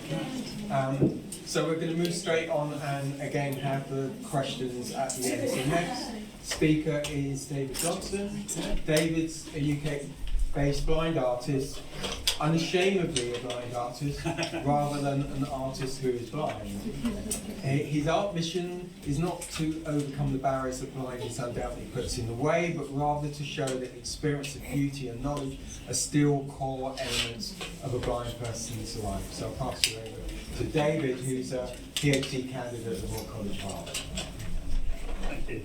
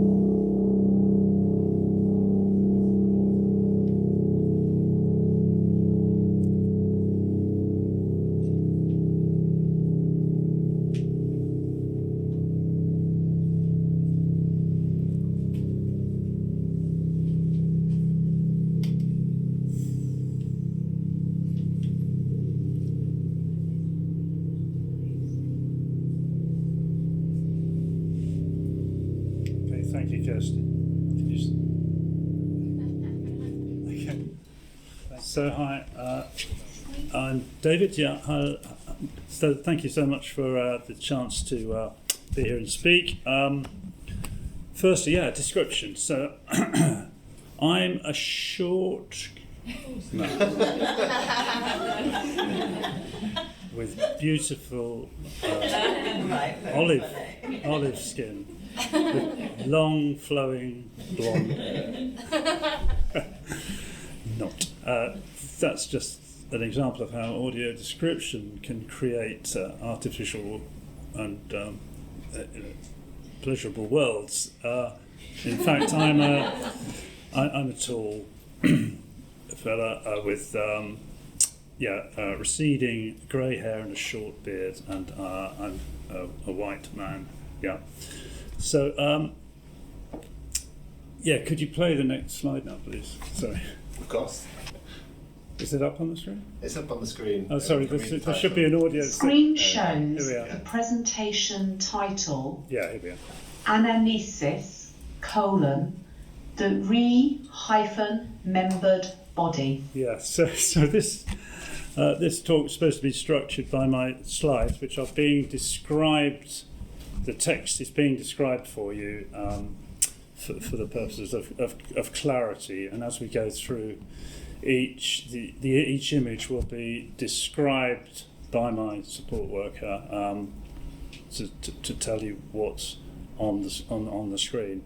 So anamnesis is one of the central subjects of my PhD research. Anamnesis, as you may or may not know, is an element of memory, and it's an ancient concept that goes back to Socratic and pre-Socratic thinking, where people like Plato and his ilk believed that a lot of what we know is innate, and we're born with this knowledge that doesn't come through our senses. It is innate to our very being. At that time, they believed that this knowledge came from the idea of the transferable soul. So, as you know, when an individual died, the soul left the body and then found a new host body, and by being in that new host body, the knowledge that came from the old body was transferred to the new body. And this idea in contemporary thinking we kind of reject, but the idea of innate knowledge, I think, is a very strong one. It's one that is very central to my research and a lot of my thinking about how our perception of the world is to some extent anyway innate. And I, as a totally blind person, feel this very strongly within visual perception. I have a very strong sense of a persistent visuality that I believe it is what you might call anamnesis. I think as long as our brains are reasonably healthy, the ability to visualize rather than see is an innate property that we have. So there are lots of questions around this about, particularly people who are congenitally blind, who have never seen. How can they experience visual aspects of life? But I believe they do up to a point. They have a sort of innate visual knowledge. So the next slide, please. The screen shows the relation between what we see and what we know is never settled. Yeah, so John Berger, Ways of Seeing, 1972. John Berger's book, which many of you may know, The Ways of Seeing, is a central text in my research and a lot of other people's thinking. His brilliant book back in the 1970s was a sort of reactionary response to Kenneth Clarke's Civilization book and TV series, which was a very kind of monocultural, single perspective view of art and history. And John Berger reacted to that by writing this book, which has been very influential over the years, and certainly has been on my work. He really, through this book, got rid of the idea of or rather challenged the idea of the one-to-one relationship between organs of sense and experience. So, eyes for seeing, hands or skin for touching, ears for hearing. And he challenged that sort of one-to-one relationship, which I totally support. So could I have the next the next slide, please? We're having sound. Sound should be. The screen shows a photograph of the artwork called "Blind I Stand Before the Mirror," that evokes an image of thought, of self, whose tessellating and fragmentary modes of sensing are both the instrument and the object of reflection. This is an artwork that consists of 5 oval panels that are hung in a row on the gallery wall. The 2 outer panels are mirrors that reflect the onlooker. The 2 panels that flank the central panel are photographs of the artist reflected in the mirrored panels. The central panel is a blank piece of untreated and unfinished wood. All 5 panels are fragmented into jigsaw puzzle pieces. The effect of this is to fragment the image on the surface of the panels. The 5 oval panels are symmetrical about the central blank wooden panel, So the right-hand side of the piece is a mirror image of the left side. So yeah, this piece is meant to be hung in a sort of gallery environment, and as you walk along it as a sighted person, you'll see yourself reflected initially in a mirrored panel, which I've got one of the panels here. I think it's leaning up against the wall somewhere. I'll lift it up there. Yeah, cheers. So this piece is really all about how you know and understand yourself. So as I say, a sighted person will see themselves reflected in a sort of fragmented version of themselves, because the surface of the mirror has been cut, and the individual fragments of the mirror are at slightly different angles, so that the image is distorted and fragmented, and in a sort of stereotypical sort of Picasso-esque cubist way. Each part of the image is at a slightly different angle to all the other parts, so the image is not sort of uniform. And I like the idea of this piece because it suggests multiple perspectives. Again, going back to Berger and his infinitely diverse ways of seeing. I think with blindness you get this much more enhanced and sort of privileged access to multiple ways of multiple perspectives, rather than having a front-facing sort of binocular view of the world.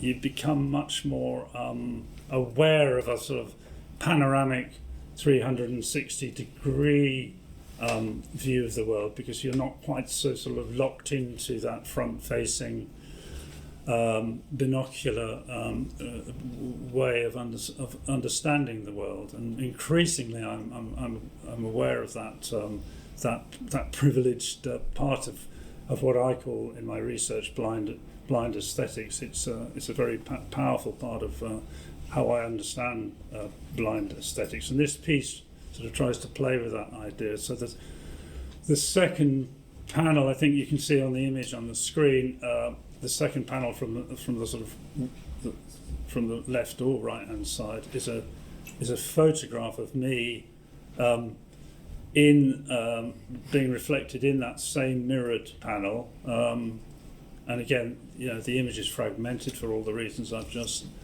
said, and then you get the sort of middle panel, which is a blank piece of wood, so there's no visual image at all. It becomes a very tactile experience of that middle panel, and then you're back again to a photograph of me again, and then the mirror for the fifth and last panel, which again you'll see, the sighted person will see themselves reflected back again. So they are part of the art work themselves. So again, the visitor, like Jill was saying in the previous section, the visitor becomes part of the art work and sort of activates the space. And the other aspect of this piece, which I quite enjoy, is the fact that it is a mirror image of itself. It's symmetrical about that central oval, so it not only mirrors you, the onlooker, it mirrors itself. So it's all about mirrors, reflection, and how we know ourselves. Lacan, the French psychoanalyst, Jacques Lacan, he had the famous theory, the mirror stage theory, which you may have heard of, in which he says that a 2-year-old infant child begins to recognise themselves in a mirror as an object sort of beyond themselves. And that brings me to the next slide, please. The screen shows 2 photographs of the artwork called Eye as Object Unseen.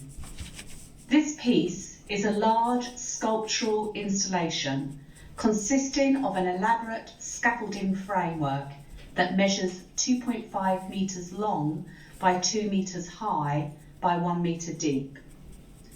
This framework contains 3 identical horizontal boards, each of which supports similar scale models of 3D prints of a chair, a red hat, and a standing or sitting figure of the artist holding his white guide cane.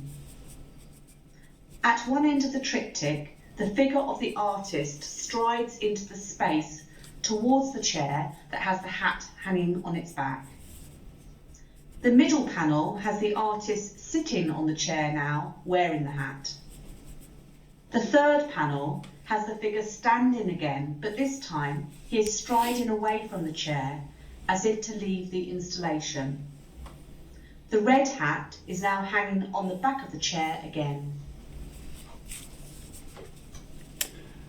Yeah, so this is another kind of a large installation featuring 3D print techniques. So again, a rather egocentric piece where I've 3D printed myself, walking through a kind of framework of scaffolding that I constructed to sort of as a sort of reference to the sort of the frames and the cases you get in gallery spaces, which are usually glass cases, vitrines, where you can't actually access the artwork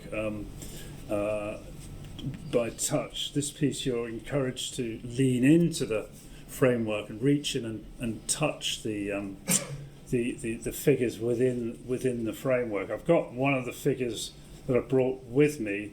It's the seated figure of myself sitting on the chair with the red hat on. I wonder if that can be passed around.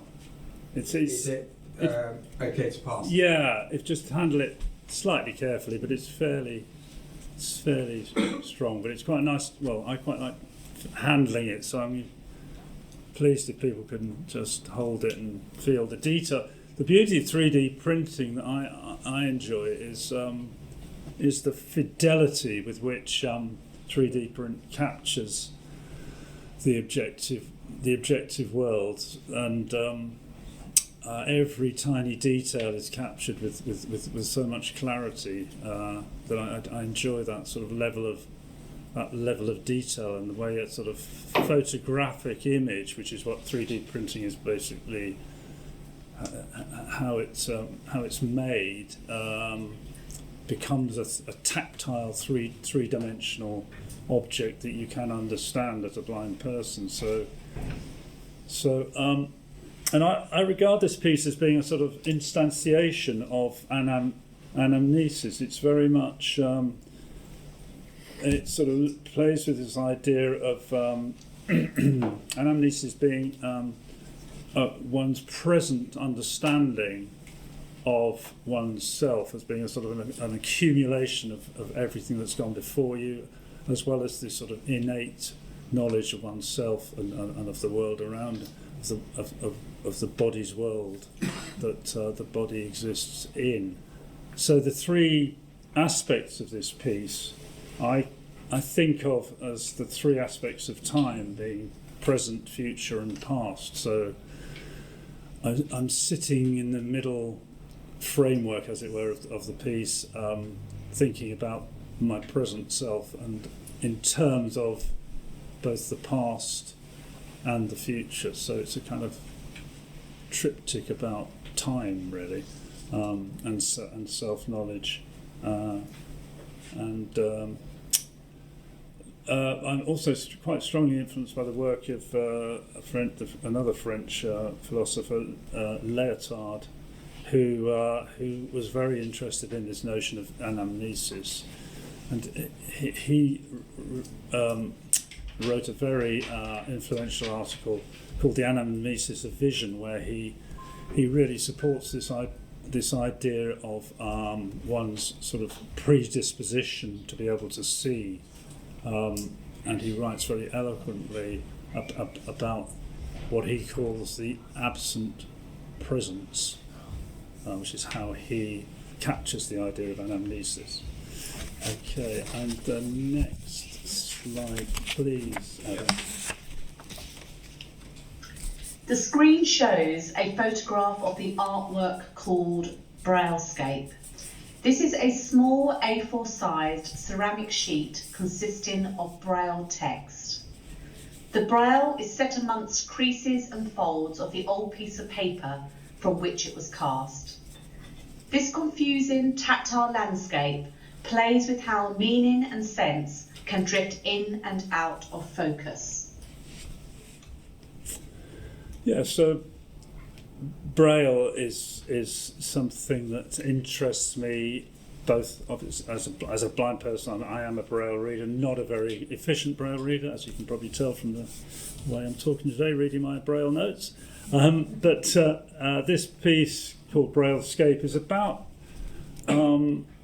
it's about how Braille works as a kind of sculptural object. It has a sort of an aesthetic all of its own, I think, and I try and capture this within this piece called Braillescape. I brought it along with me. It's on the table or the plinth over there somewhere, and available to be touched. It's a little bit delicate, so I won't pass it around, but it's in fact the biscuits that are being handed around have got Braille on them, so feel free to touch those biscuits, and the Braille words that I've placed on the top of those biscuits are some of my key words for my research. So, and you can see them for the sighted people. You can see that the word itself, as it were, printed on the biscuit as well. So those biscuits are very tactile, what I call nuggets of embodiment that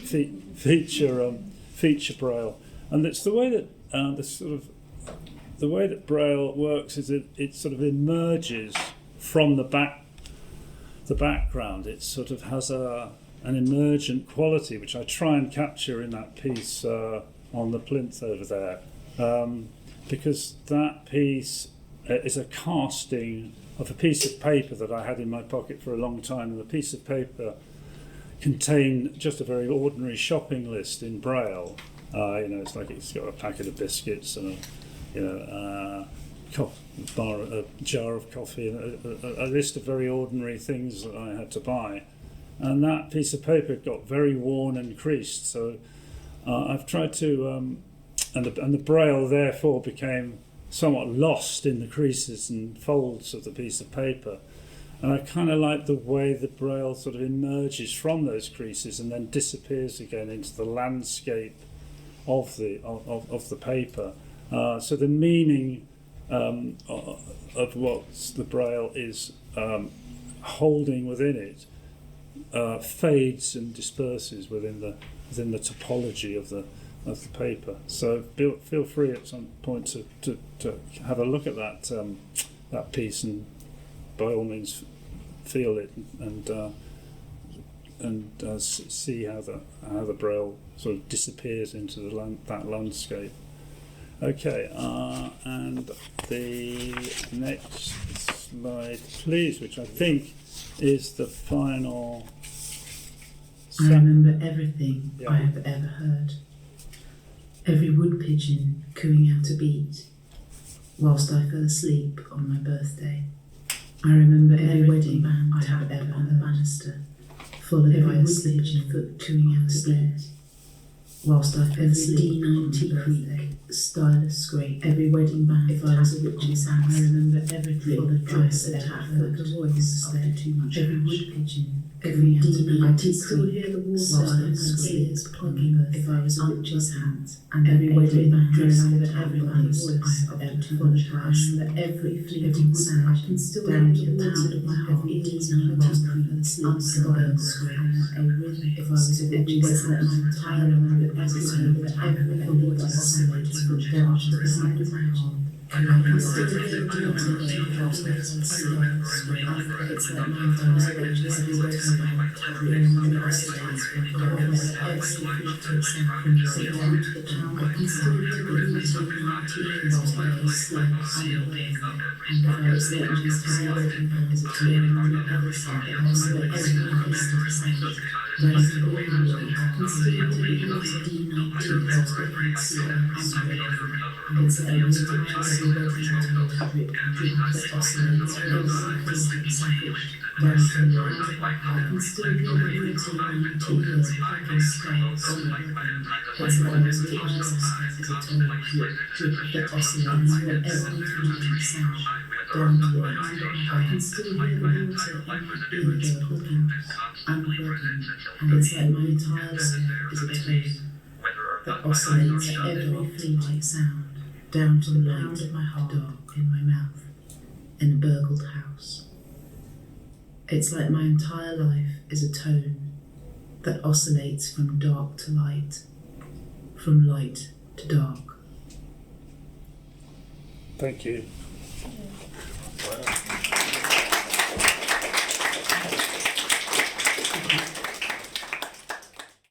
So, the final presentation of the day, a presentation called Haptic Technology and the Listening Body, is by Tom White. Tom's a UK, an artist focused on sound-based practice such as live performance, installation, recordings, compositions for arts and film.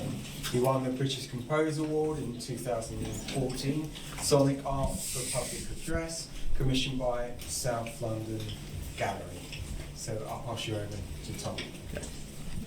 Hi everyone, I understand it's the last presentation of the day and everyone's really looking forward to a glass of wine, so I will try and keep it concise. So yeah, my name's Tom White, I'm a sound artist. I'm a tall white man with brown and increasingly grey hair, with a beard, glasses, rust-coloured shirt and my most comfortable jeans.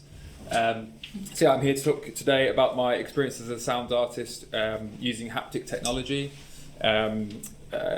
within the context of contemporary dance and sound performance. So yeah, as I said, I've been a sound artist for the past 15 years, I guess, performing, making installations, collaborating with other artists, filmmakers. I've always been interested in the physicality of sound, psychoacoustics, how the body experiences sound, and how architectural space also translates sound. So in the left-hand image here is of the piece Public Address, which was just mentioned previously. This was a multi-speaker installation using recordings that local children made in the South Hampton Way estate in London. So there's 5 tannoy speakers you can see on a metal fence that's sort of facing into a play area, and that was broadcast kind of throughout the day. It was every Saturday of July, so it wasn't too annoying for the local residents to hear their children making loud creaking noises and shouting over that period. So on the right hand side there's an image of a speaker encased in a block of ice, which was installed in an old ice well. Ice house, kind of within now a museum in central London, the London Canal Museum. And over the course of the exhibition, the speaker melted, and it was kind of revealed the white noise that was playing through that speaker. So the image just shows a sort of trickle of water that sort of made its way around the gallery as that speaker melted. So in 2011, I collaborated with deaf performer Stephen Collins. I was really interested in sort of integrating British Sign Language performers kind of within a performance sort of sound art context, which I don't think I'd really seen before, and I was really interested in how Stephen would collaborate with me on kind of his perception of how he experienced sound and how he performed. So we performed a piece in Milton Keynes Gallery. So this image on the left-hand side shows Stephen performing, and his bodily sounds were sort of mic'd up while he's performing text score, and I'm on the right-hand side kind of collaging sort of live sounds and found sounds. We worked on a few different projects over the years, some installation projects, and now he's a famous actor. He was in June, so you might see him in that. There's a kind of looped video on the right-hand side, and it's of me performing more recently with luminous fishing wire that's attached to speaker cones. I'm playing various different frequencies that kind of make the fishing wire sort of vibrate in strange ways, creating sort of standing waves and optical illusions within that. So back in 2018, I was contacted by Surface Area Dance Theatre. They're a inclusive dance company based in the Northeast, run by Nicole Vivian Watson. Now Nicole had an idea for a project titled Behind the Face of a Rock Throwing Stones that she'd like me to be involved in, and it was exploring the intersection between Butoh, contemporary dance and sound, and British Sign Language.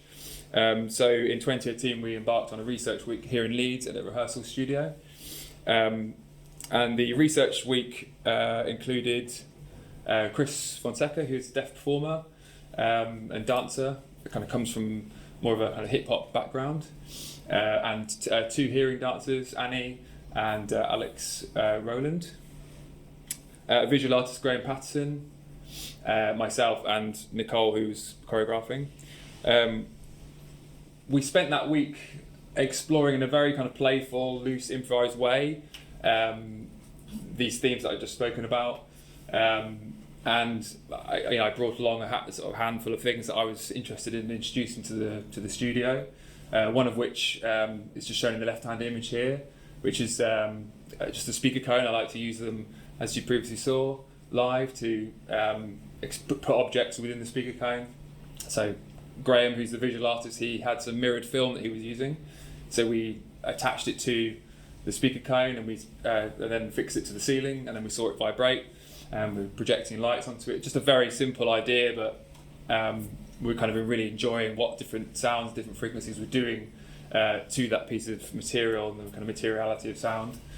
The right-hand image is just showing a silhouetted image of Chris performing within a multi sort of layer of projections within that week.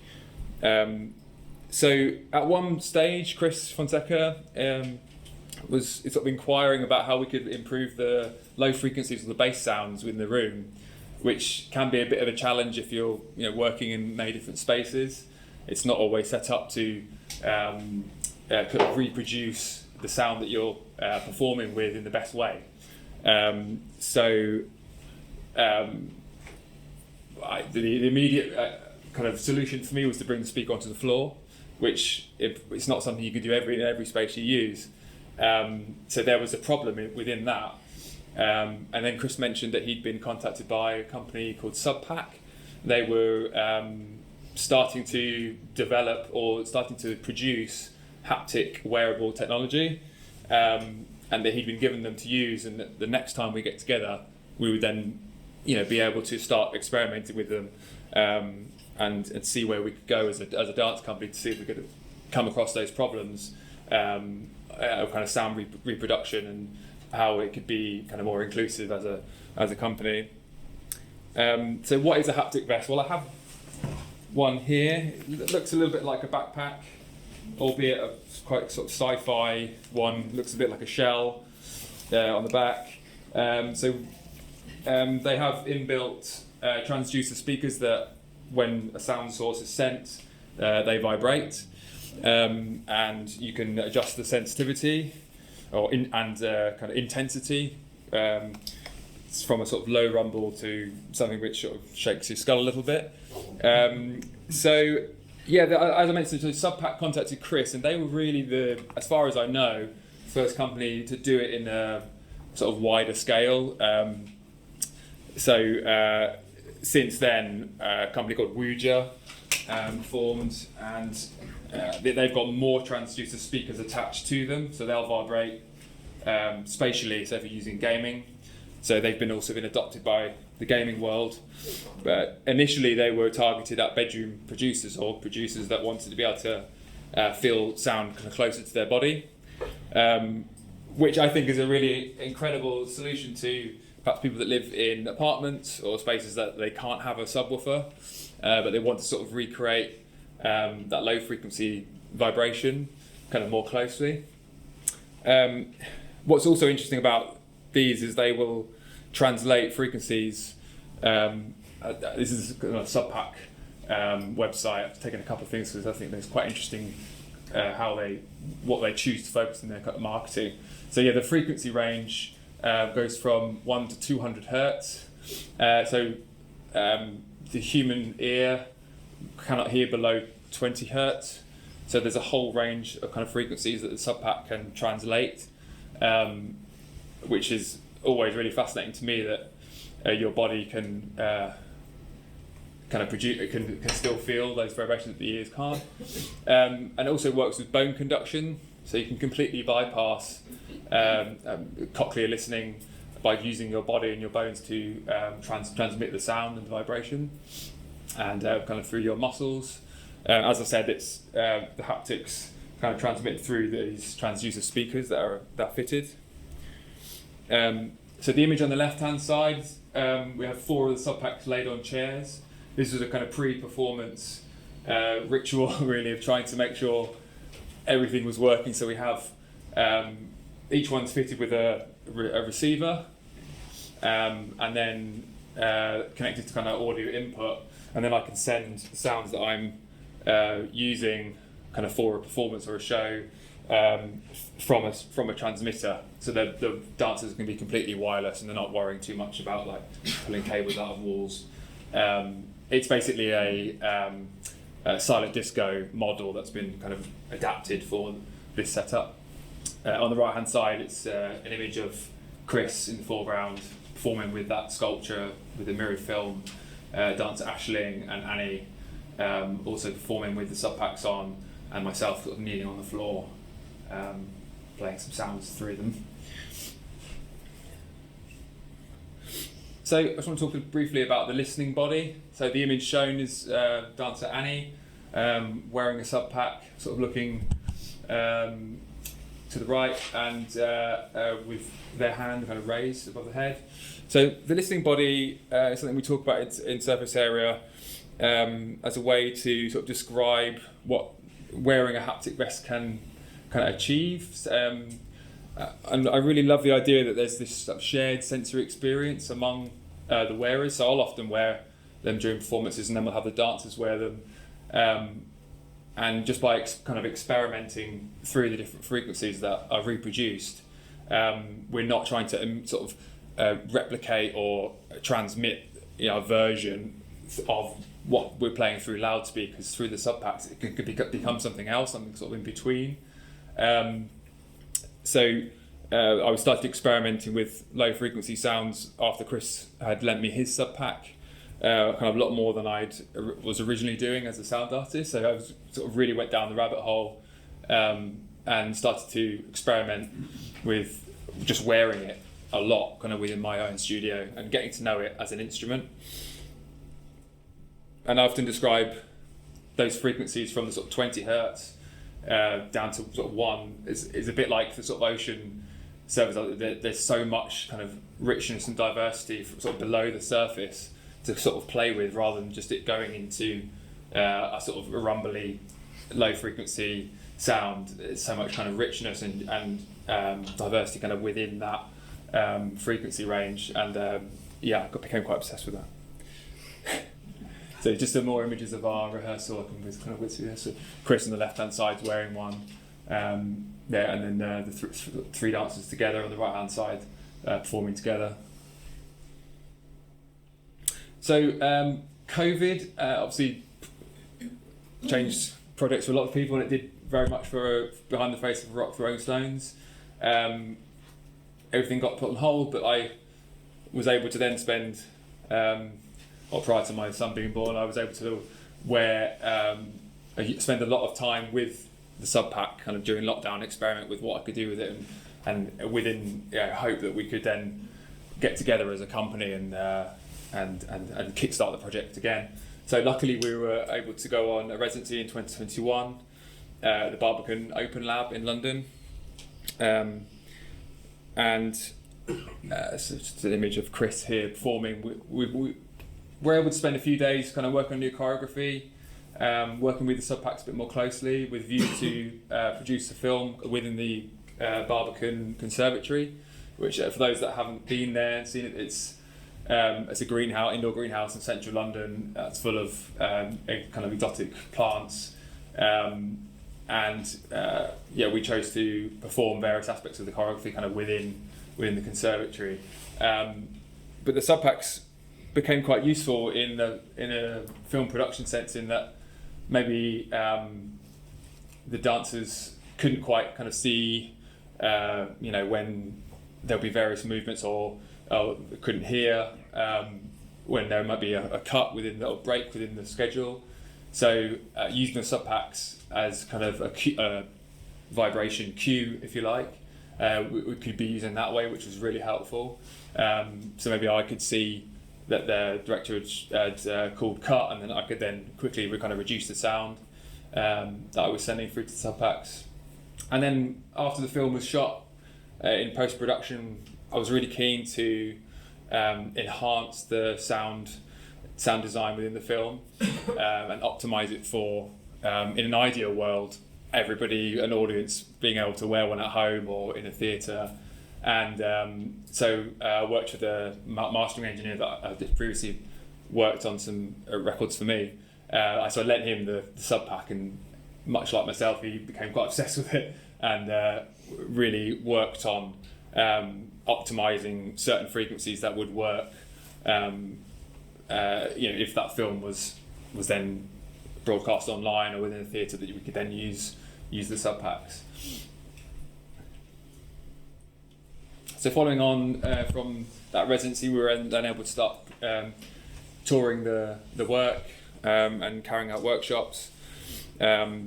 These performances were in galleries and theatre spaces, not just in the UK but in Athens, and we really tested the sort of limits of the technology, especially with given the sort of range of where I might be situated with my sort of sound desk, and we performed in a sculpture park where they were maybe 50 metres away. So the image on the right hand side is at Roche Court Sculpture Park near Salisbury, and he's wearing a subpack next to an Anthony Gormley sculpture. So on the left hand side, Chris and Annie are then performing with the mirrored film again, which then was integrated into the piece. So we were sort of testing the limits. I'll just kind of flick through these next bits. Then we started to do workshops that were sort of involved in the performance, so being able to share our findings of what we'd sort of learned the last few years of performing and just experimenting. So opening up to deaf and hard of hearing audiences, but also anyone that was interested in sort of seeing what we learn, which was always a really amazing experience, and seeing how people kind of responded to the sort of instantaneous reaction of feeling the vibration on their within their body, which sometimes it just became a bit of a party. So you have to read the room occasionally and just put on some prints and see what happens, that did happen in Athens for a long time, which is great. This is a shot from the Lowry in Manchester. So people would often lay on the floor as well. Sometimes we would just play sort of sine waves, and then people could just spend time with it.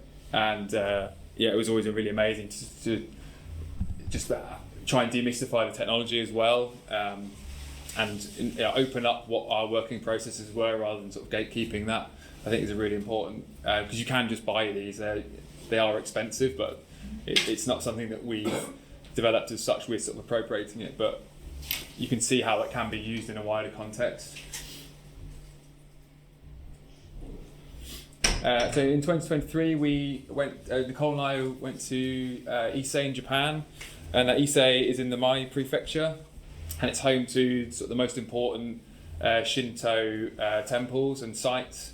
Nicole had previously been on a residency back in 2019, and was re-invited to make a work back again. So we both went. And Nicole had been introduced to the Issei Ondo Folk Dance Society on the first trip. So this image shows me recording them at a rehearsal. There's three performers, and they're playing a traditional Japanese instrument. I can't remember the name. Shimasen, I think, was one of them. Shimasen, is that right, Nicole? Yeah. Shimasen? Is it? Shamisen. Yeah. So during one of their rehearsals, I recorded them, the sounds they were making, and I'll just show the next. And then we were kind of immediately able to play them back to them, those sounds. So the image, there's two images here. One on the left-hand side is of one of the older dancers who had told us that she had experienced hearing loss due to age, and she's closing her eyes and holding the sub pack whilst feeling the vibrations of the recordings, and she was kind of sharing her experiences, which were very moving. And the same on the right hand image there is another dancer holding the sub pack. During this week we were there, we were also visiting various heritage sites, and I was making field recordings, and we wanted to then open up a series of workshops with the deaf and hard of hearing community. And I just want to show a brief clip from that workshop, and I'll just explain a little bit about.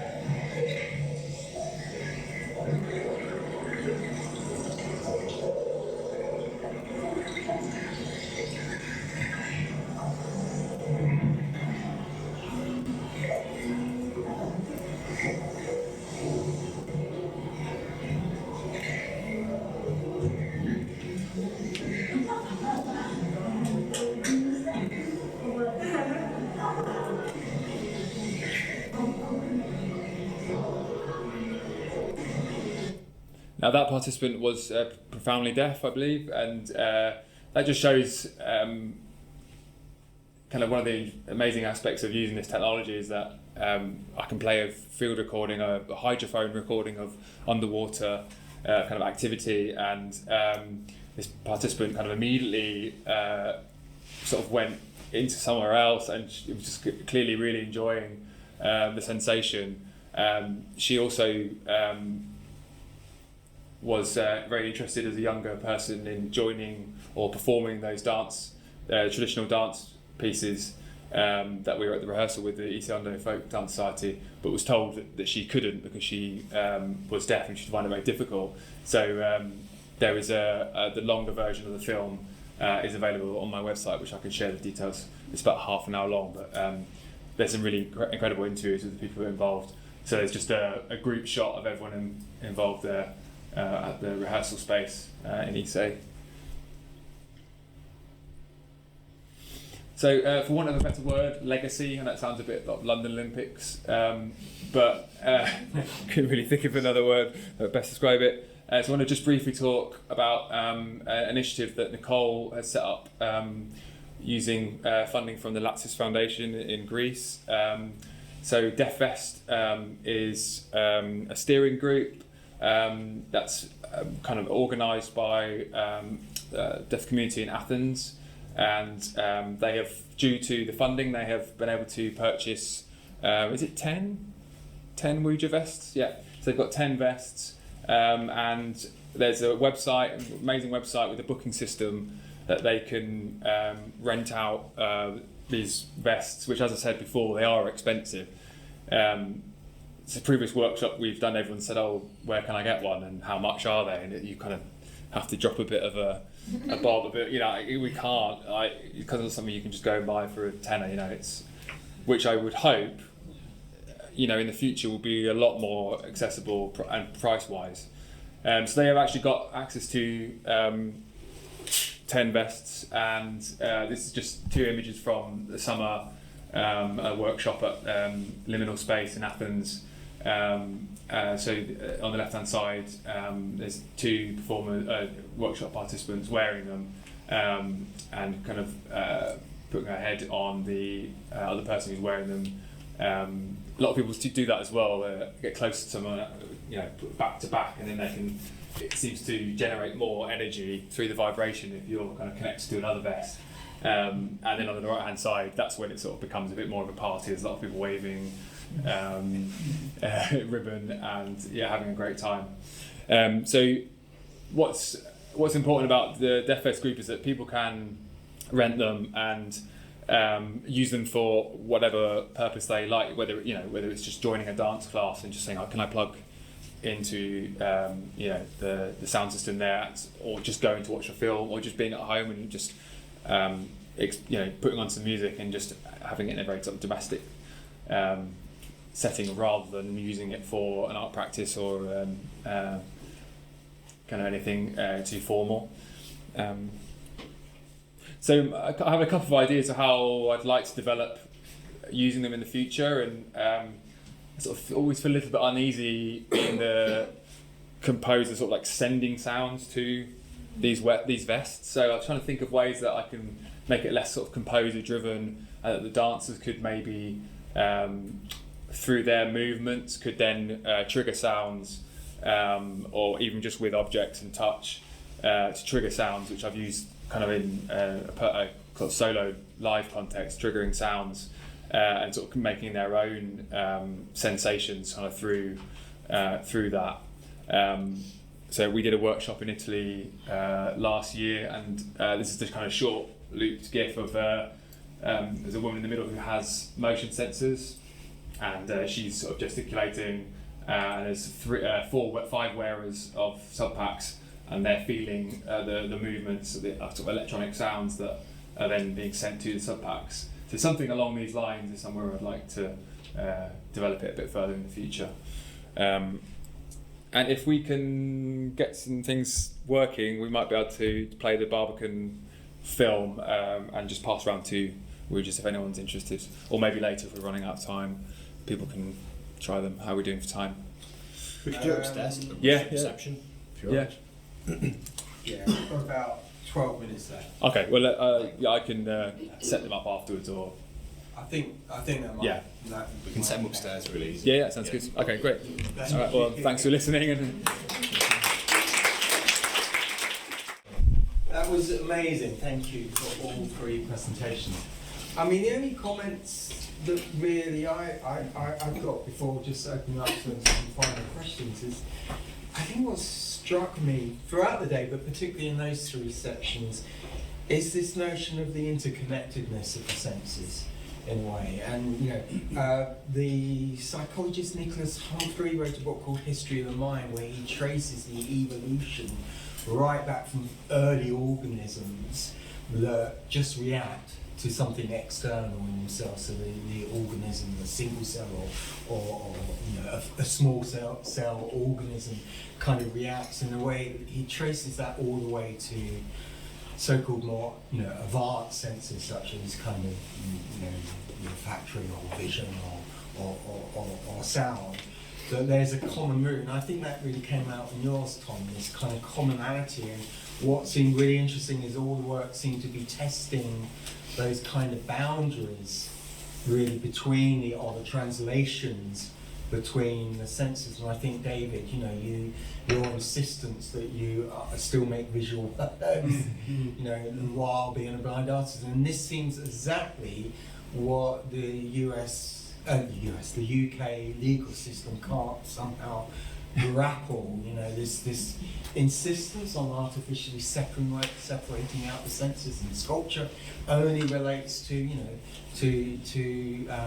sight, which somehow belittles that kind of visceral experience we get with kind of sculpture, which is, it's not just about cutaneous touch through the fingertips. It's about our bodies, about the visceral reactions within the body, proprioception, our sense of where we are in space, kinesthesia, the sense of how we're moving relative to an object, and that, and I think that came up with the olfactory talk, that Lara kind of talked about early on. So, do you want to reflect a little bit on that kind of sense of that kind of interconnectedness? Yeah, I can briefly talk. Yeah, I mean, I've always sort of saw or experienced sound sculpture, I think, within my work and experiencing concerts. I remember seeing the band Sun it's got like a 3-0, like an O at the end.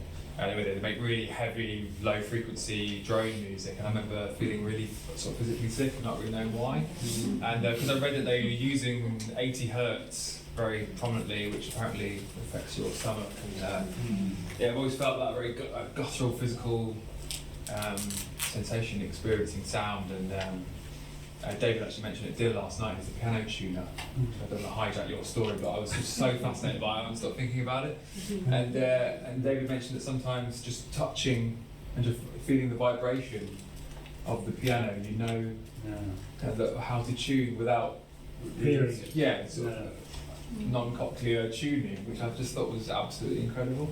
I loved all the like sharing of like, you know, you're tuning something which is acoustic, but you're using vibration to do the most of the work. So you said that was you felt that was the most accurate way of doing it. Yeah, well, yeah, it's become increasingly as you get older. It's an increasingly strong feeling that it's very much about tactility of hearing as well as the sort of airborne, but the airborne stuff. But just to add to what you're saying, I've become again increasingly aware that you never just experience things through one or two senses. You always experience everything all the time through all your senses, even though you might have sort of one or more of your senses might be maybe failing or not available directly. So that I've become increasingly sort of aware of that sort of polysensory experience of the world and the interconnectedness of them, as I was trying to say in my talk about the one-to-one relationship to the experience of the organ of sense has to be kind of dissolved a little bit in order to really understand that polysensory way of experiencing the world. So that's a very prominent way of thinking in my work. And the idea of the sensorium, which is the word that kind of captures that idea of all the senses working together all the time. Yeah. So, Annalise, should we be lobbying Keir Starmer about the polysensory? In my opinion, yes, I think in a way. I think it's the only way that things are going to change. I think the more that we talk about it, the more that we address it, and try and lobby for change, that's how copyright has developed historically. It's been predominantly from artists. For example, you can look at William Hogarth lobbied quite heavily alongside other engravers in the introduction of the first copyright statute in 1734 that dealt with engraving. And from then onwards, it's always been, or predominantly been, I should say, from lobbying from the arts and other institutions. And I think that's maybe the way that we have to go forward. Can I just say one thing that struck me about when you were talking about the way that the judges try to capture something with their word, capture the sort of essence of what a sculpture is. And in my work and in the art world generally, I think we're questioning the way that language doesn't. You know, sort of, we try and dissolve the difference between the subjective and the objective, for instance. You know. So there's a sort of completely different way of trying to understand the world, a judge from an artist. You know, I found that quite an interesting sort of difference. Yeah, exactly, and I think that's why it needs to be a collaboration between people in the arts and lawyers or the judiciary, because judges aren't necessarily always trained. They don't come from, per se, an artistic background. When they're looking at these works, which is maybe part of the issue. What struck me last night at the mill, that we were kind of sitting next to each other, and you know, for me, the kind of arguments that are being raised within philosophical circles about what's rather grandly called the ontology of art, which simply means what kind of entity art is, really mirrors some of the work you're doing absolutely in a way. So maybe philosophers have been very slow to take that on board, but they are. You know, people like Sherry Owen, who's trying to come up with a kind of really useful definition of installation art. You know, in a way, I think there's a really interesting kind of crossover territory there. We've probably got time for a couple of questions. Yes. I was interested in the Herby cheese dip taste issue being based on this idea of taste not being objective. You cannot have an objective understanding of taste.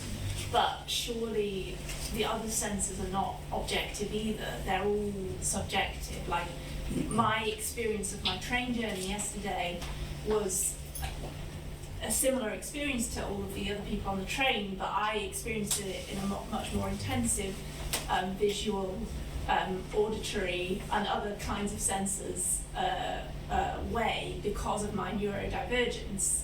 And yeah, colour, we look at colour differently.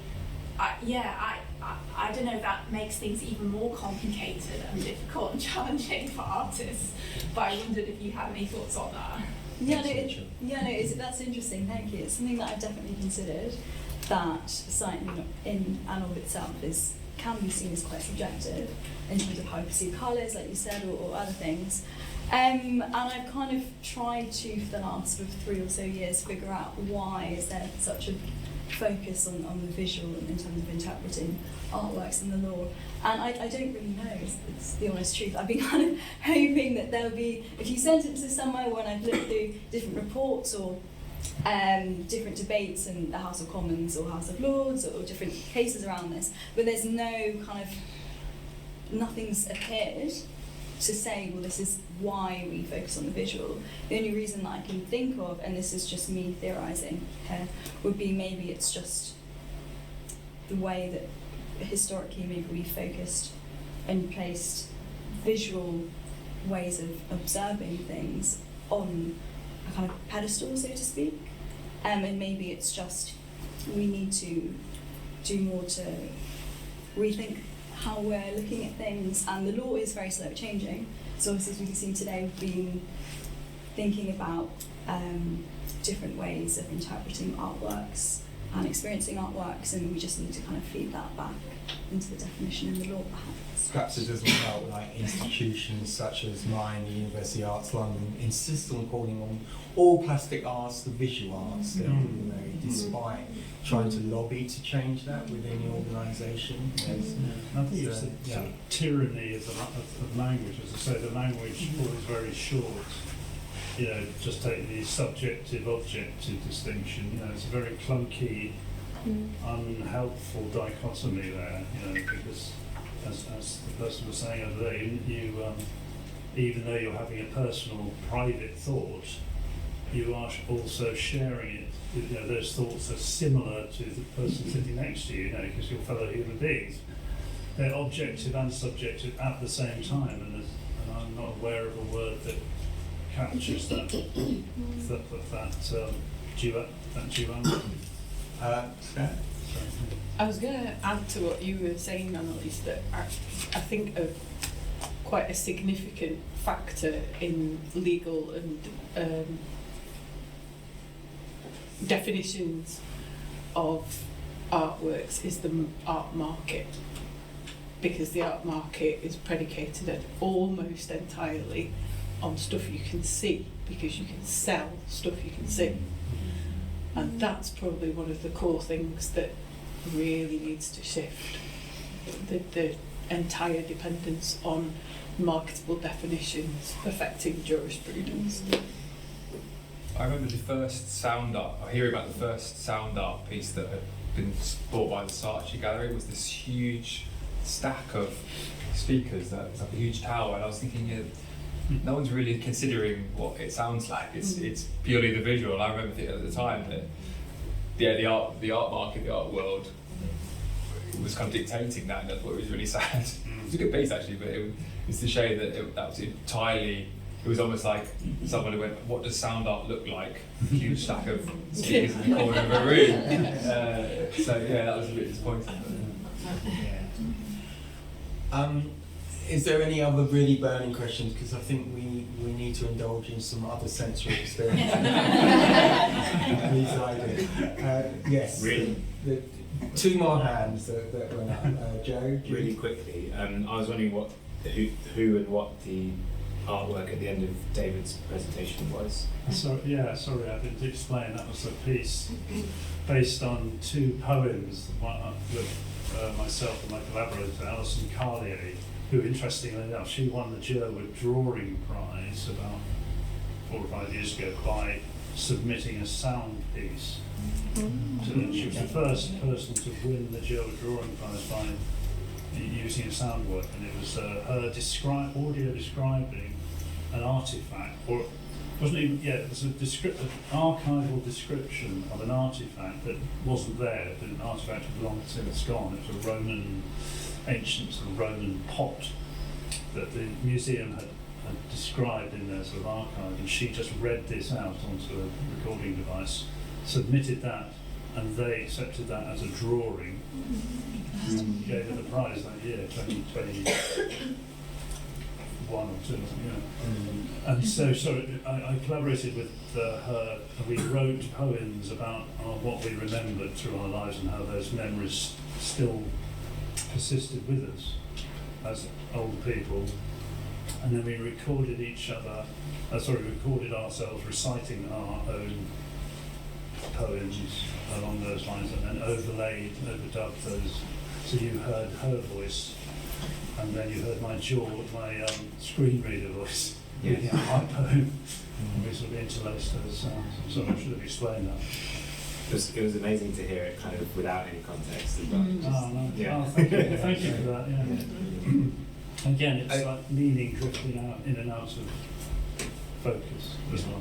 Are you desperate, Aaron, It's just a very small comment rather than a question, but in terms of the ocular-centrism, listening to you talking to today, Beanie Beanie Beachy, it didn't come in experience or sense.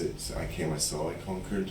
And also there's an anecdote, a French anecdote from Indochina, which is the Vietnamese plant the rice. The Khmer watch it grow and the Lao listen to it growing, kind of reflecting cultural temperaments, but also the ocular centrism. This has just come to me by listening to you, but if you think of the Christian or Islamic, it's the light of the world, or Muhammad's always depicted, is it a light or a flame? So these are visual things that are godly. I think that's a good place to stop. But thank you everyone for coming. It's been a fantastic day. Thanks for all the